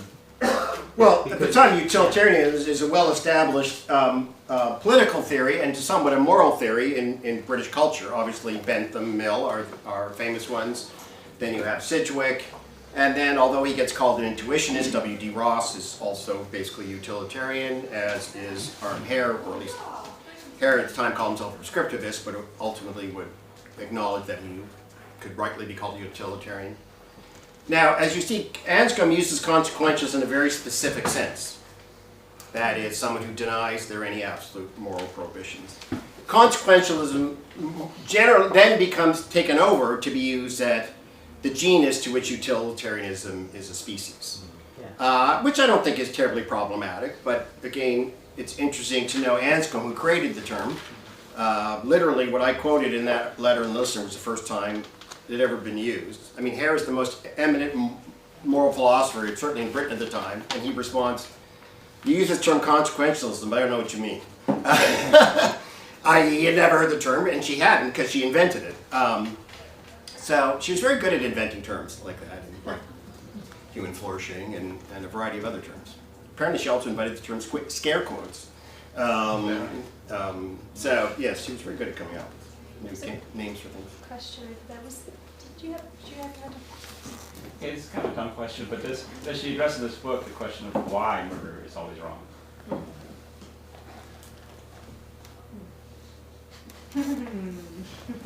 Well, I take it she thinks that's not actually a question that needs to be answered. Corrupted mind, why would I ask it? Well, yeah, I mean, and she said, again, it's because again she was asked, and she says, it's rather comical that on the BBC you can't use the term murder with somebody asking you why is it wrong. Only a philosopher would do that. And again, I mean, it's like you could, well, it's against people's human rights. Yeah. But of course, if you're not worried about murder, why would you care about human rights? So if you can't understand why it is wrong to kill innocent people, you can say, oh well, because you can't have any kind of functioning society that people could trust each other, blah blah blah. I mean, but if you don't fundamentally understand the wrongfulness by the natural law, there's probably no answer that you could be given that you couldn't also question. Final question. John, upstream there, you not now, but earlier on, you had the phrase non-combatant immunity, which I assume Anscombe used. I may be wrong about that. Okay, well, okay. It doesn't matter. Am I wrong to think that an immunity is an absolute right? And so it's not compatible with the notion that civilians may be killed unintentionally and proportionately. And immunity seems to be stronger than that. Am I wrong? I don't know, because I don't think she in fact uses the term, and I simply use that term out of general just war terminology, which I probably shouldn't have done. Well, people do use it, and right. I don't like it. Right, and I can see from your question that that's not something she certainly could have seen through the principle of double effect in some cases why if you take due care, etc., there would be times you cannot avoid the possibility of deaths praeter intentionem, which she would consider legitimate. But again, you have to ask the kind of questions and come up with the appropriate descriptions, and they're certainly not things that individuals just get to decide themselves whether they're taking due care. Yeah. These are facts that you can determine often about whether that care is taken or what the intention. I mean, a big part of her thing is intention is fundamentally a public notion. It's not something private that individuals can determine. If it was something private, then you could never convict anybody of murder in a law court, because they could always say, well, only I know my intention, and I wasn't intending that. So it's clear we don't believe that, except when we're being philosophically kind of naive or foolish. Thank you all. Time. I'm afraid that's all we've got time for. Thank you very much. There's about 25 minutes now for tea and coffee, instead of the usual spot out there. So you can just go out this hall, turn right. Here, Sorry?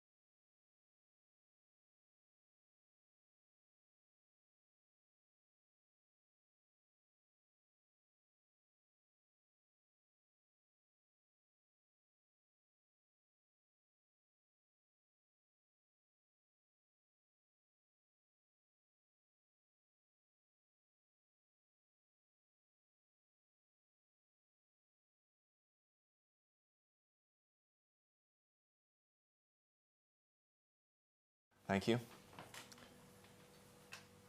I want to start this, which I believe is the third annual Matroshek lecture, which makes sense because it's the third year that we've enjoyed a relation with our patron and my friend, Mr. Mark Matroshek, who's here with us. And he's done us the honor of coming out for these and enjoying a day with us. This was his university. He was up at Magdalen, collected a few degrees there, and then decided to go into to the real world and do some real work, helping to advise not the nation of his birth, but the nation of his ancestry on how to be prepared for the eventualities of enemies that might come, possibly from the East. And this was highly needful because there wasn't a lot of experience in that area of the world of having to learn to defend oneself and to be ready for the real enemies and to prepare yourself for peace by making sure that if peace isn't the eventuality, that peace can ultimately be the final outcome, which means having some airplanes and other things like that at your disposal.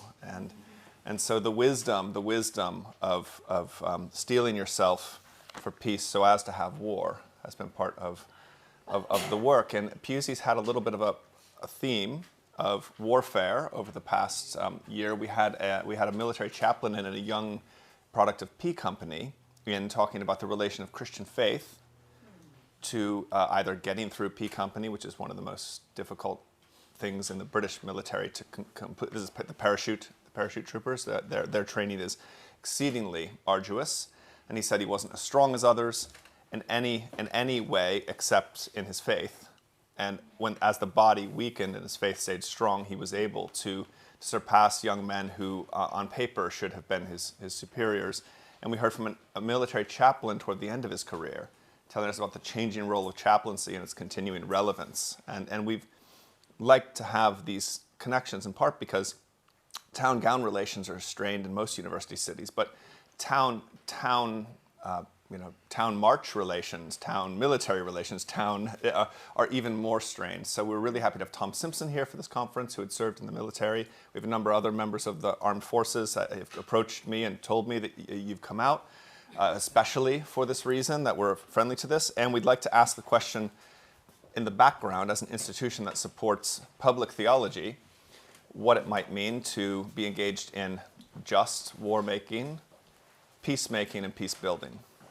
And I'm going to ask this question, not directly, but indirectly, by way of one of the necessary prerequisites for anything like war or peace, and that is the person, and especially with reference to the corporate person. And it's my understanding, and it's the understanding of a number of other people in the room that I'm working with, that not having a reliable and workable and believable metaphysics of the person is part of the reason we have trouble answering questions about just war-making and just peacemaking. Most wars are conducted nowadays by artificial persons, or fictitious persons, by which we don't mean what we do when we say artificial sweeteners. We don't mean fake sugar. And when we say fictitious, we don't mean untrue. Fictitious means something that's been constructed or built. And artifice, of course, we all know what that means. So these artificial persons, I want to suggest, have to be taken to be as real as you or I, at least in the area of ethics, morals, and personal responsibility. And I'm not going to give you the strict argument of why, but I'm going to begin from the where this happens now and why it happens that way. And that is in the realm of law, international law, and the relations between private persons and corporate personality. But I'm going to begin in an ironic place, and I suppose the original sense of irony, that is an unexpected place, and that is I'm going to begin in the Bible. I'm going to begin by reading you the place where corporate personality comes from. It was almost unknown to the Romans. There's some debate. You'll always have a Roman to stand up and say, well, actually, in Padua, and we have one papyrus that says, but there wasn't an empire that could sue or be sued, that one could enter into a contract with. There was an emperor, and there was imperium. There's power vested in persons, and there was a pater familias, who was the only person with legal personality, juridical personality. And then there were other natural persons floating in and out of the Roman Empire. But the important part is corporate personality. The societies, the associations weren't like our associations are, that is, nonprofit organization, a CIO like Pusey House or something, that can enter into a partnership with, let's say, the Chase Center and can put on a conference like this. They wouldn't have done that. A representative, a paterfamilias, would stand in personam of a number of other people and take full responsibility and be the point of the conduct, the hub that things went into and came out of, but without the real articulated fiction of him being the head of a body that had other members. That we get in this passage from Paul's letter to the Corinthians, which is titled Unity and Diversity in One Body. For as the body is one and has many members, but all the members of that one body, being many, are one body, so also is Christ. For by one Spirit we were all baptized into one body, whether Jews or Greeks, whether slaves or free, and have all been made to drink into the one Spirit. For in fact the body is not one member, but many. And then there's the famous passages about if the foot should say something and if the other, so clearly the parts, it's not just like your foot, the foot stands in for another person. And finally it says, but now there are many members, yet one body. And finally, now you are the body of Christ and members individually. This body of Christ and corporate personality, this corpus of Christ and corporate personality are one and the same thing. And there are some medieval guilds and there are some early kind of adumbrations of modern corporate personality, but it's really the church that is the model, the exemplar, and the type that then gets fed into secular society and secularized and becomes eventually, after many a change, the modern corporation. Now, some of you might think, and I was in a conversation with Sir Malcolm Evans today earlier, and I realized I should probably say this, well, what about, you mentioned the paterfamilias, what about the family in Rome? The extended family, because the paterfamilias was the oldest male, not just the father. So it's a father figure, but it's the oldest male, and he was the only person who had patrimony, and I've used that word a few times, which means all ownership, all disposal of property, rights and property, the sale of persons as slaves, the responsibility, liability for delect, tortious liability, entering into contracts was done by him or on behalf of him with delegated authority below him. And so there was something like a limited liability corporation that the paterfamilias was the head of, but unlike a limited liability corporation, none of the other parts mattered with that unless they had explicit delegated authority from the top. So it doesn't have a board of directors that elect someone to be the paterfamilias. The paterfamilias is the source of this order and the point of the order and the hub into which things go and out of which things come. So again, that's not really the way modern corporate personality works. We don't have a command theory of modern corporations or a corporation that rests singularly on one person's existence, without which that person, without the head, the person would disappear. So again, it's there, but in fact, each paterfamilias was an individual person in the law, treated as an individual person in the law. He just happened to have all kinds of other non-juridical persons, or he didn't have to have any, but he usually had all kinds, maybe hundreds of non-juridical persons under him that he was responsible for. Okay, I'm going to read out a bit, and then I have 10 or 12 points I won't necessarily get to, but that are extensions and expansions and kind of glosses on what's said. Some of you will recognize some of what I read out for the first 10 minutes or so, because it's the introduction I gave the other day. Now I know as a teacher that things tend not to be learned until they're repeated thrice. Right? So this will be twice. And then when you go and watch the video later, it will sink in. And for me, it's the third time or fourth time I'm hearing it, so I too am in the process of learning. You know, I'm not only a teacher, I'm also a student. Corporate Persons and Moral Responsibility is the title. What is war? What is law? Asked Grotius. And these should be answered from the same center, from the priority of the person, namely from Grotius's doctrine of God-given natural liberty. Grotius does not merely offer technical doctrines of public law, private law, war, peace, promise, and property. He reorders them around a particular kind of person. The person who is naturally free, sui juris, and able to dispose of his liberty by promising, contracting, consenting, binding himself, and thereby creating, after a few steps, juridical relations. Law and war in Grotius are not two disconnected subjects. They are two possible outcomes of the same natural situation. Human beings desire society, according to Grotius, and possess reason, speech, and promissory powers, all God-given. Yet, they also contend over scarce goods, exposed resources, uncertain boundaries, and competing claims. Law is the means by which rational and social persons order their relations by knowable principles and binding promises. War is what becomes possible when such ordering fails, or when right must be pursued outside of the availability of civil judgment. Grotius' account of law begins with human sociability and speech. Man is not merely an animal seeking his own advantage. He's a creature fitted for society, able to know and act in accordance with general principles. Law, in this sense, is not first the command of a civil sovereign, nor simply the will of the stronger party. It is rooted in the maintenance of the social order, consonant with human intelligence. Its basic operations include the restoration of another's property, recompense for the losses caused by fault, punishment according to deserts, and fulfillment of promises. Promise keeping is therefore not incidental. It's not an incidental moral ornament added to law from the outside. It belongs to law's basic source and structure. For Grotius, law's essence lies in leaving to another what belongs to him and fulfilling obligations owed to him. And, he says in his first definition of law, doing that which is not unjust for a community of beings endowed with reason and speech. And that means the law of promise is already at the core of the law of peace, and that the law is a permissive law. It's not doing what is just, it's doing that which is not unjust. These matter because Grotius' account of law shifts the center of gravity away from the thick moral theology of late scholastic contract doctrine.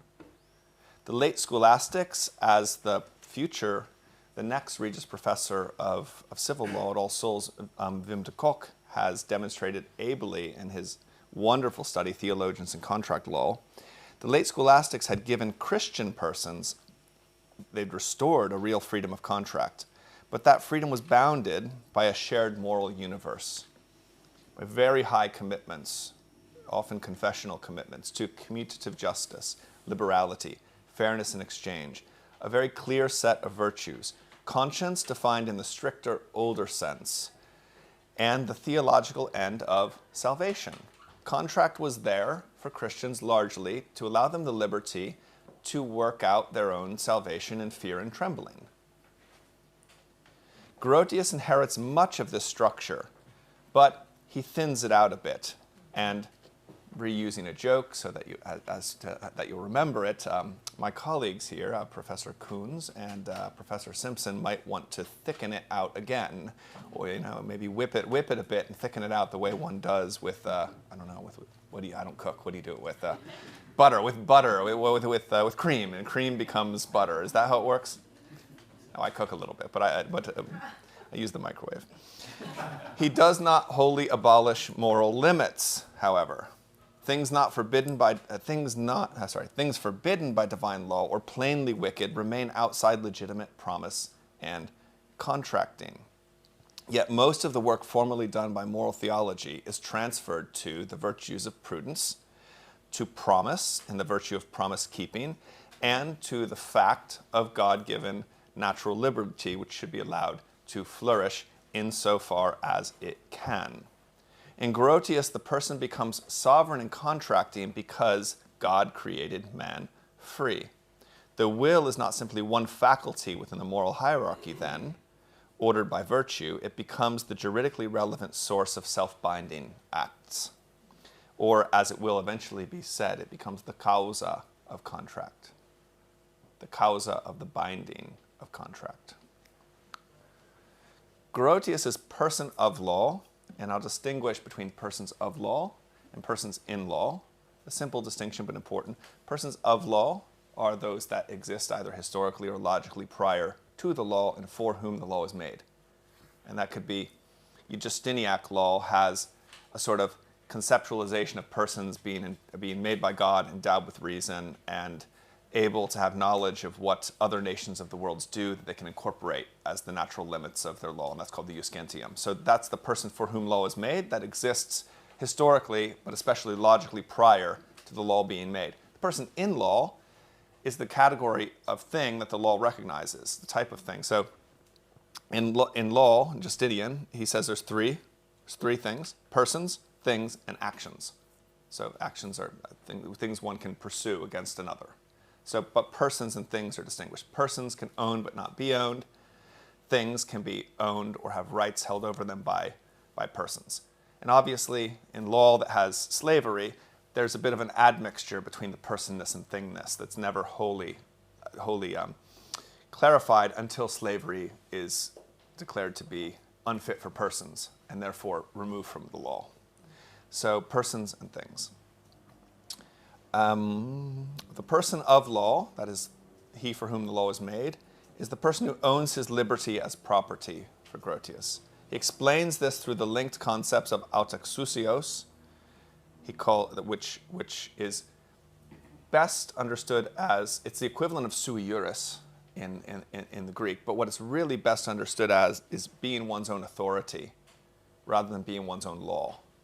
Because then he says that God made us sui juris, so he uses both the Greek term and the Latin term, which he wouldn't have to use, liber, so free, and also using terms dominium, facultas, aptitudo, and actus, participating there in the Thomist tradition in regards to the will, which I'll return to a little later.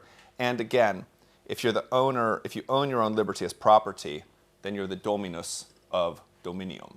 And that's the role that we hold over our will. So the dominus has dominium, so the owner has rights of ownership and property, and says, I'm going to allow my friend John to come to the orchard and use it and this is a usufruct that he might have over it, and he can take all of the fruit off of it as long as he doesn't leave it in a worse state than it was, more or less takes care of the orchard, then he's as a usufructuary, he's done what he should, and I've had some benefit of having the orchard maintained for me without having to hire someone. When I, as a person, tell you I will give you my labor tomorrow, I'm, in a sense, curbing my own property for your enjoyment and a benefit that I might get. And that's the analogical relation that he draws. And it's not clear whether he means it to be treated wholly as an analogy or the most natural source and the first form of dominium on which the Romans based their doctrine of ownership in things, or rights of ownership in things. Okay. In the key passage from De Jure Praedae, which is the law of plunder, I'll return to that in a little while. The law of booty is how it used to be translated. Grotius says that God, again, created man autaxousion, free and sui juris, so that each person's actions, and this is a quote, and the use of his possessions are subject not to another's will, but to his own. Natural liberty is the faculty of doing what one wills. Liberty in actions is equivalent to ownership in things. End quote. This is the theological and juridical analogy on which much of his argument rests. It wasn't published in his own lifetime, though. The Free Seas, which we'll talk about, Mare Liberum, was published in his own lifetime. That was one chapter of his Law of Plunder. He circulated it, so it was known to many thinkers in his lifetime in Latin, and it was published by his descendants, I believe in 1828-ish, when his library was inherited, and they found this massive volume that hadn't been published. I'll return to it later. It wasn't published in his own lifetime. I rely heavily on that passage as a key to understanding his Dutch language and Latin, his Dutch language theological and juridical works, and his Latinate natural law works, And I think there's good evidence in the other volumes that he was willing to say something a little more cautious there that was either the same thing said euphemistically or a conclusion of believing that God created us in this way. And remember, he's in a Holland where his good friend Arminius is about to cause a crisis of state at which, called the Council of Dort, Grotius's and Arminius's position will be overtly condemned by the state church and won't be permitted to be taught. There'll be an excommunication of, Arminius was dead by the time, of people like Grotius and those who taught this radical freedom of the will. It was permitted in the Reformed Church up till then. It was a crisis of state caused by Grotius's BFF, Arminius, for whom he wrote a beautiful elegiac poem and went to defend the orthodoxy of Arminius to James I. So he was really, really into Arminius. Arminius dies, and about 15 years later, five-point Calvinism emerges against Arminius, right? People talk about tulip Calvinism, right? The Dutch tulip Calvinism. Okay, the doctrines existed earlier, but in fact, it was an anti-Arminian position at the Council of Dort that emerged with, what is it? Was it total depravity? We all know them, right? Unconditional, yeah. And then there's limited atonement, yes. And then irresistible grace. And what's the P? Perseverance of the saints, right? So you can thank Grotius and Arminius for this wonderful little bit of theological, Calvinistic theological learning. Now, so liberty in action is equivalent to ownership in things. Keep that in mind. Liberty in action is equivalent to ownership in things. Liberty, then, is not merely an absence of constraint. It functions like a dominion, a thing belonging to a person capable of being used, promised, limited, alienated, or placed under another's power. From this follows Grotius's promise-based account of obligation. The will binds itself by promise. Promise gives another a right. Accepted promise becomes the basis of contract. Grotius follows the great Jesuit Leonardo Lessius, who was operating 25 years earlier in Antwerp, and requiring outward expression of the promiser's will, so the will is not left as a purely invisible event. Savigny, the great German legal thinker, talked about the will as a purely invisible mental event. And so here it's never left as a purely invisible mental event. Words and signs, then, do not merely report a promise, they help effectuate what they signify. Yet Grotius sharpens the requirement of acceptance. The promise does not fully bind as a promissory relation until the promisee openly accepts, and this turns both sides of the relation into acts of will. One person willingly offers to be bound, another willingly receives that binding. The result is an early, natural law-based form of mutual consent. Contractual obligation arises from the meaning of promissory powers. Now, you might think, well, contract is all about consent. Well, historically, contract would often have very little to do with consent unless we were talking about consensual contracts. Oftentimes, what you'd want is some evidentiary form of understanding what the contract is. And you wouldn't have to, and you wouldn't want to, and judges couldn't really interrogate what was inside men's minds, and there was no real theory of mind in the law. The person in law did not have a theory of mind that involved consent. The question was, for example, in stipulatio, did you both say the same thing, the same verb, in the correct forms? And if witnesses had heard that, you're bound. You say, I was drunk. Did you say the words? You're bound. And some contracts are still like that. Evidentiary contracts, if Robert and I quite like Robert's clothes, and if Robert and I tonight have a few, and then at some point I say, I noticed this shirt you had on, I have a napkin here, and we write down, okay, he gives me that for 5 whatevers. And then tomorrow I come to claim it, and he says, no, I can't. I bring him before a judge. He says, I was drunk, I'd never sell this. And we brought it before a judge. There's no judge anywhere in the Western world, if it rose to a high enough value that a judge would take cognizance of it, that would say, oh, this written evidence of a transfer of property, of a sale, should mean more than someone saying I was drunk when I wrote it. Right? And so the contract really is there in front of you. And now consent or assent or some sort of, and some sign making is involved. But when we say the contract, what we really mean is not the consensual act, the promise. What we mean is the production of the document on which those things are written and the meaning of it, which can be interrogated independently. Right? So up to our day, all kinds of contracts don't bear this character, but Grotius is going to take contracts and put them all insofar as possible under the virtues of promise keeping and the things that descend from them. That's radical. That's a radical move. Just to kind of flag that for you.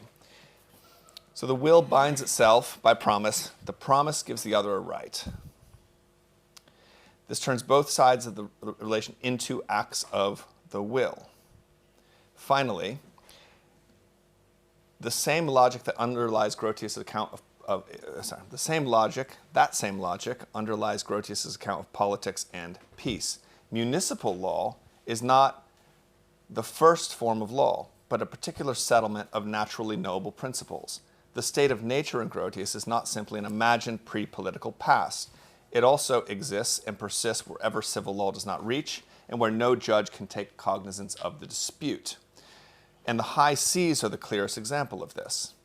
A place where no municipal law can comprehensively rule, and where persons, peoples, and corporations must deal with one another under the natural law and the law of nations.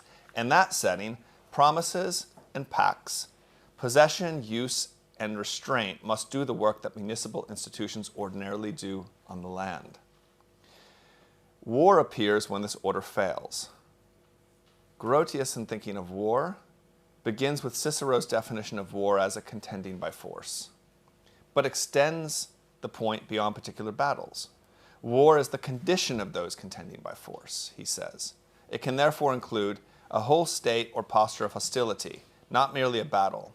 More importantly, private war is older than public war. Now we've gone from contract to war, and I suggested the two relate, and we will get back to the point of divergence where it can become either contract consensus and positive peace or enmity and private war. Private war is older than public war and has the same nature as public war. This is one of Grotius's repeated and crucial moves. The move from the private truth about what goes on between natural persons to a public reality of what goes on either between a natural person and a corporate person or between corporate persons. War does not begin as an exclusively public, state-centered phenomenon. It begins with persons who have claims, goods, injuries, and rights, yet lack a judge. Private war is the type, and public war is a species or extension of that type. Private war arises because natural persons outside civil settlement may have competing claims to necessary but finite goods. Two persons may each have a plausible right to seek, possess, or defend a water source, pasture, road, harbor, cargo, shore, or other scarce resource. Both may be acting within right, yet both cannot possess or use the thing at the same time in the same way. Without an arbiter, the conflict may become a condition in which either party is entitled to defend, ward off, seize, or recover by force. That is the problem municipal law exists to answer. And municipal law here is positive peace, not merely the absence of violence, but the institution of settlement of the conditions that would otherwise produce private war. This is why Grotius's contract doctrine and his doctrine of war belong together. Contract is the natural route to peace, because promise is the natural power by which persons order themselves toward and with one another. A pact can settle relations before they become violent. A contract can distribute use, possession, risk, labor, or performance. A treaty can transform public hostility into public peace. Peace is therefore not merely imposed from above, and not usually imposed from above, Grotius suggests, historically or in the present. It is and can be generated by the same promissory powers that create contractual obligations amongst private persons. Public peace is, in this sense, a scaled-up form of private peace. I'll make a distinction here between obligations and duties, which I don't think is honored wholly in contemporary common sense usage, and often in philosophy I've read it not well articulated. Obligations always apply to a particular person, and they are either ascribed or acquired. If they're ascribed, you can be born and someone says, you, sir, have an obligation as the child of another, and that obligation might be a debt, and that's yours. Another person can relieve it, but doesn't have to. It's yours and no one else's. Duties apply to the kind. So as a person, you have a duty to tell the truth, or as a legal person, you have a duty of care, or as a contracting party, you have a duty. Yeah? So, and the two relate to one another because sometimes obligations will entail duties, because in taking the obligation, you've taken on a legal relation that puts you in a different kind, so you become a contracting party. So by taking on that obligation, you have a duty to inform, perhaps in a contract of sale. Right? So, and duties sometimes can lead to obligations. You can articulate a general duty to tell the truth in terms of obligating someone to take an oath before a criminal proceeding. Right? And so they're related to one another, but it's really important, I think, when we say obligation to mean that person there, something ascribed or acquired. The two kinds of obligations you can acquire in classical legal thinking are by way of contracting. I say, or we say, such that something will be done. So it's perspective. You can't contract about something that's happening, or retrospectively contract. So I say now that such that I will do then. And the other is, I've done such that something must be done, and what I've done is harm, and that's tort or delict. So I've stepped on Nathan's toe, and he's got his cowboy boots on, but he wasn't actually wearing his steel-toed cowboy boots. I've damaged it. I've intermingled my action with him, and now I'm in a position where I'm obligated to repair. And I've lost my place on the page. Yes. Grotius's striking move is to apply this private law logic not only to natural persons but to corporate persons. Against a purely Roman law reluctance to treat corporations as full persons in the law, Grotius assumes that associations, peoples, nations, and trading companies, to mention only a few, can be analyzed in broadly the same moral, ethical, political, social, and legal terms as individual natural persons. He does not necessarily use the latter-day technical vocabulary of corporate personality, but the structure is present. Nations, peoples, and bodies, such as the Dutch East India Company, can stand in the place of private individuals relative to the whole human race. What applies to a rational person under natural law may also apply, mutatis mutandis, to a corporate person.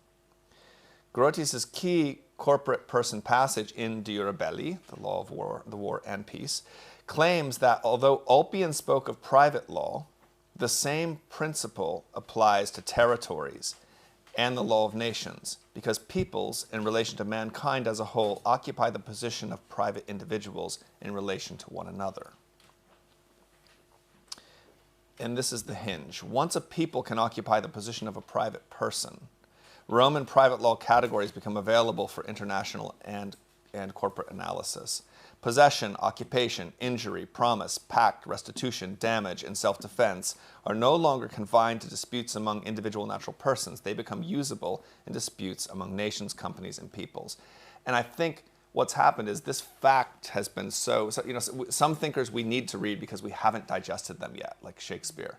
And other thinkers we don't need to read anymore because we've become what they've wanted us to become. Thomas Hobbes, to a certain degree, is one of those thinkers. And I think Father Patrick's paper yesterday illustrated some of our contemporary international relations being eminently Hobbesian. Grotius is another one. All of our corporate relations bear the marks and act so closely to the relations between natural persons that we've stopped to even have wonder about how odd that is and how novel that is. And we start talking in terms of virtues that could only be had if our theory of mind as a corporation is that corporation has a mind like you and me. We talk about discernment or something of that sort of a corporation. We talk about moral harm that a corporation calls. We talk about it being wicked. It's a wicked corporation. Yeah, we do all of this. We apprehend something without really comprehending it. But my argument, which is not presented here but is in the works for next year's conference, is that we do this for good reason and because there's a truth there, and I'd like to articulate why it is the case, that there is a substantial reality that we're identifying based on its activity, but we can reason back to it. My theory of mind is not that corporations have a mind like you or me, but that they, well, I won't give that away just yet, but that they, but that they. Otherwise, you'll just leave because you got what you came for, right? Okay. They become, yes. So Grotius's analogy, his use of Ulpian. This also means that the doctrine of war applies to corporate persons. Yeah. If a natural person, let me say that again, this also means that doctrines of war apply to corporate persons. I don't know why everyone's so shocked now when they say, like, you know, Palantir or these other companies are engaging in warfare, right? You know, the early corporate personality, like the Dutch East India Company or others, you just name one of the companies at that time, were engaged in this sort of business, and they should have been if their rights were challenged and a judge couldn't take cognizance, according to Grotius. That's precisely what they should have been doing. Now, it's not always clear that that's why they were engaging in warfare, but that's what they should be doing. If a natural person may enter into a private war when right is denied and no judge is available, a corporate person may do the same at the public or quasi-public level. Nations can be injured. Trading companies can be wronged. Peoples can be excluded from a common resource. Corporate bodies can promise, bargain, occupy, suffer loss, seek restitution, and, in extremis, fight. Grotius's law of war is therefore not detached from his law of promise. It is the same juridical anthropology expanded from the individual person to the corporate person. And Grotius' law of war, again, is not inseparable from his account of the person, from promise, from right, and from corporate personality. Now, we know this is not merely a conference about just war and just peace, but I've asked everyone, and I'm so glad that so many people did this, to consider how they would think differently about just war, just peacemaking, if they had an account of the corporate person, or lacking an account of the corporate person, can they think clearly about just war and just peacemaking? Mare Liberum becomes Grotius's test case, the free seas. It is not merely a pamphlet about maritime trade. And remember, it's inside this treatise on the law of plunder. And we'll get back to that, because, of course, part of fighting for scarce resources is acquiring things that aren't taken from nature, like a water source, but that are restored into nature by something like a shipwreck. Or, if there's scarce resources on the sea, and there are others on the sea, that ship that's passing you is actually a source of water, and your men are dying. And there's all kinds of new problems that emerge in the wilderness of the sea that didn't really obtain in the cities of Holland, and that the Dutch sailors were coming back and reporting, and sometimes being tried for what we would now call not war crimes, but let's say peace crimes. You know, tried for making war, or sometimes there were trials in other places for cannibalism. Sometimes there were trials. You know, all kinds of things emerged which just wouldn't have obtained normally in European cities. Now, Mare Liberum is the test case. It's not merely a pamphlet about maritime trade. As a chapter in De Jure Praedae, which was the work that Grotius defended, where he defended the Dutch seizure of a Portuguese vessel and argued for the Dutch right to trade in the East Indies. It was argued that the sea is a place where ordinary municipal jurisdictions cannot provide the basic settlement of rights. It is also a place where one people's attempt to convert a common good into private dominion most clearly violates the logic of natural law. If land can be occupied, bounded, distributed, and governed, the seas resist that conversion. It cannot be possessed as land can be possessed, at least not what was called the high seas. Areas proximate to a shoreline often could be, but the high seas couldn't. It remains, and should remain, according to Grotius, because it cannot be possessed in this way, open to navigation, fishing, and common use. His argument is that the sea is common to all because it is both unoccupiable and inexhaustibly fitted for common use. The air also and running water provide analogies. They are not naturally susceptible to private possession because their use by one need not deprive another. The sea is not merely a res nullius in the sense that a wild animal is ownerless until captured. It is common in a stronger sense, forever exempt from private ownership because destined for universal use. Fish may become private when caught. The sea through which ships pass cannot become private by occupation. This distinction lets Grotius preserve property while denying maritime monopoly. And Grotius was a hired gun for a lot of people. You know, like he was a lawyer, and he was sort of a wunderkind, and he was like hired from time to time to defend a specific position. In this case, this Dutch seizure of a Portuguese ship, and to challenge the Portuguese claim. You know, the Portuguese kind of like claim the moon. You know, they said the Pacific, it's ours. It's ours. You may not sail on the Pacific. And by the use of Roman law principles of property, what can or can't be taken out of nature, by an appeal to the jus gentium, by appeal to the natural law, he said this is in principle impossible and wrong. The legal and theological force of Mare Liberum comes from the claim that no custom, prescription, papal grant, imperial title, or national assertion can validly contradict the natural law or the primary law of nations. A people may agree to divide certain jurisdictional conveniences on the sea, for example, for the punishment of piracy or the coordination of protection. Such agreements can bind the parties, but they do not turn the sea itself into private property. Nor can they bind the rest of mankind.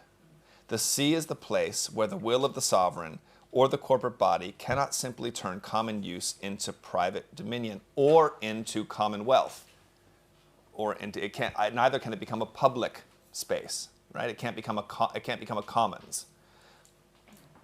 Grotius radicalizes personal liberty as a kind of dominium, as we've seen, but he does not thereby make all things subject to private will. The person may be master of his actions, he may promise, bind, alienate, and transfer rights. Corporate persons may do likewise. Yet there remains goods whose nature resists ownership. The high seas are the limit case. And for us now, the limit case might be, the high seas might be occupiable now. Imagine 3 nights ago I was hearing this like noise outside that sounded like a swarm of bees. And I thought, oh gosh, I know what this is. And I look and there's a light, right? There's just this drone hovering. You know, so we could imagine that the United States could just have a permanent drone fleet.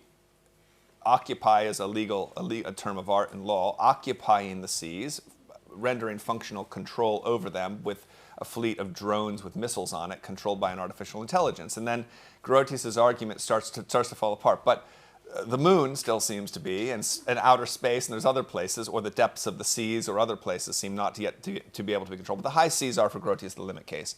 Reveals that natural law is not reducible to will. Indeed, it's the place where the logic of will must be checked by the nature of the thing. A person may own his liberty, a corporation may have rights analogous to private persons, a nation may occupy land, but no one may own the seas as a private estate. And this is where harmony becomes possible. The seas are not only the way that Grotius articulates his position, but the actual place where harmony becomes possible. And the high seas are the origin of modern international law.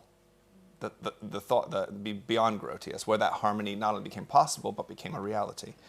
For Grotius, universal order does not require a single earthly sovereign. Harmony can and should be reached by universally noble principles, sociability, that's our desire for society with one another, and our curiosity about one another, promise-keeping, restitution, respect for common goods, and refusal to turn what belongs to all into the property of one or any. The sea is therefore both the legal and metaphysical test case. If nations can recognize that no one has dominion over the sea, no one can in principle, they can trade, navigate, and coexist according to natural law without being brought under any one person's will.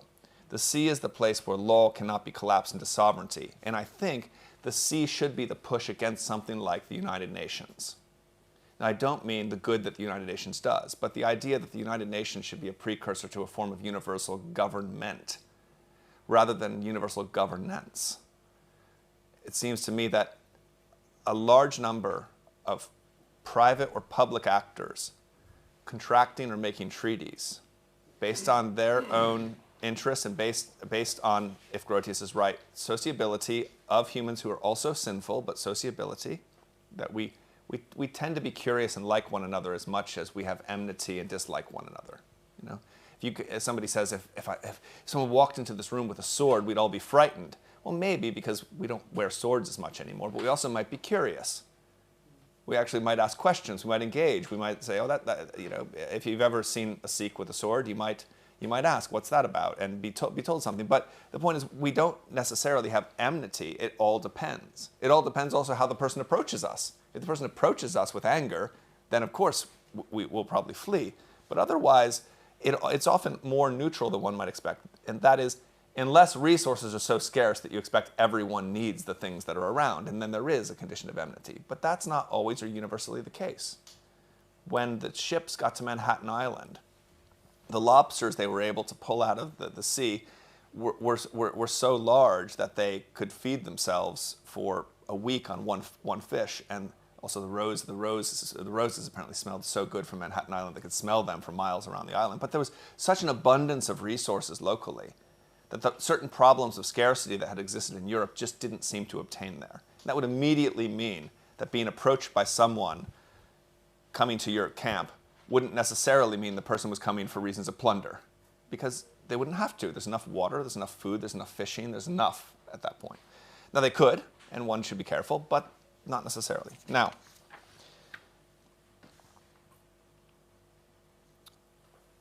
I think I've covered most of this. I've got a Arminian suggestion. Grotius is sometimes introduced, and maybe what I'm suggesting, the part of Grotius that I like and think is good, the push against universal sovereignty, the anti-Hobbesian push, right?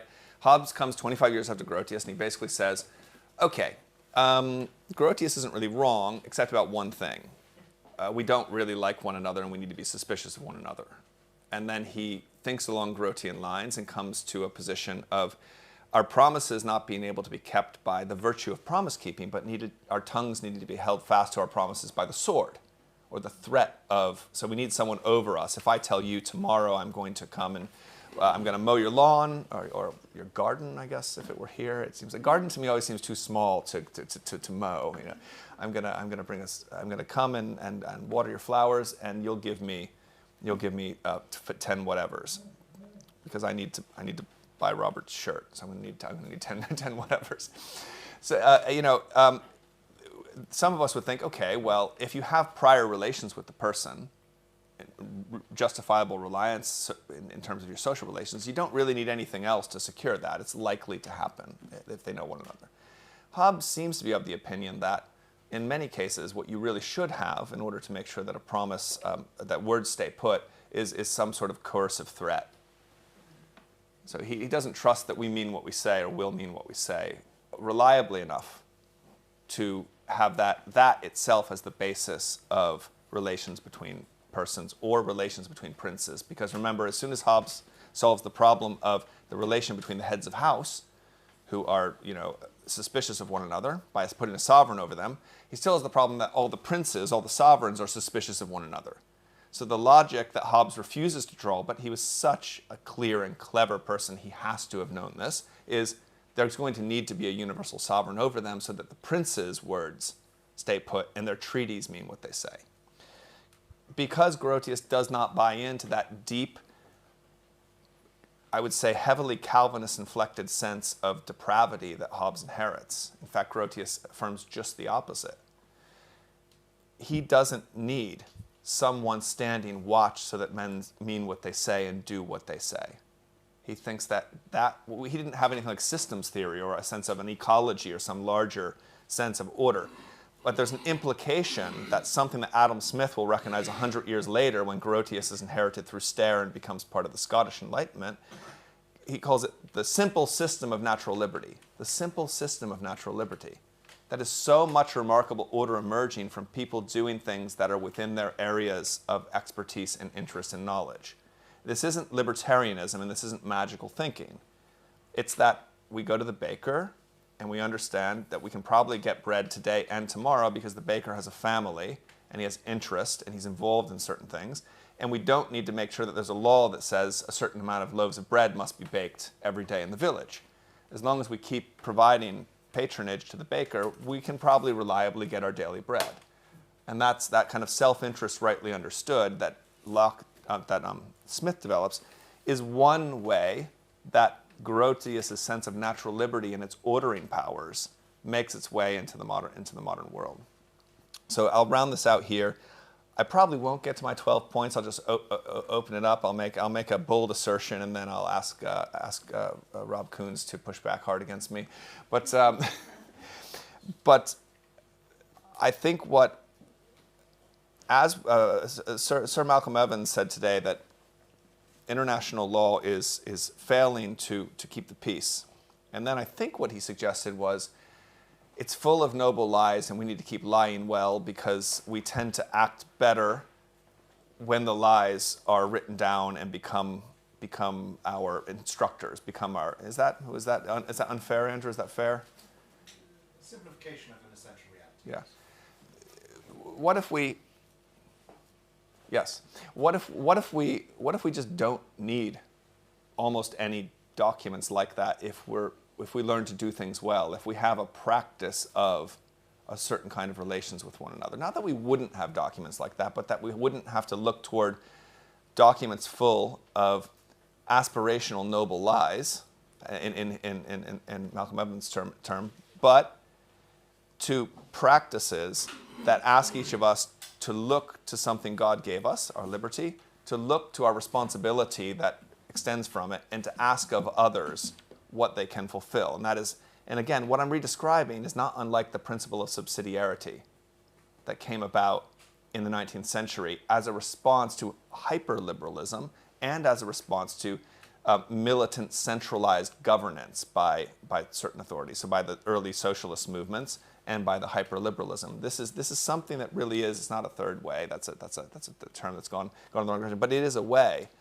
And the way is, at each level of order in society, asking the persons involved, whether natural or made persons, artificial persons, to do the work of managing their own relations with one another insofar as possible, which will mean the model of international relations wouldn't be central government or even central governance, but a sort of rule setting that acknowledges something like that the sea cannot be owned by anyone, and gives rules for engagement and rules of adjudication and courts of adjudication, perhaps, or a choice of courts that one might go to, as a way to solve, to resolve, and to continue to build peace between the nations. So that's the suggestion, that there's something completely relevant for today, and we're in danger of losing it because there's a lot of distrust that the current levers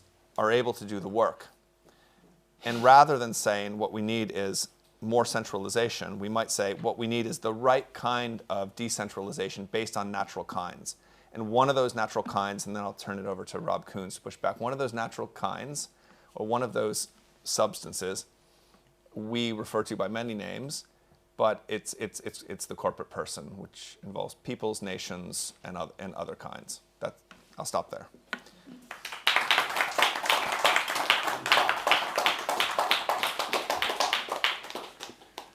So who's going to argue for a universal sovereign?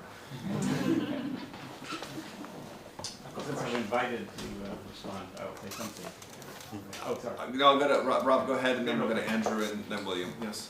Sorry, it doesn't mean there's a distinction, isn't there, between corporate person that really is of a natural kind, like the church, perhaps the nuclear family, perhaps the polis, and then those group corporate entities that are really artifactual in some sense, stricter sense. They don't really belong to the natural kind.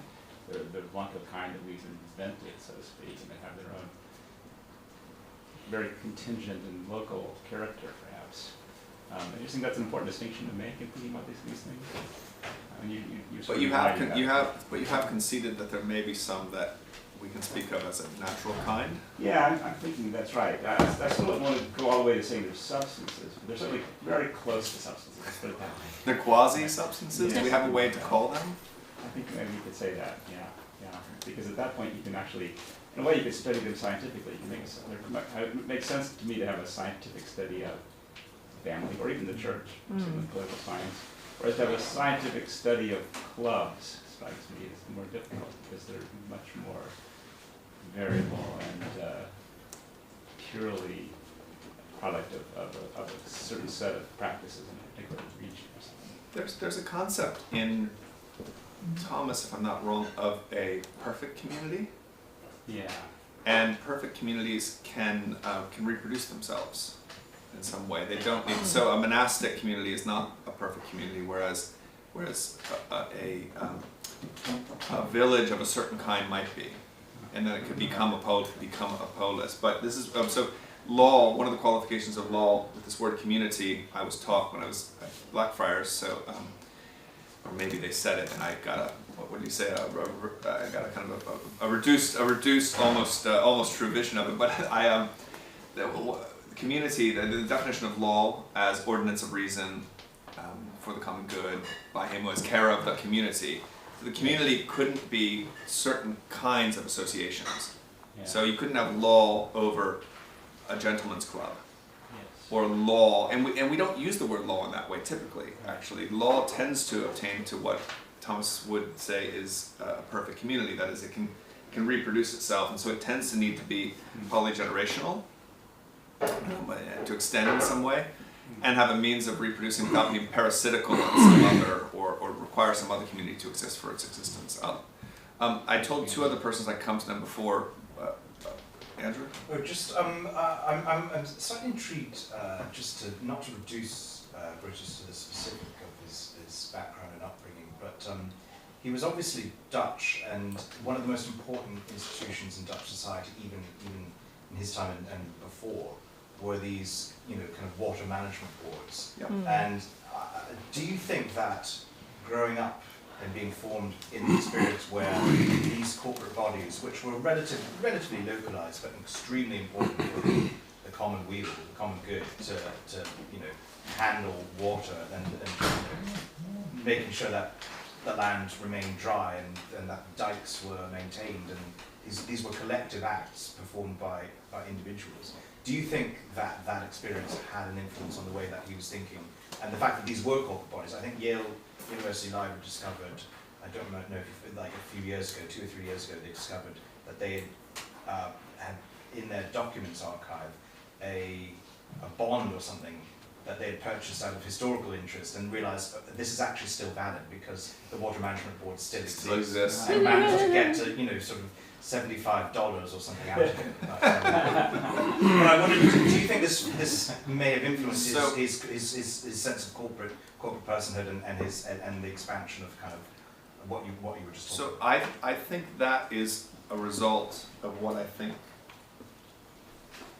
influenced Grotius and made corporations like that possible, and that is, by the time Grotius was in his middle years, Holland, so the western province, and now 2 provinces in the Netherlands, had about 50% of the people living in high-density cities.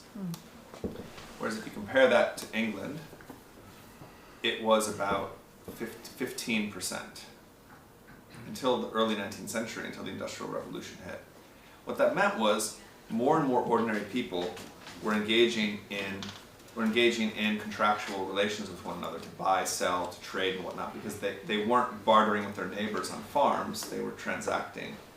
And that meant that more and more ordinary people got used to putting their interests forward and having them met in a market. Now, because it was so dense and because the water was a threat to all, an association that would protect against the water by common contributions and democratic representation of some kind of the shared interest became a sort of natural way to deal with the constant threat of the water, because the west of the Netherlands, you have to pump, in order to keep it above sea level, in order to keep what's below sea level dry, but not too dry, because it's sand, like the wise man builds his house upon the rock, and then there's the Dutch man.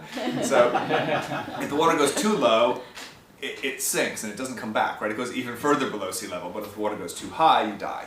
So you need to pump it off reliably, and as the seasons change and the snow melts in the Rhine, and if a storm comes across the Atlantic, you get pinched.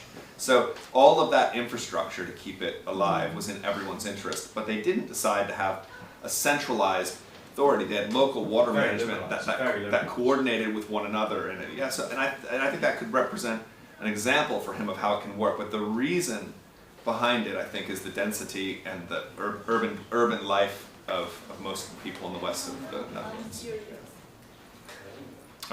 William and then Robert. very much. Interesting reflections. You speak of Grotius's account as thinning the old scholasticism. But I wonder if promise, the idea of promise is doing so much work in his system, does it require a thicker moral or metaphysical background? Trust, truthfulness, virtue, common good, than Grotius's more juridical account can provide? I think the answer is yes, and I would say Grotius likely assumes that to be the case without naming it. What he doesn't say is we don't need these virtues. He tries to give an account of a certain kind of order with a minimal set. So but what sort of account then? Well, Grotius is the last sort of high medieval thinker. If you compare him to Hobbes 25 years later, Grotius is more like Lessius or Solto or others who came before him. His books are unnecessarily long. He makes arguments, occasionally very strong ones.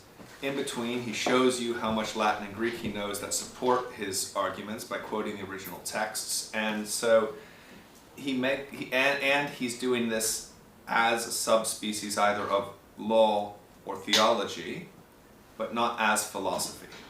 So in comparison to somebody like Hobbes, who starts with a very clear sense of what man is and what the body is, and Hobbes kind of writes the same book again and again and again, and most of us don't even read the version of Leviathan that he ultimately wrote because he did a Latin version after the English version where he corrected inconsistencies or errors or threats of against orthodoxy there. And Grotius is nothing like that. Grotius is told, we have this problem, like the Portuguese have claimed the Pacific, and we've seized a ship, and this has become a point of tension between us and the Portuguese. We've just thrown off the Habsburg yoke because the Netherlands were, for all intents and purposes, colonized in the contemporary meaning of colonization by the Habsburgs until the very end of the 17th century, just before Grotius is writing. He's writing 25 years after the Habsburgs have been pushed out of Leiden and Haarlem and a number of other cities. And he's trying to solve a problem and to bring everything to bear on it. And that often means you have to rationally reconstruct his arguments because he's going to bring whatever's necessary and nothing more to the floor in terms of the argument, and then he's going to try to impress with great learning, with cases that are relevant, with examples, with biblical quotes and things of that sort. And in regards to contract, I think what he does is brings the minimum virtues necessary in order to make his case, while never excluding the other virtues, whereas his forebears, the late scholastics, were operating within what we call moral theology, and they were operating within a very clear sense of what is conscience and how good conscience is determined, and with the benefit of a high-level agreement about the good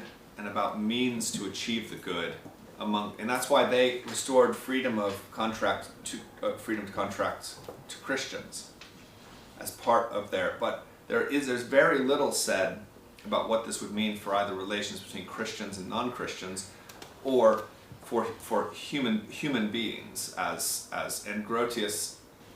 I think he realizes if we bring caritas as a virtue and as a higher virtue than justice, we've immediately lost the ability to make use of this doctrine on the high seas, because we come across people of no known religion or of another religion for whom caritas really isn't a fulfillment, completion, crown of the virtues, and for whom it's very odd. They have mercy, but mercy isn't the same as caritas. They have, and they might not have an idea of universal brotherhood or the special form of that brotherhood as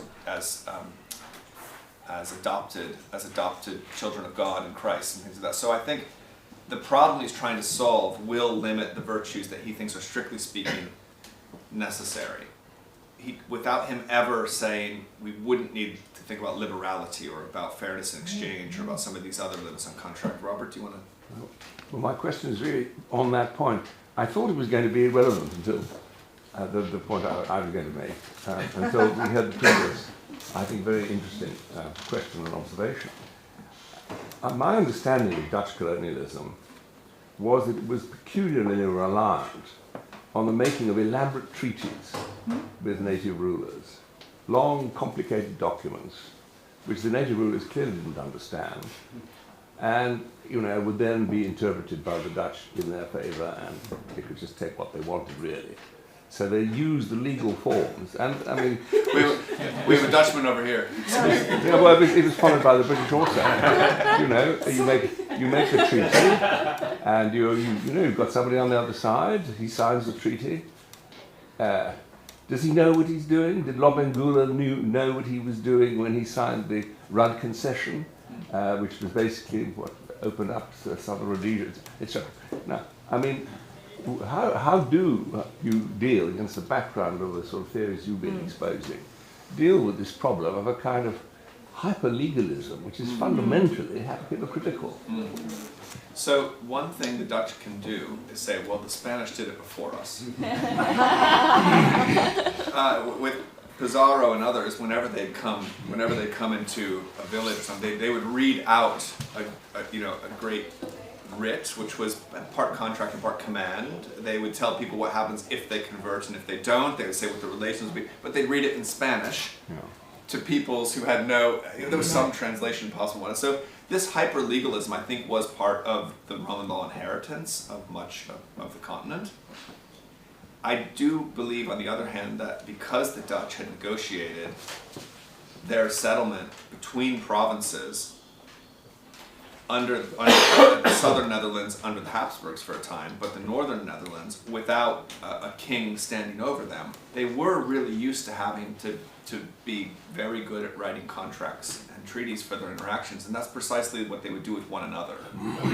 And so by extension, they were doing this with native peoples who might not be able to understand it, and they knew that these peoples didn't operate on the same terms, but it was their custom and their law and their way, and they could go back to their investors or people at home and say, we've treated them as we would anyone else, and they've signed it. So hyper-legalism, but the Dutch are especially good at commercial relations, I think, because at the base of commercial relations is negotiating interest among scarce resources and population density and the special history of the Netherlands with water, the fact that land was also always embattled, and a number of other special facts of the geography and history of the Netherlands and its political history means that they were ripe for this kind of negotiation. The religious history then also meant that, because the Radical Reformation hit Holland early and harder, but they were the only country of the Reformation that had sizable Catholic minority of about 40%. And so they always had to negotiate these communities, not like that village is Catholic and that village is Protestant, although that is true in Brabant and other places, but 25% of Amsterdam, Leiden, Rotterdam, and all of the western cities were, and in a certain sense still are, Catholic amongst a Protestant majority, only a small sliver of which was actually ruling, because it was only 12 to 15% who were part of the Reformed Church that ended up receiving the right to rule in Grotius's age. So it was everywhere you went, you were negotiating, whether you wanted a portrait painted by Rembrandt, or whether you wanted bread, or whether you wanted water to sail off your land, or whether. So I think when they went out, that's precisely what they did. They started to draw up contracts. Does that chime with what your people have experienced? Do you know what, to be honest, I might know more about it than we do.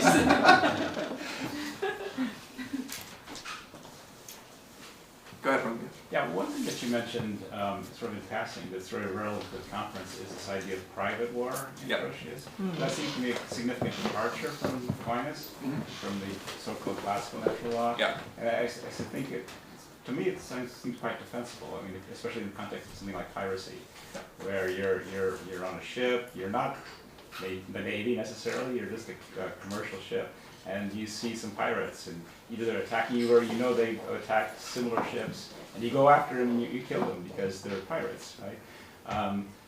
I guess, according to Aquinas, that would not be legitimate, right? Because I personally think there's a very sharp distinction between self-defense and warfare in Aquinas. So this wouldn't count as self-defense, this would be something quite different. But it seems to me perfectly reasonable. I mean, there's no sovereign here that you could appeal to, there's no public glory that could be involved. So. I just think we have to always I ask myself a question. So after reading through The Merchant of Venice, I realized it's quite an interesting play, and I thought Shakespeare may have never met a Jew in his life. Is that right? May have. Yeah. May have never met, which the very sympathetic portrait of Shylock in that is curious if he never did. Now, Thomas Aquinas may have never met someone in his entire life who didn't claim to be or was known to be a Christian. Ever. There was large-scale peace throughout the Europe that he was involved in. His sense, he doesn't think in terms of use, he thinks in terms of lex. Statute, municipal law, settled places. He's a civilized man, right? Yeah. The sea wasn't for him a place that demonstrated natural law. It was the border of the world, the edge of the world, beyond which there wasn't probably anything. And because of that, I think, his sense of what war could or would look like is always going to be vested in the sense of clothed in, the fitting garments of the polis with leadership. So I think it's just not a problem that he sees because of the world he lives in. With limited navigation, people would not sail beyond the coast. Yeah, it was like frightening people who went beyond the coast and came back with stories of things that no one believed them, and they said, "Well, we shouldn't go out there. We don't believe you, but we shouldn't probably go out there." Yeah. Whereas by the time you get to Grotius, you're what, 150 years into serious exploration of the world, and it's a completely different place, and the problems that have emerged that need the greatest minds to be applied to them are problems like problems that we're told might happen if we burn all the dinosaur juice, and the globe warms, it becomes unlivable. It becomes like the Ursel room in the afternoon during a conference. We're told that this is coming, and if it is, we'll have problems unlike anything we know now. And they started to experience problems like that. Yeah. Maybe. We need to stop because there's a big evening program for all of you. Are you ready? Evensong now, ish, 9 minutes in the chapel. Then there is benediction. Just after benediction at 6:15, not necessarily sharp, but 6:15-ish liturgical time. You can go out onto into the quad, Blackwell Quad here, and get yourself a G&T or tea, and take it into the chapel for a concert of chamber music called Hearts Disarmed. 30 minutes long, after which you can continue maybe with a second tea or G&T on lawn. And then those who are coming to dinner can join us in the hood room, and those who aren't can probably continue to have another G&T if you like. So thank you so much for coming and for doing this. I'm never going to organize a conference and give a keynote lecture again. It's the wrong thing to do. Thank you for tolerating this at the end of this conference, and thank you for coming. And look forward to what could end up being a special edition of a journal with the papers collected from this conference, maybe in a year's time. Thank you very much.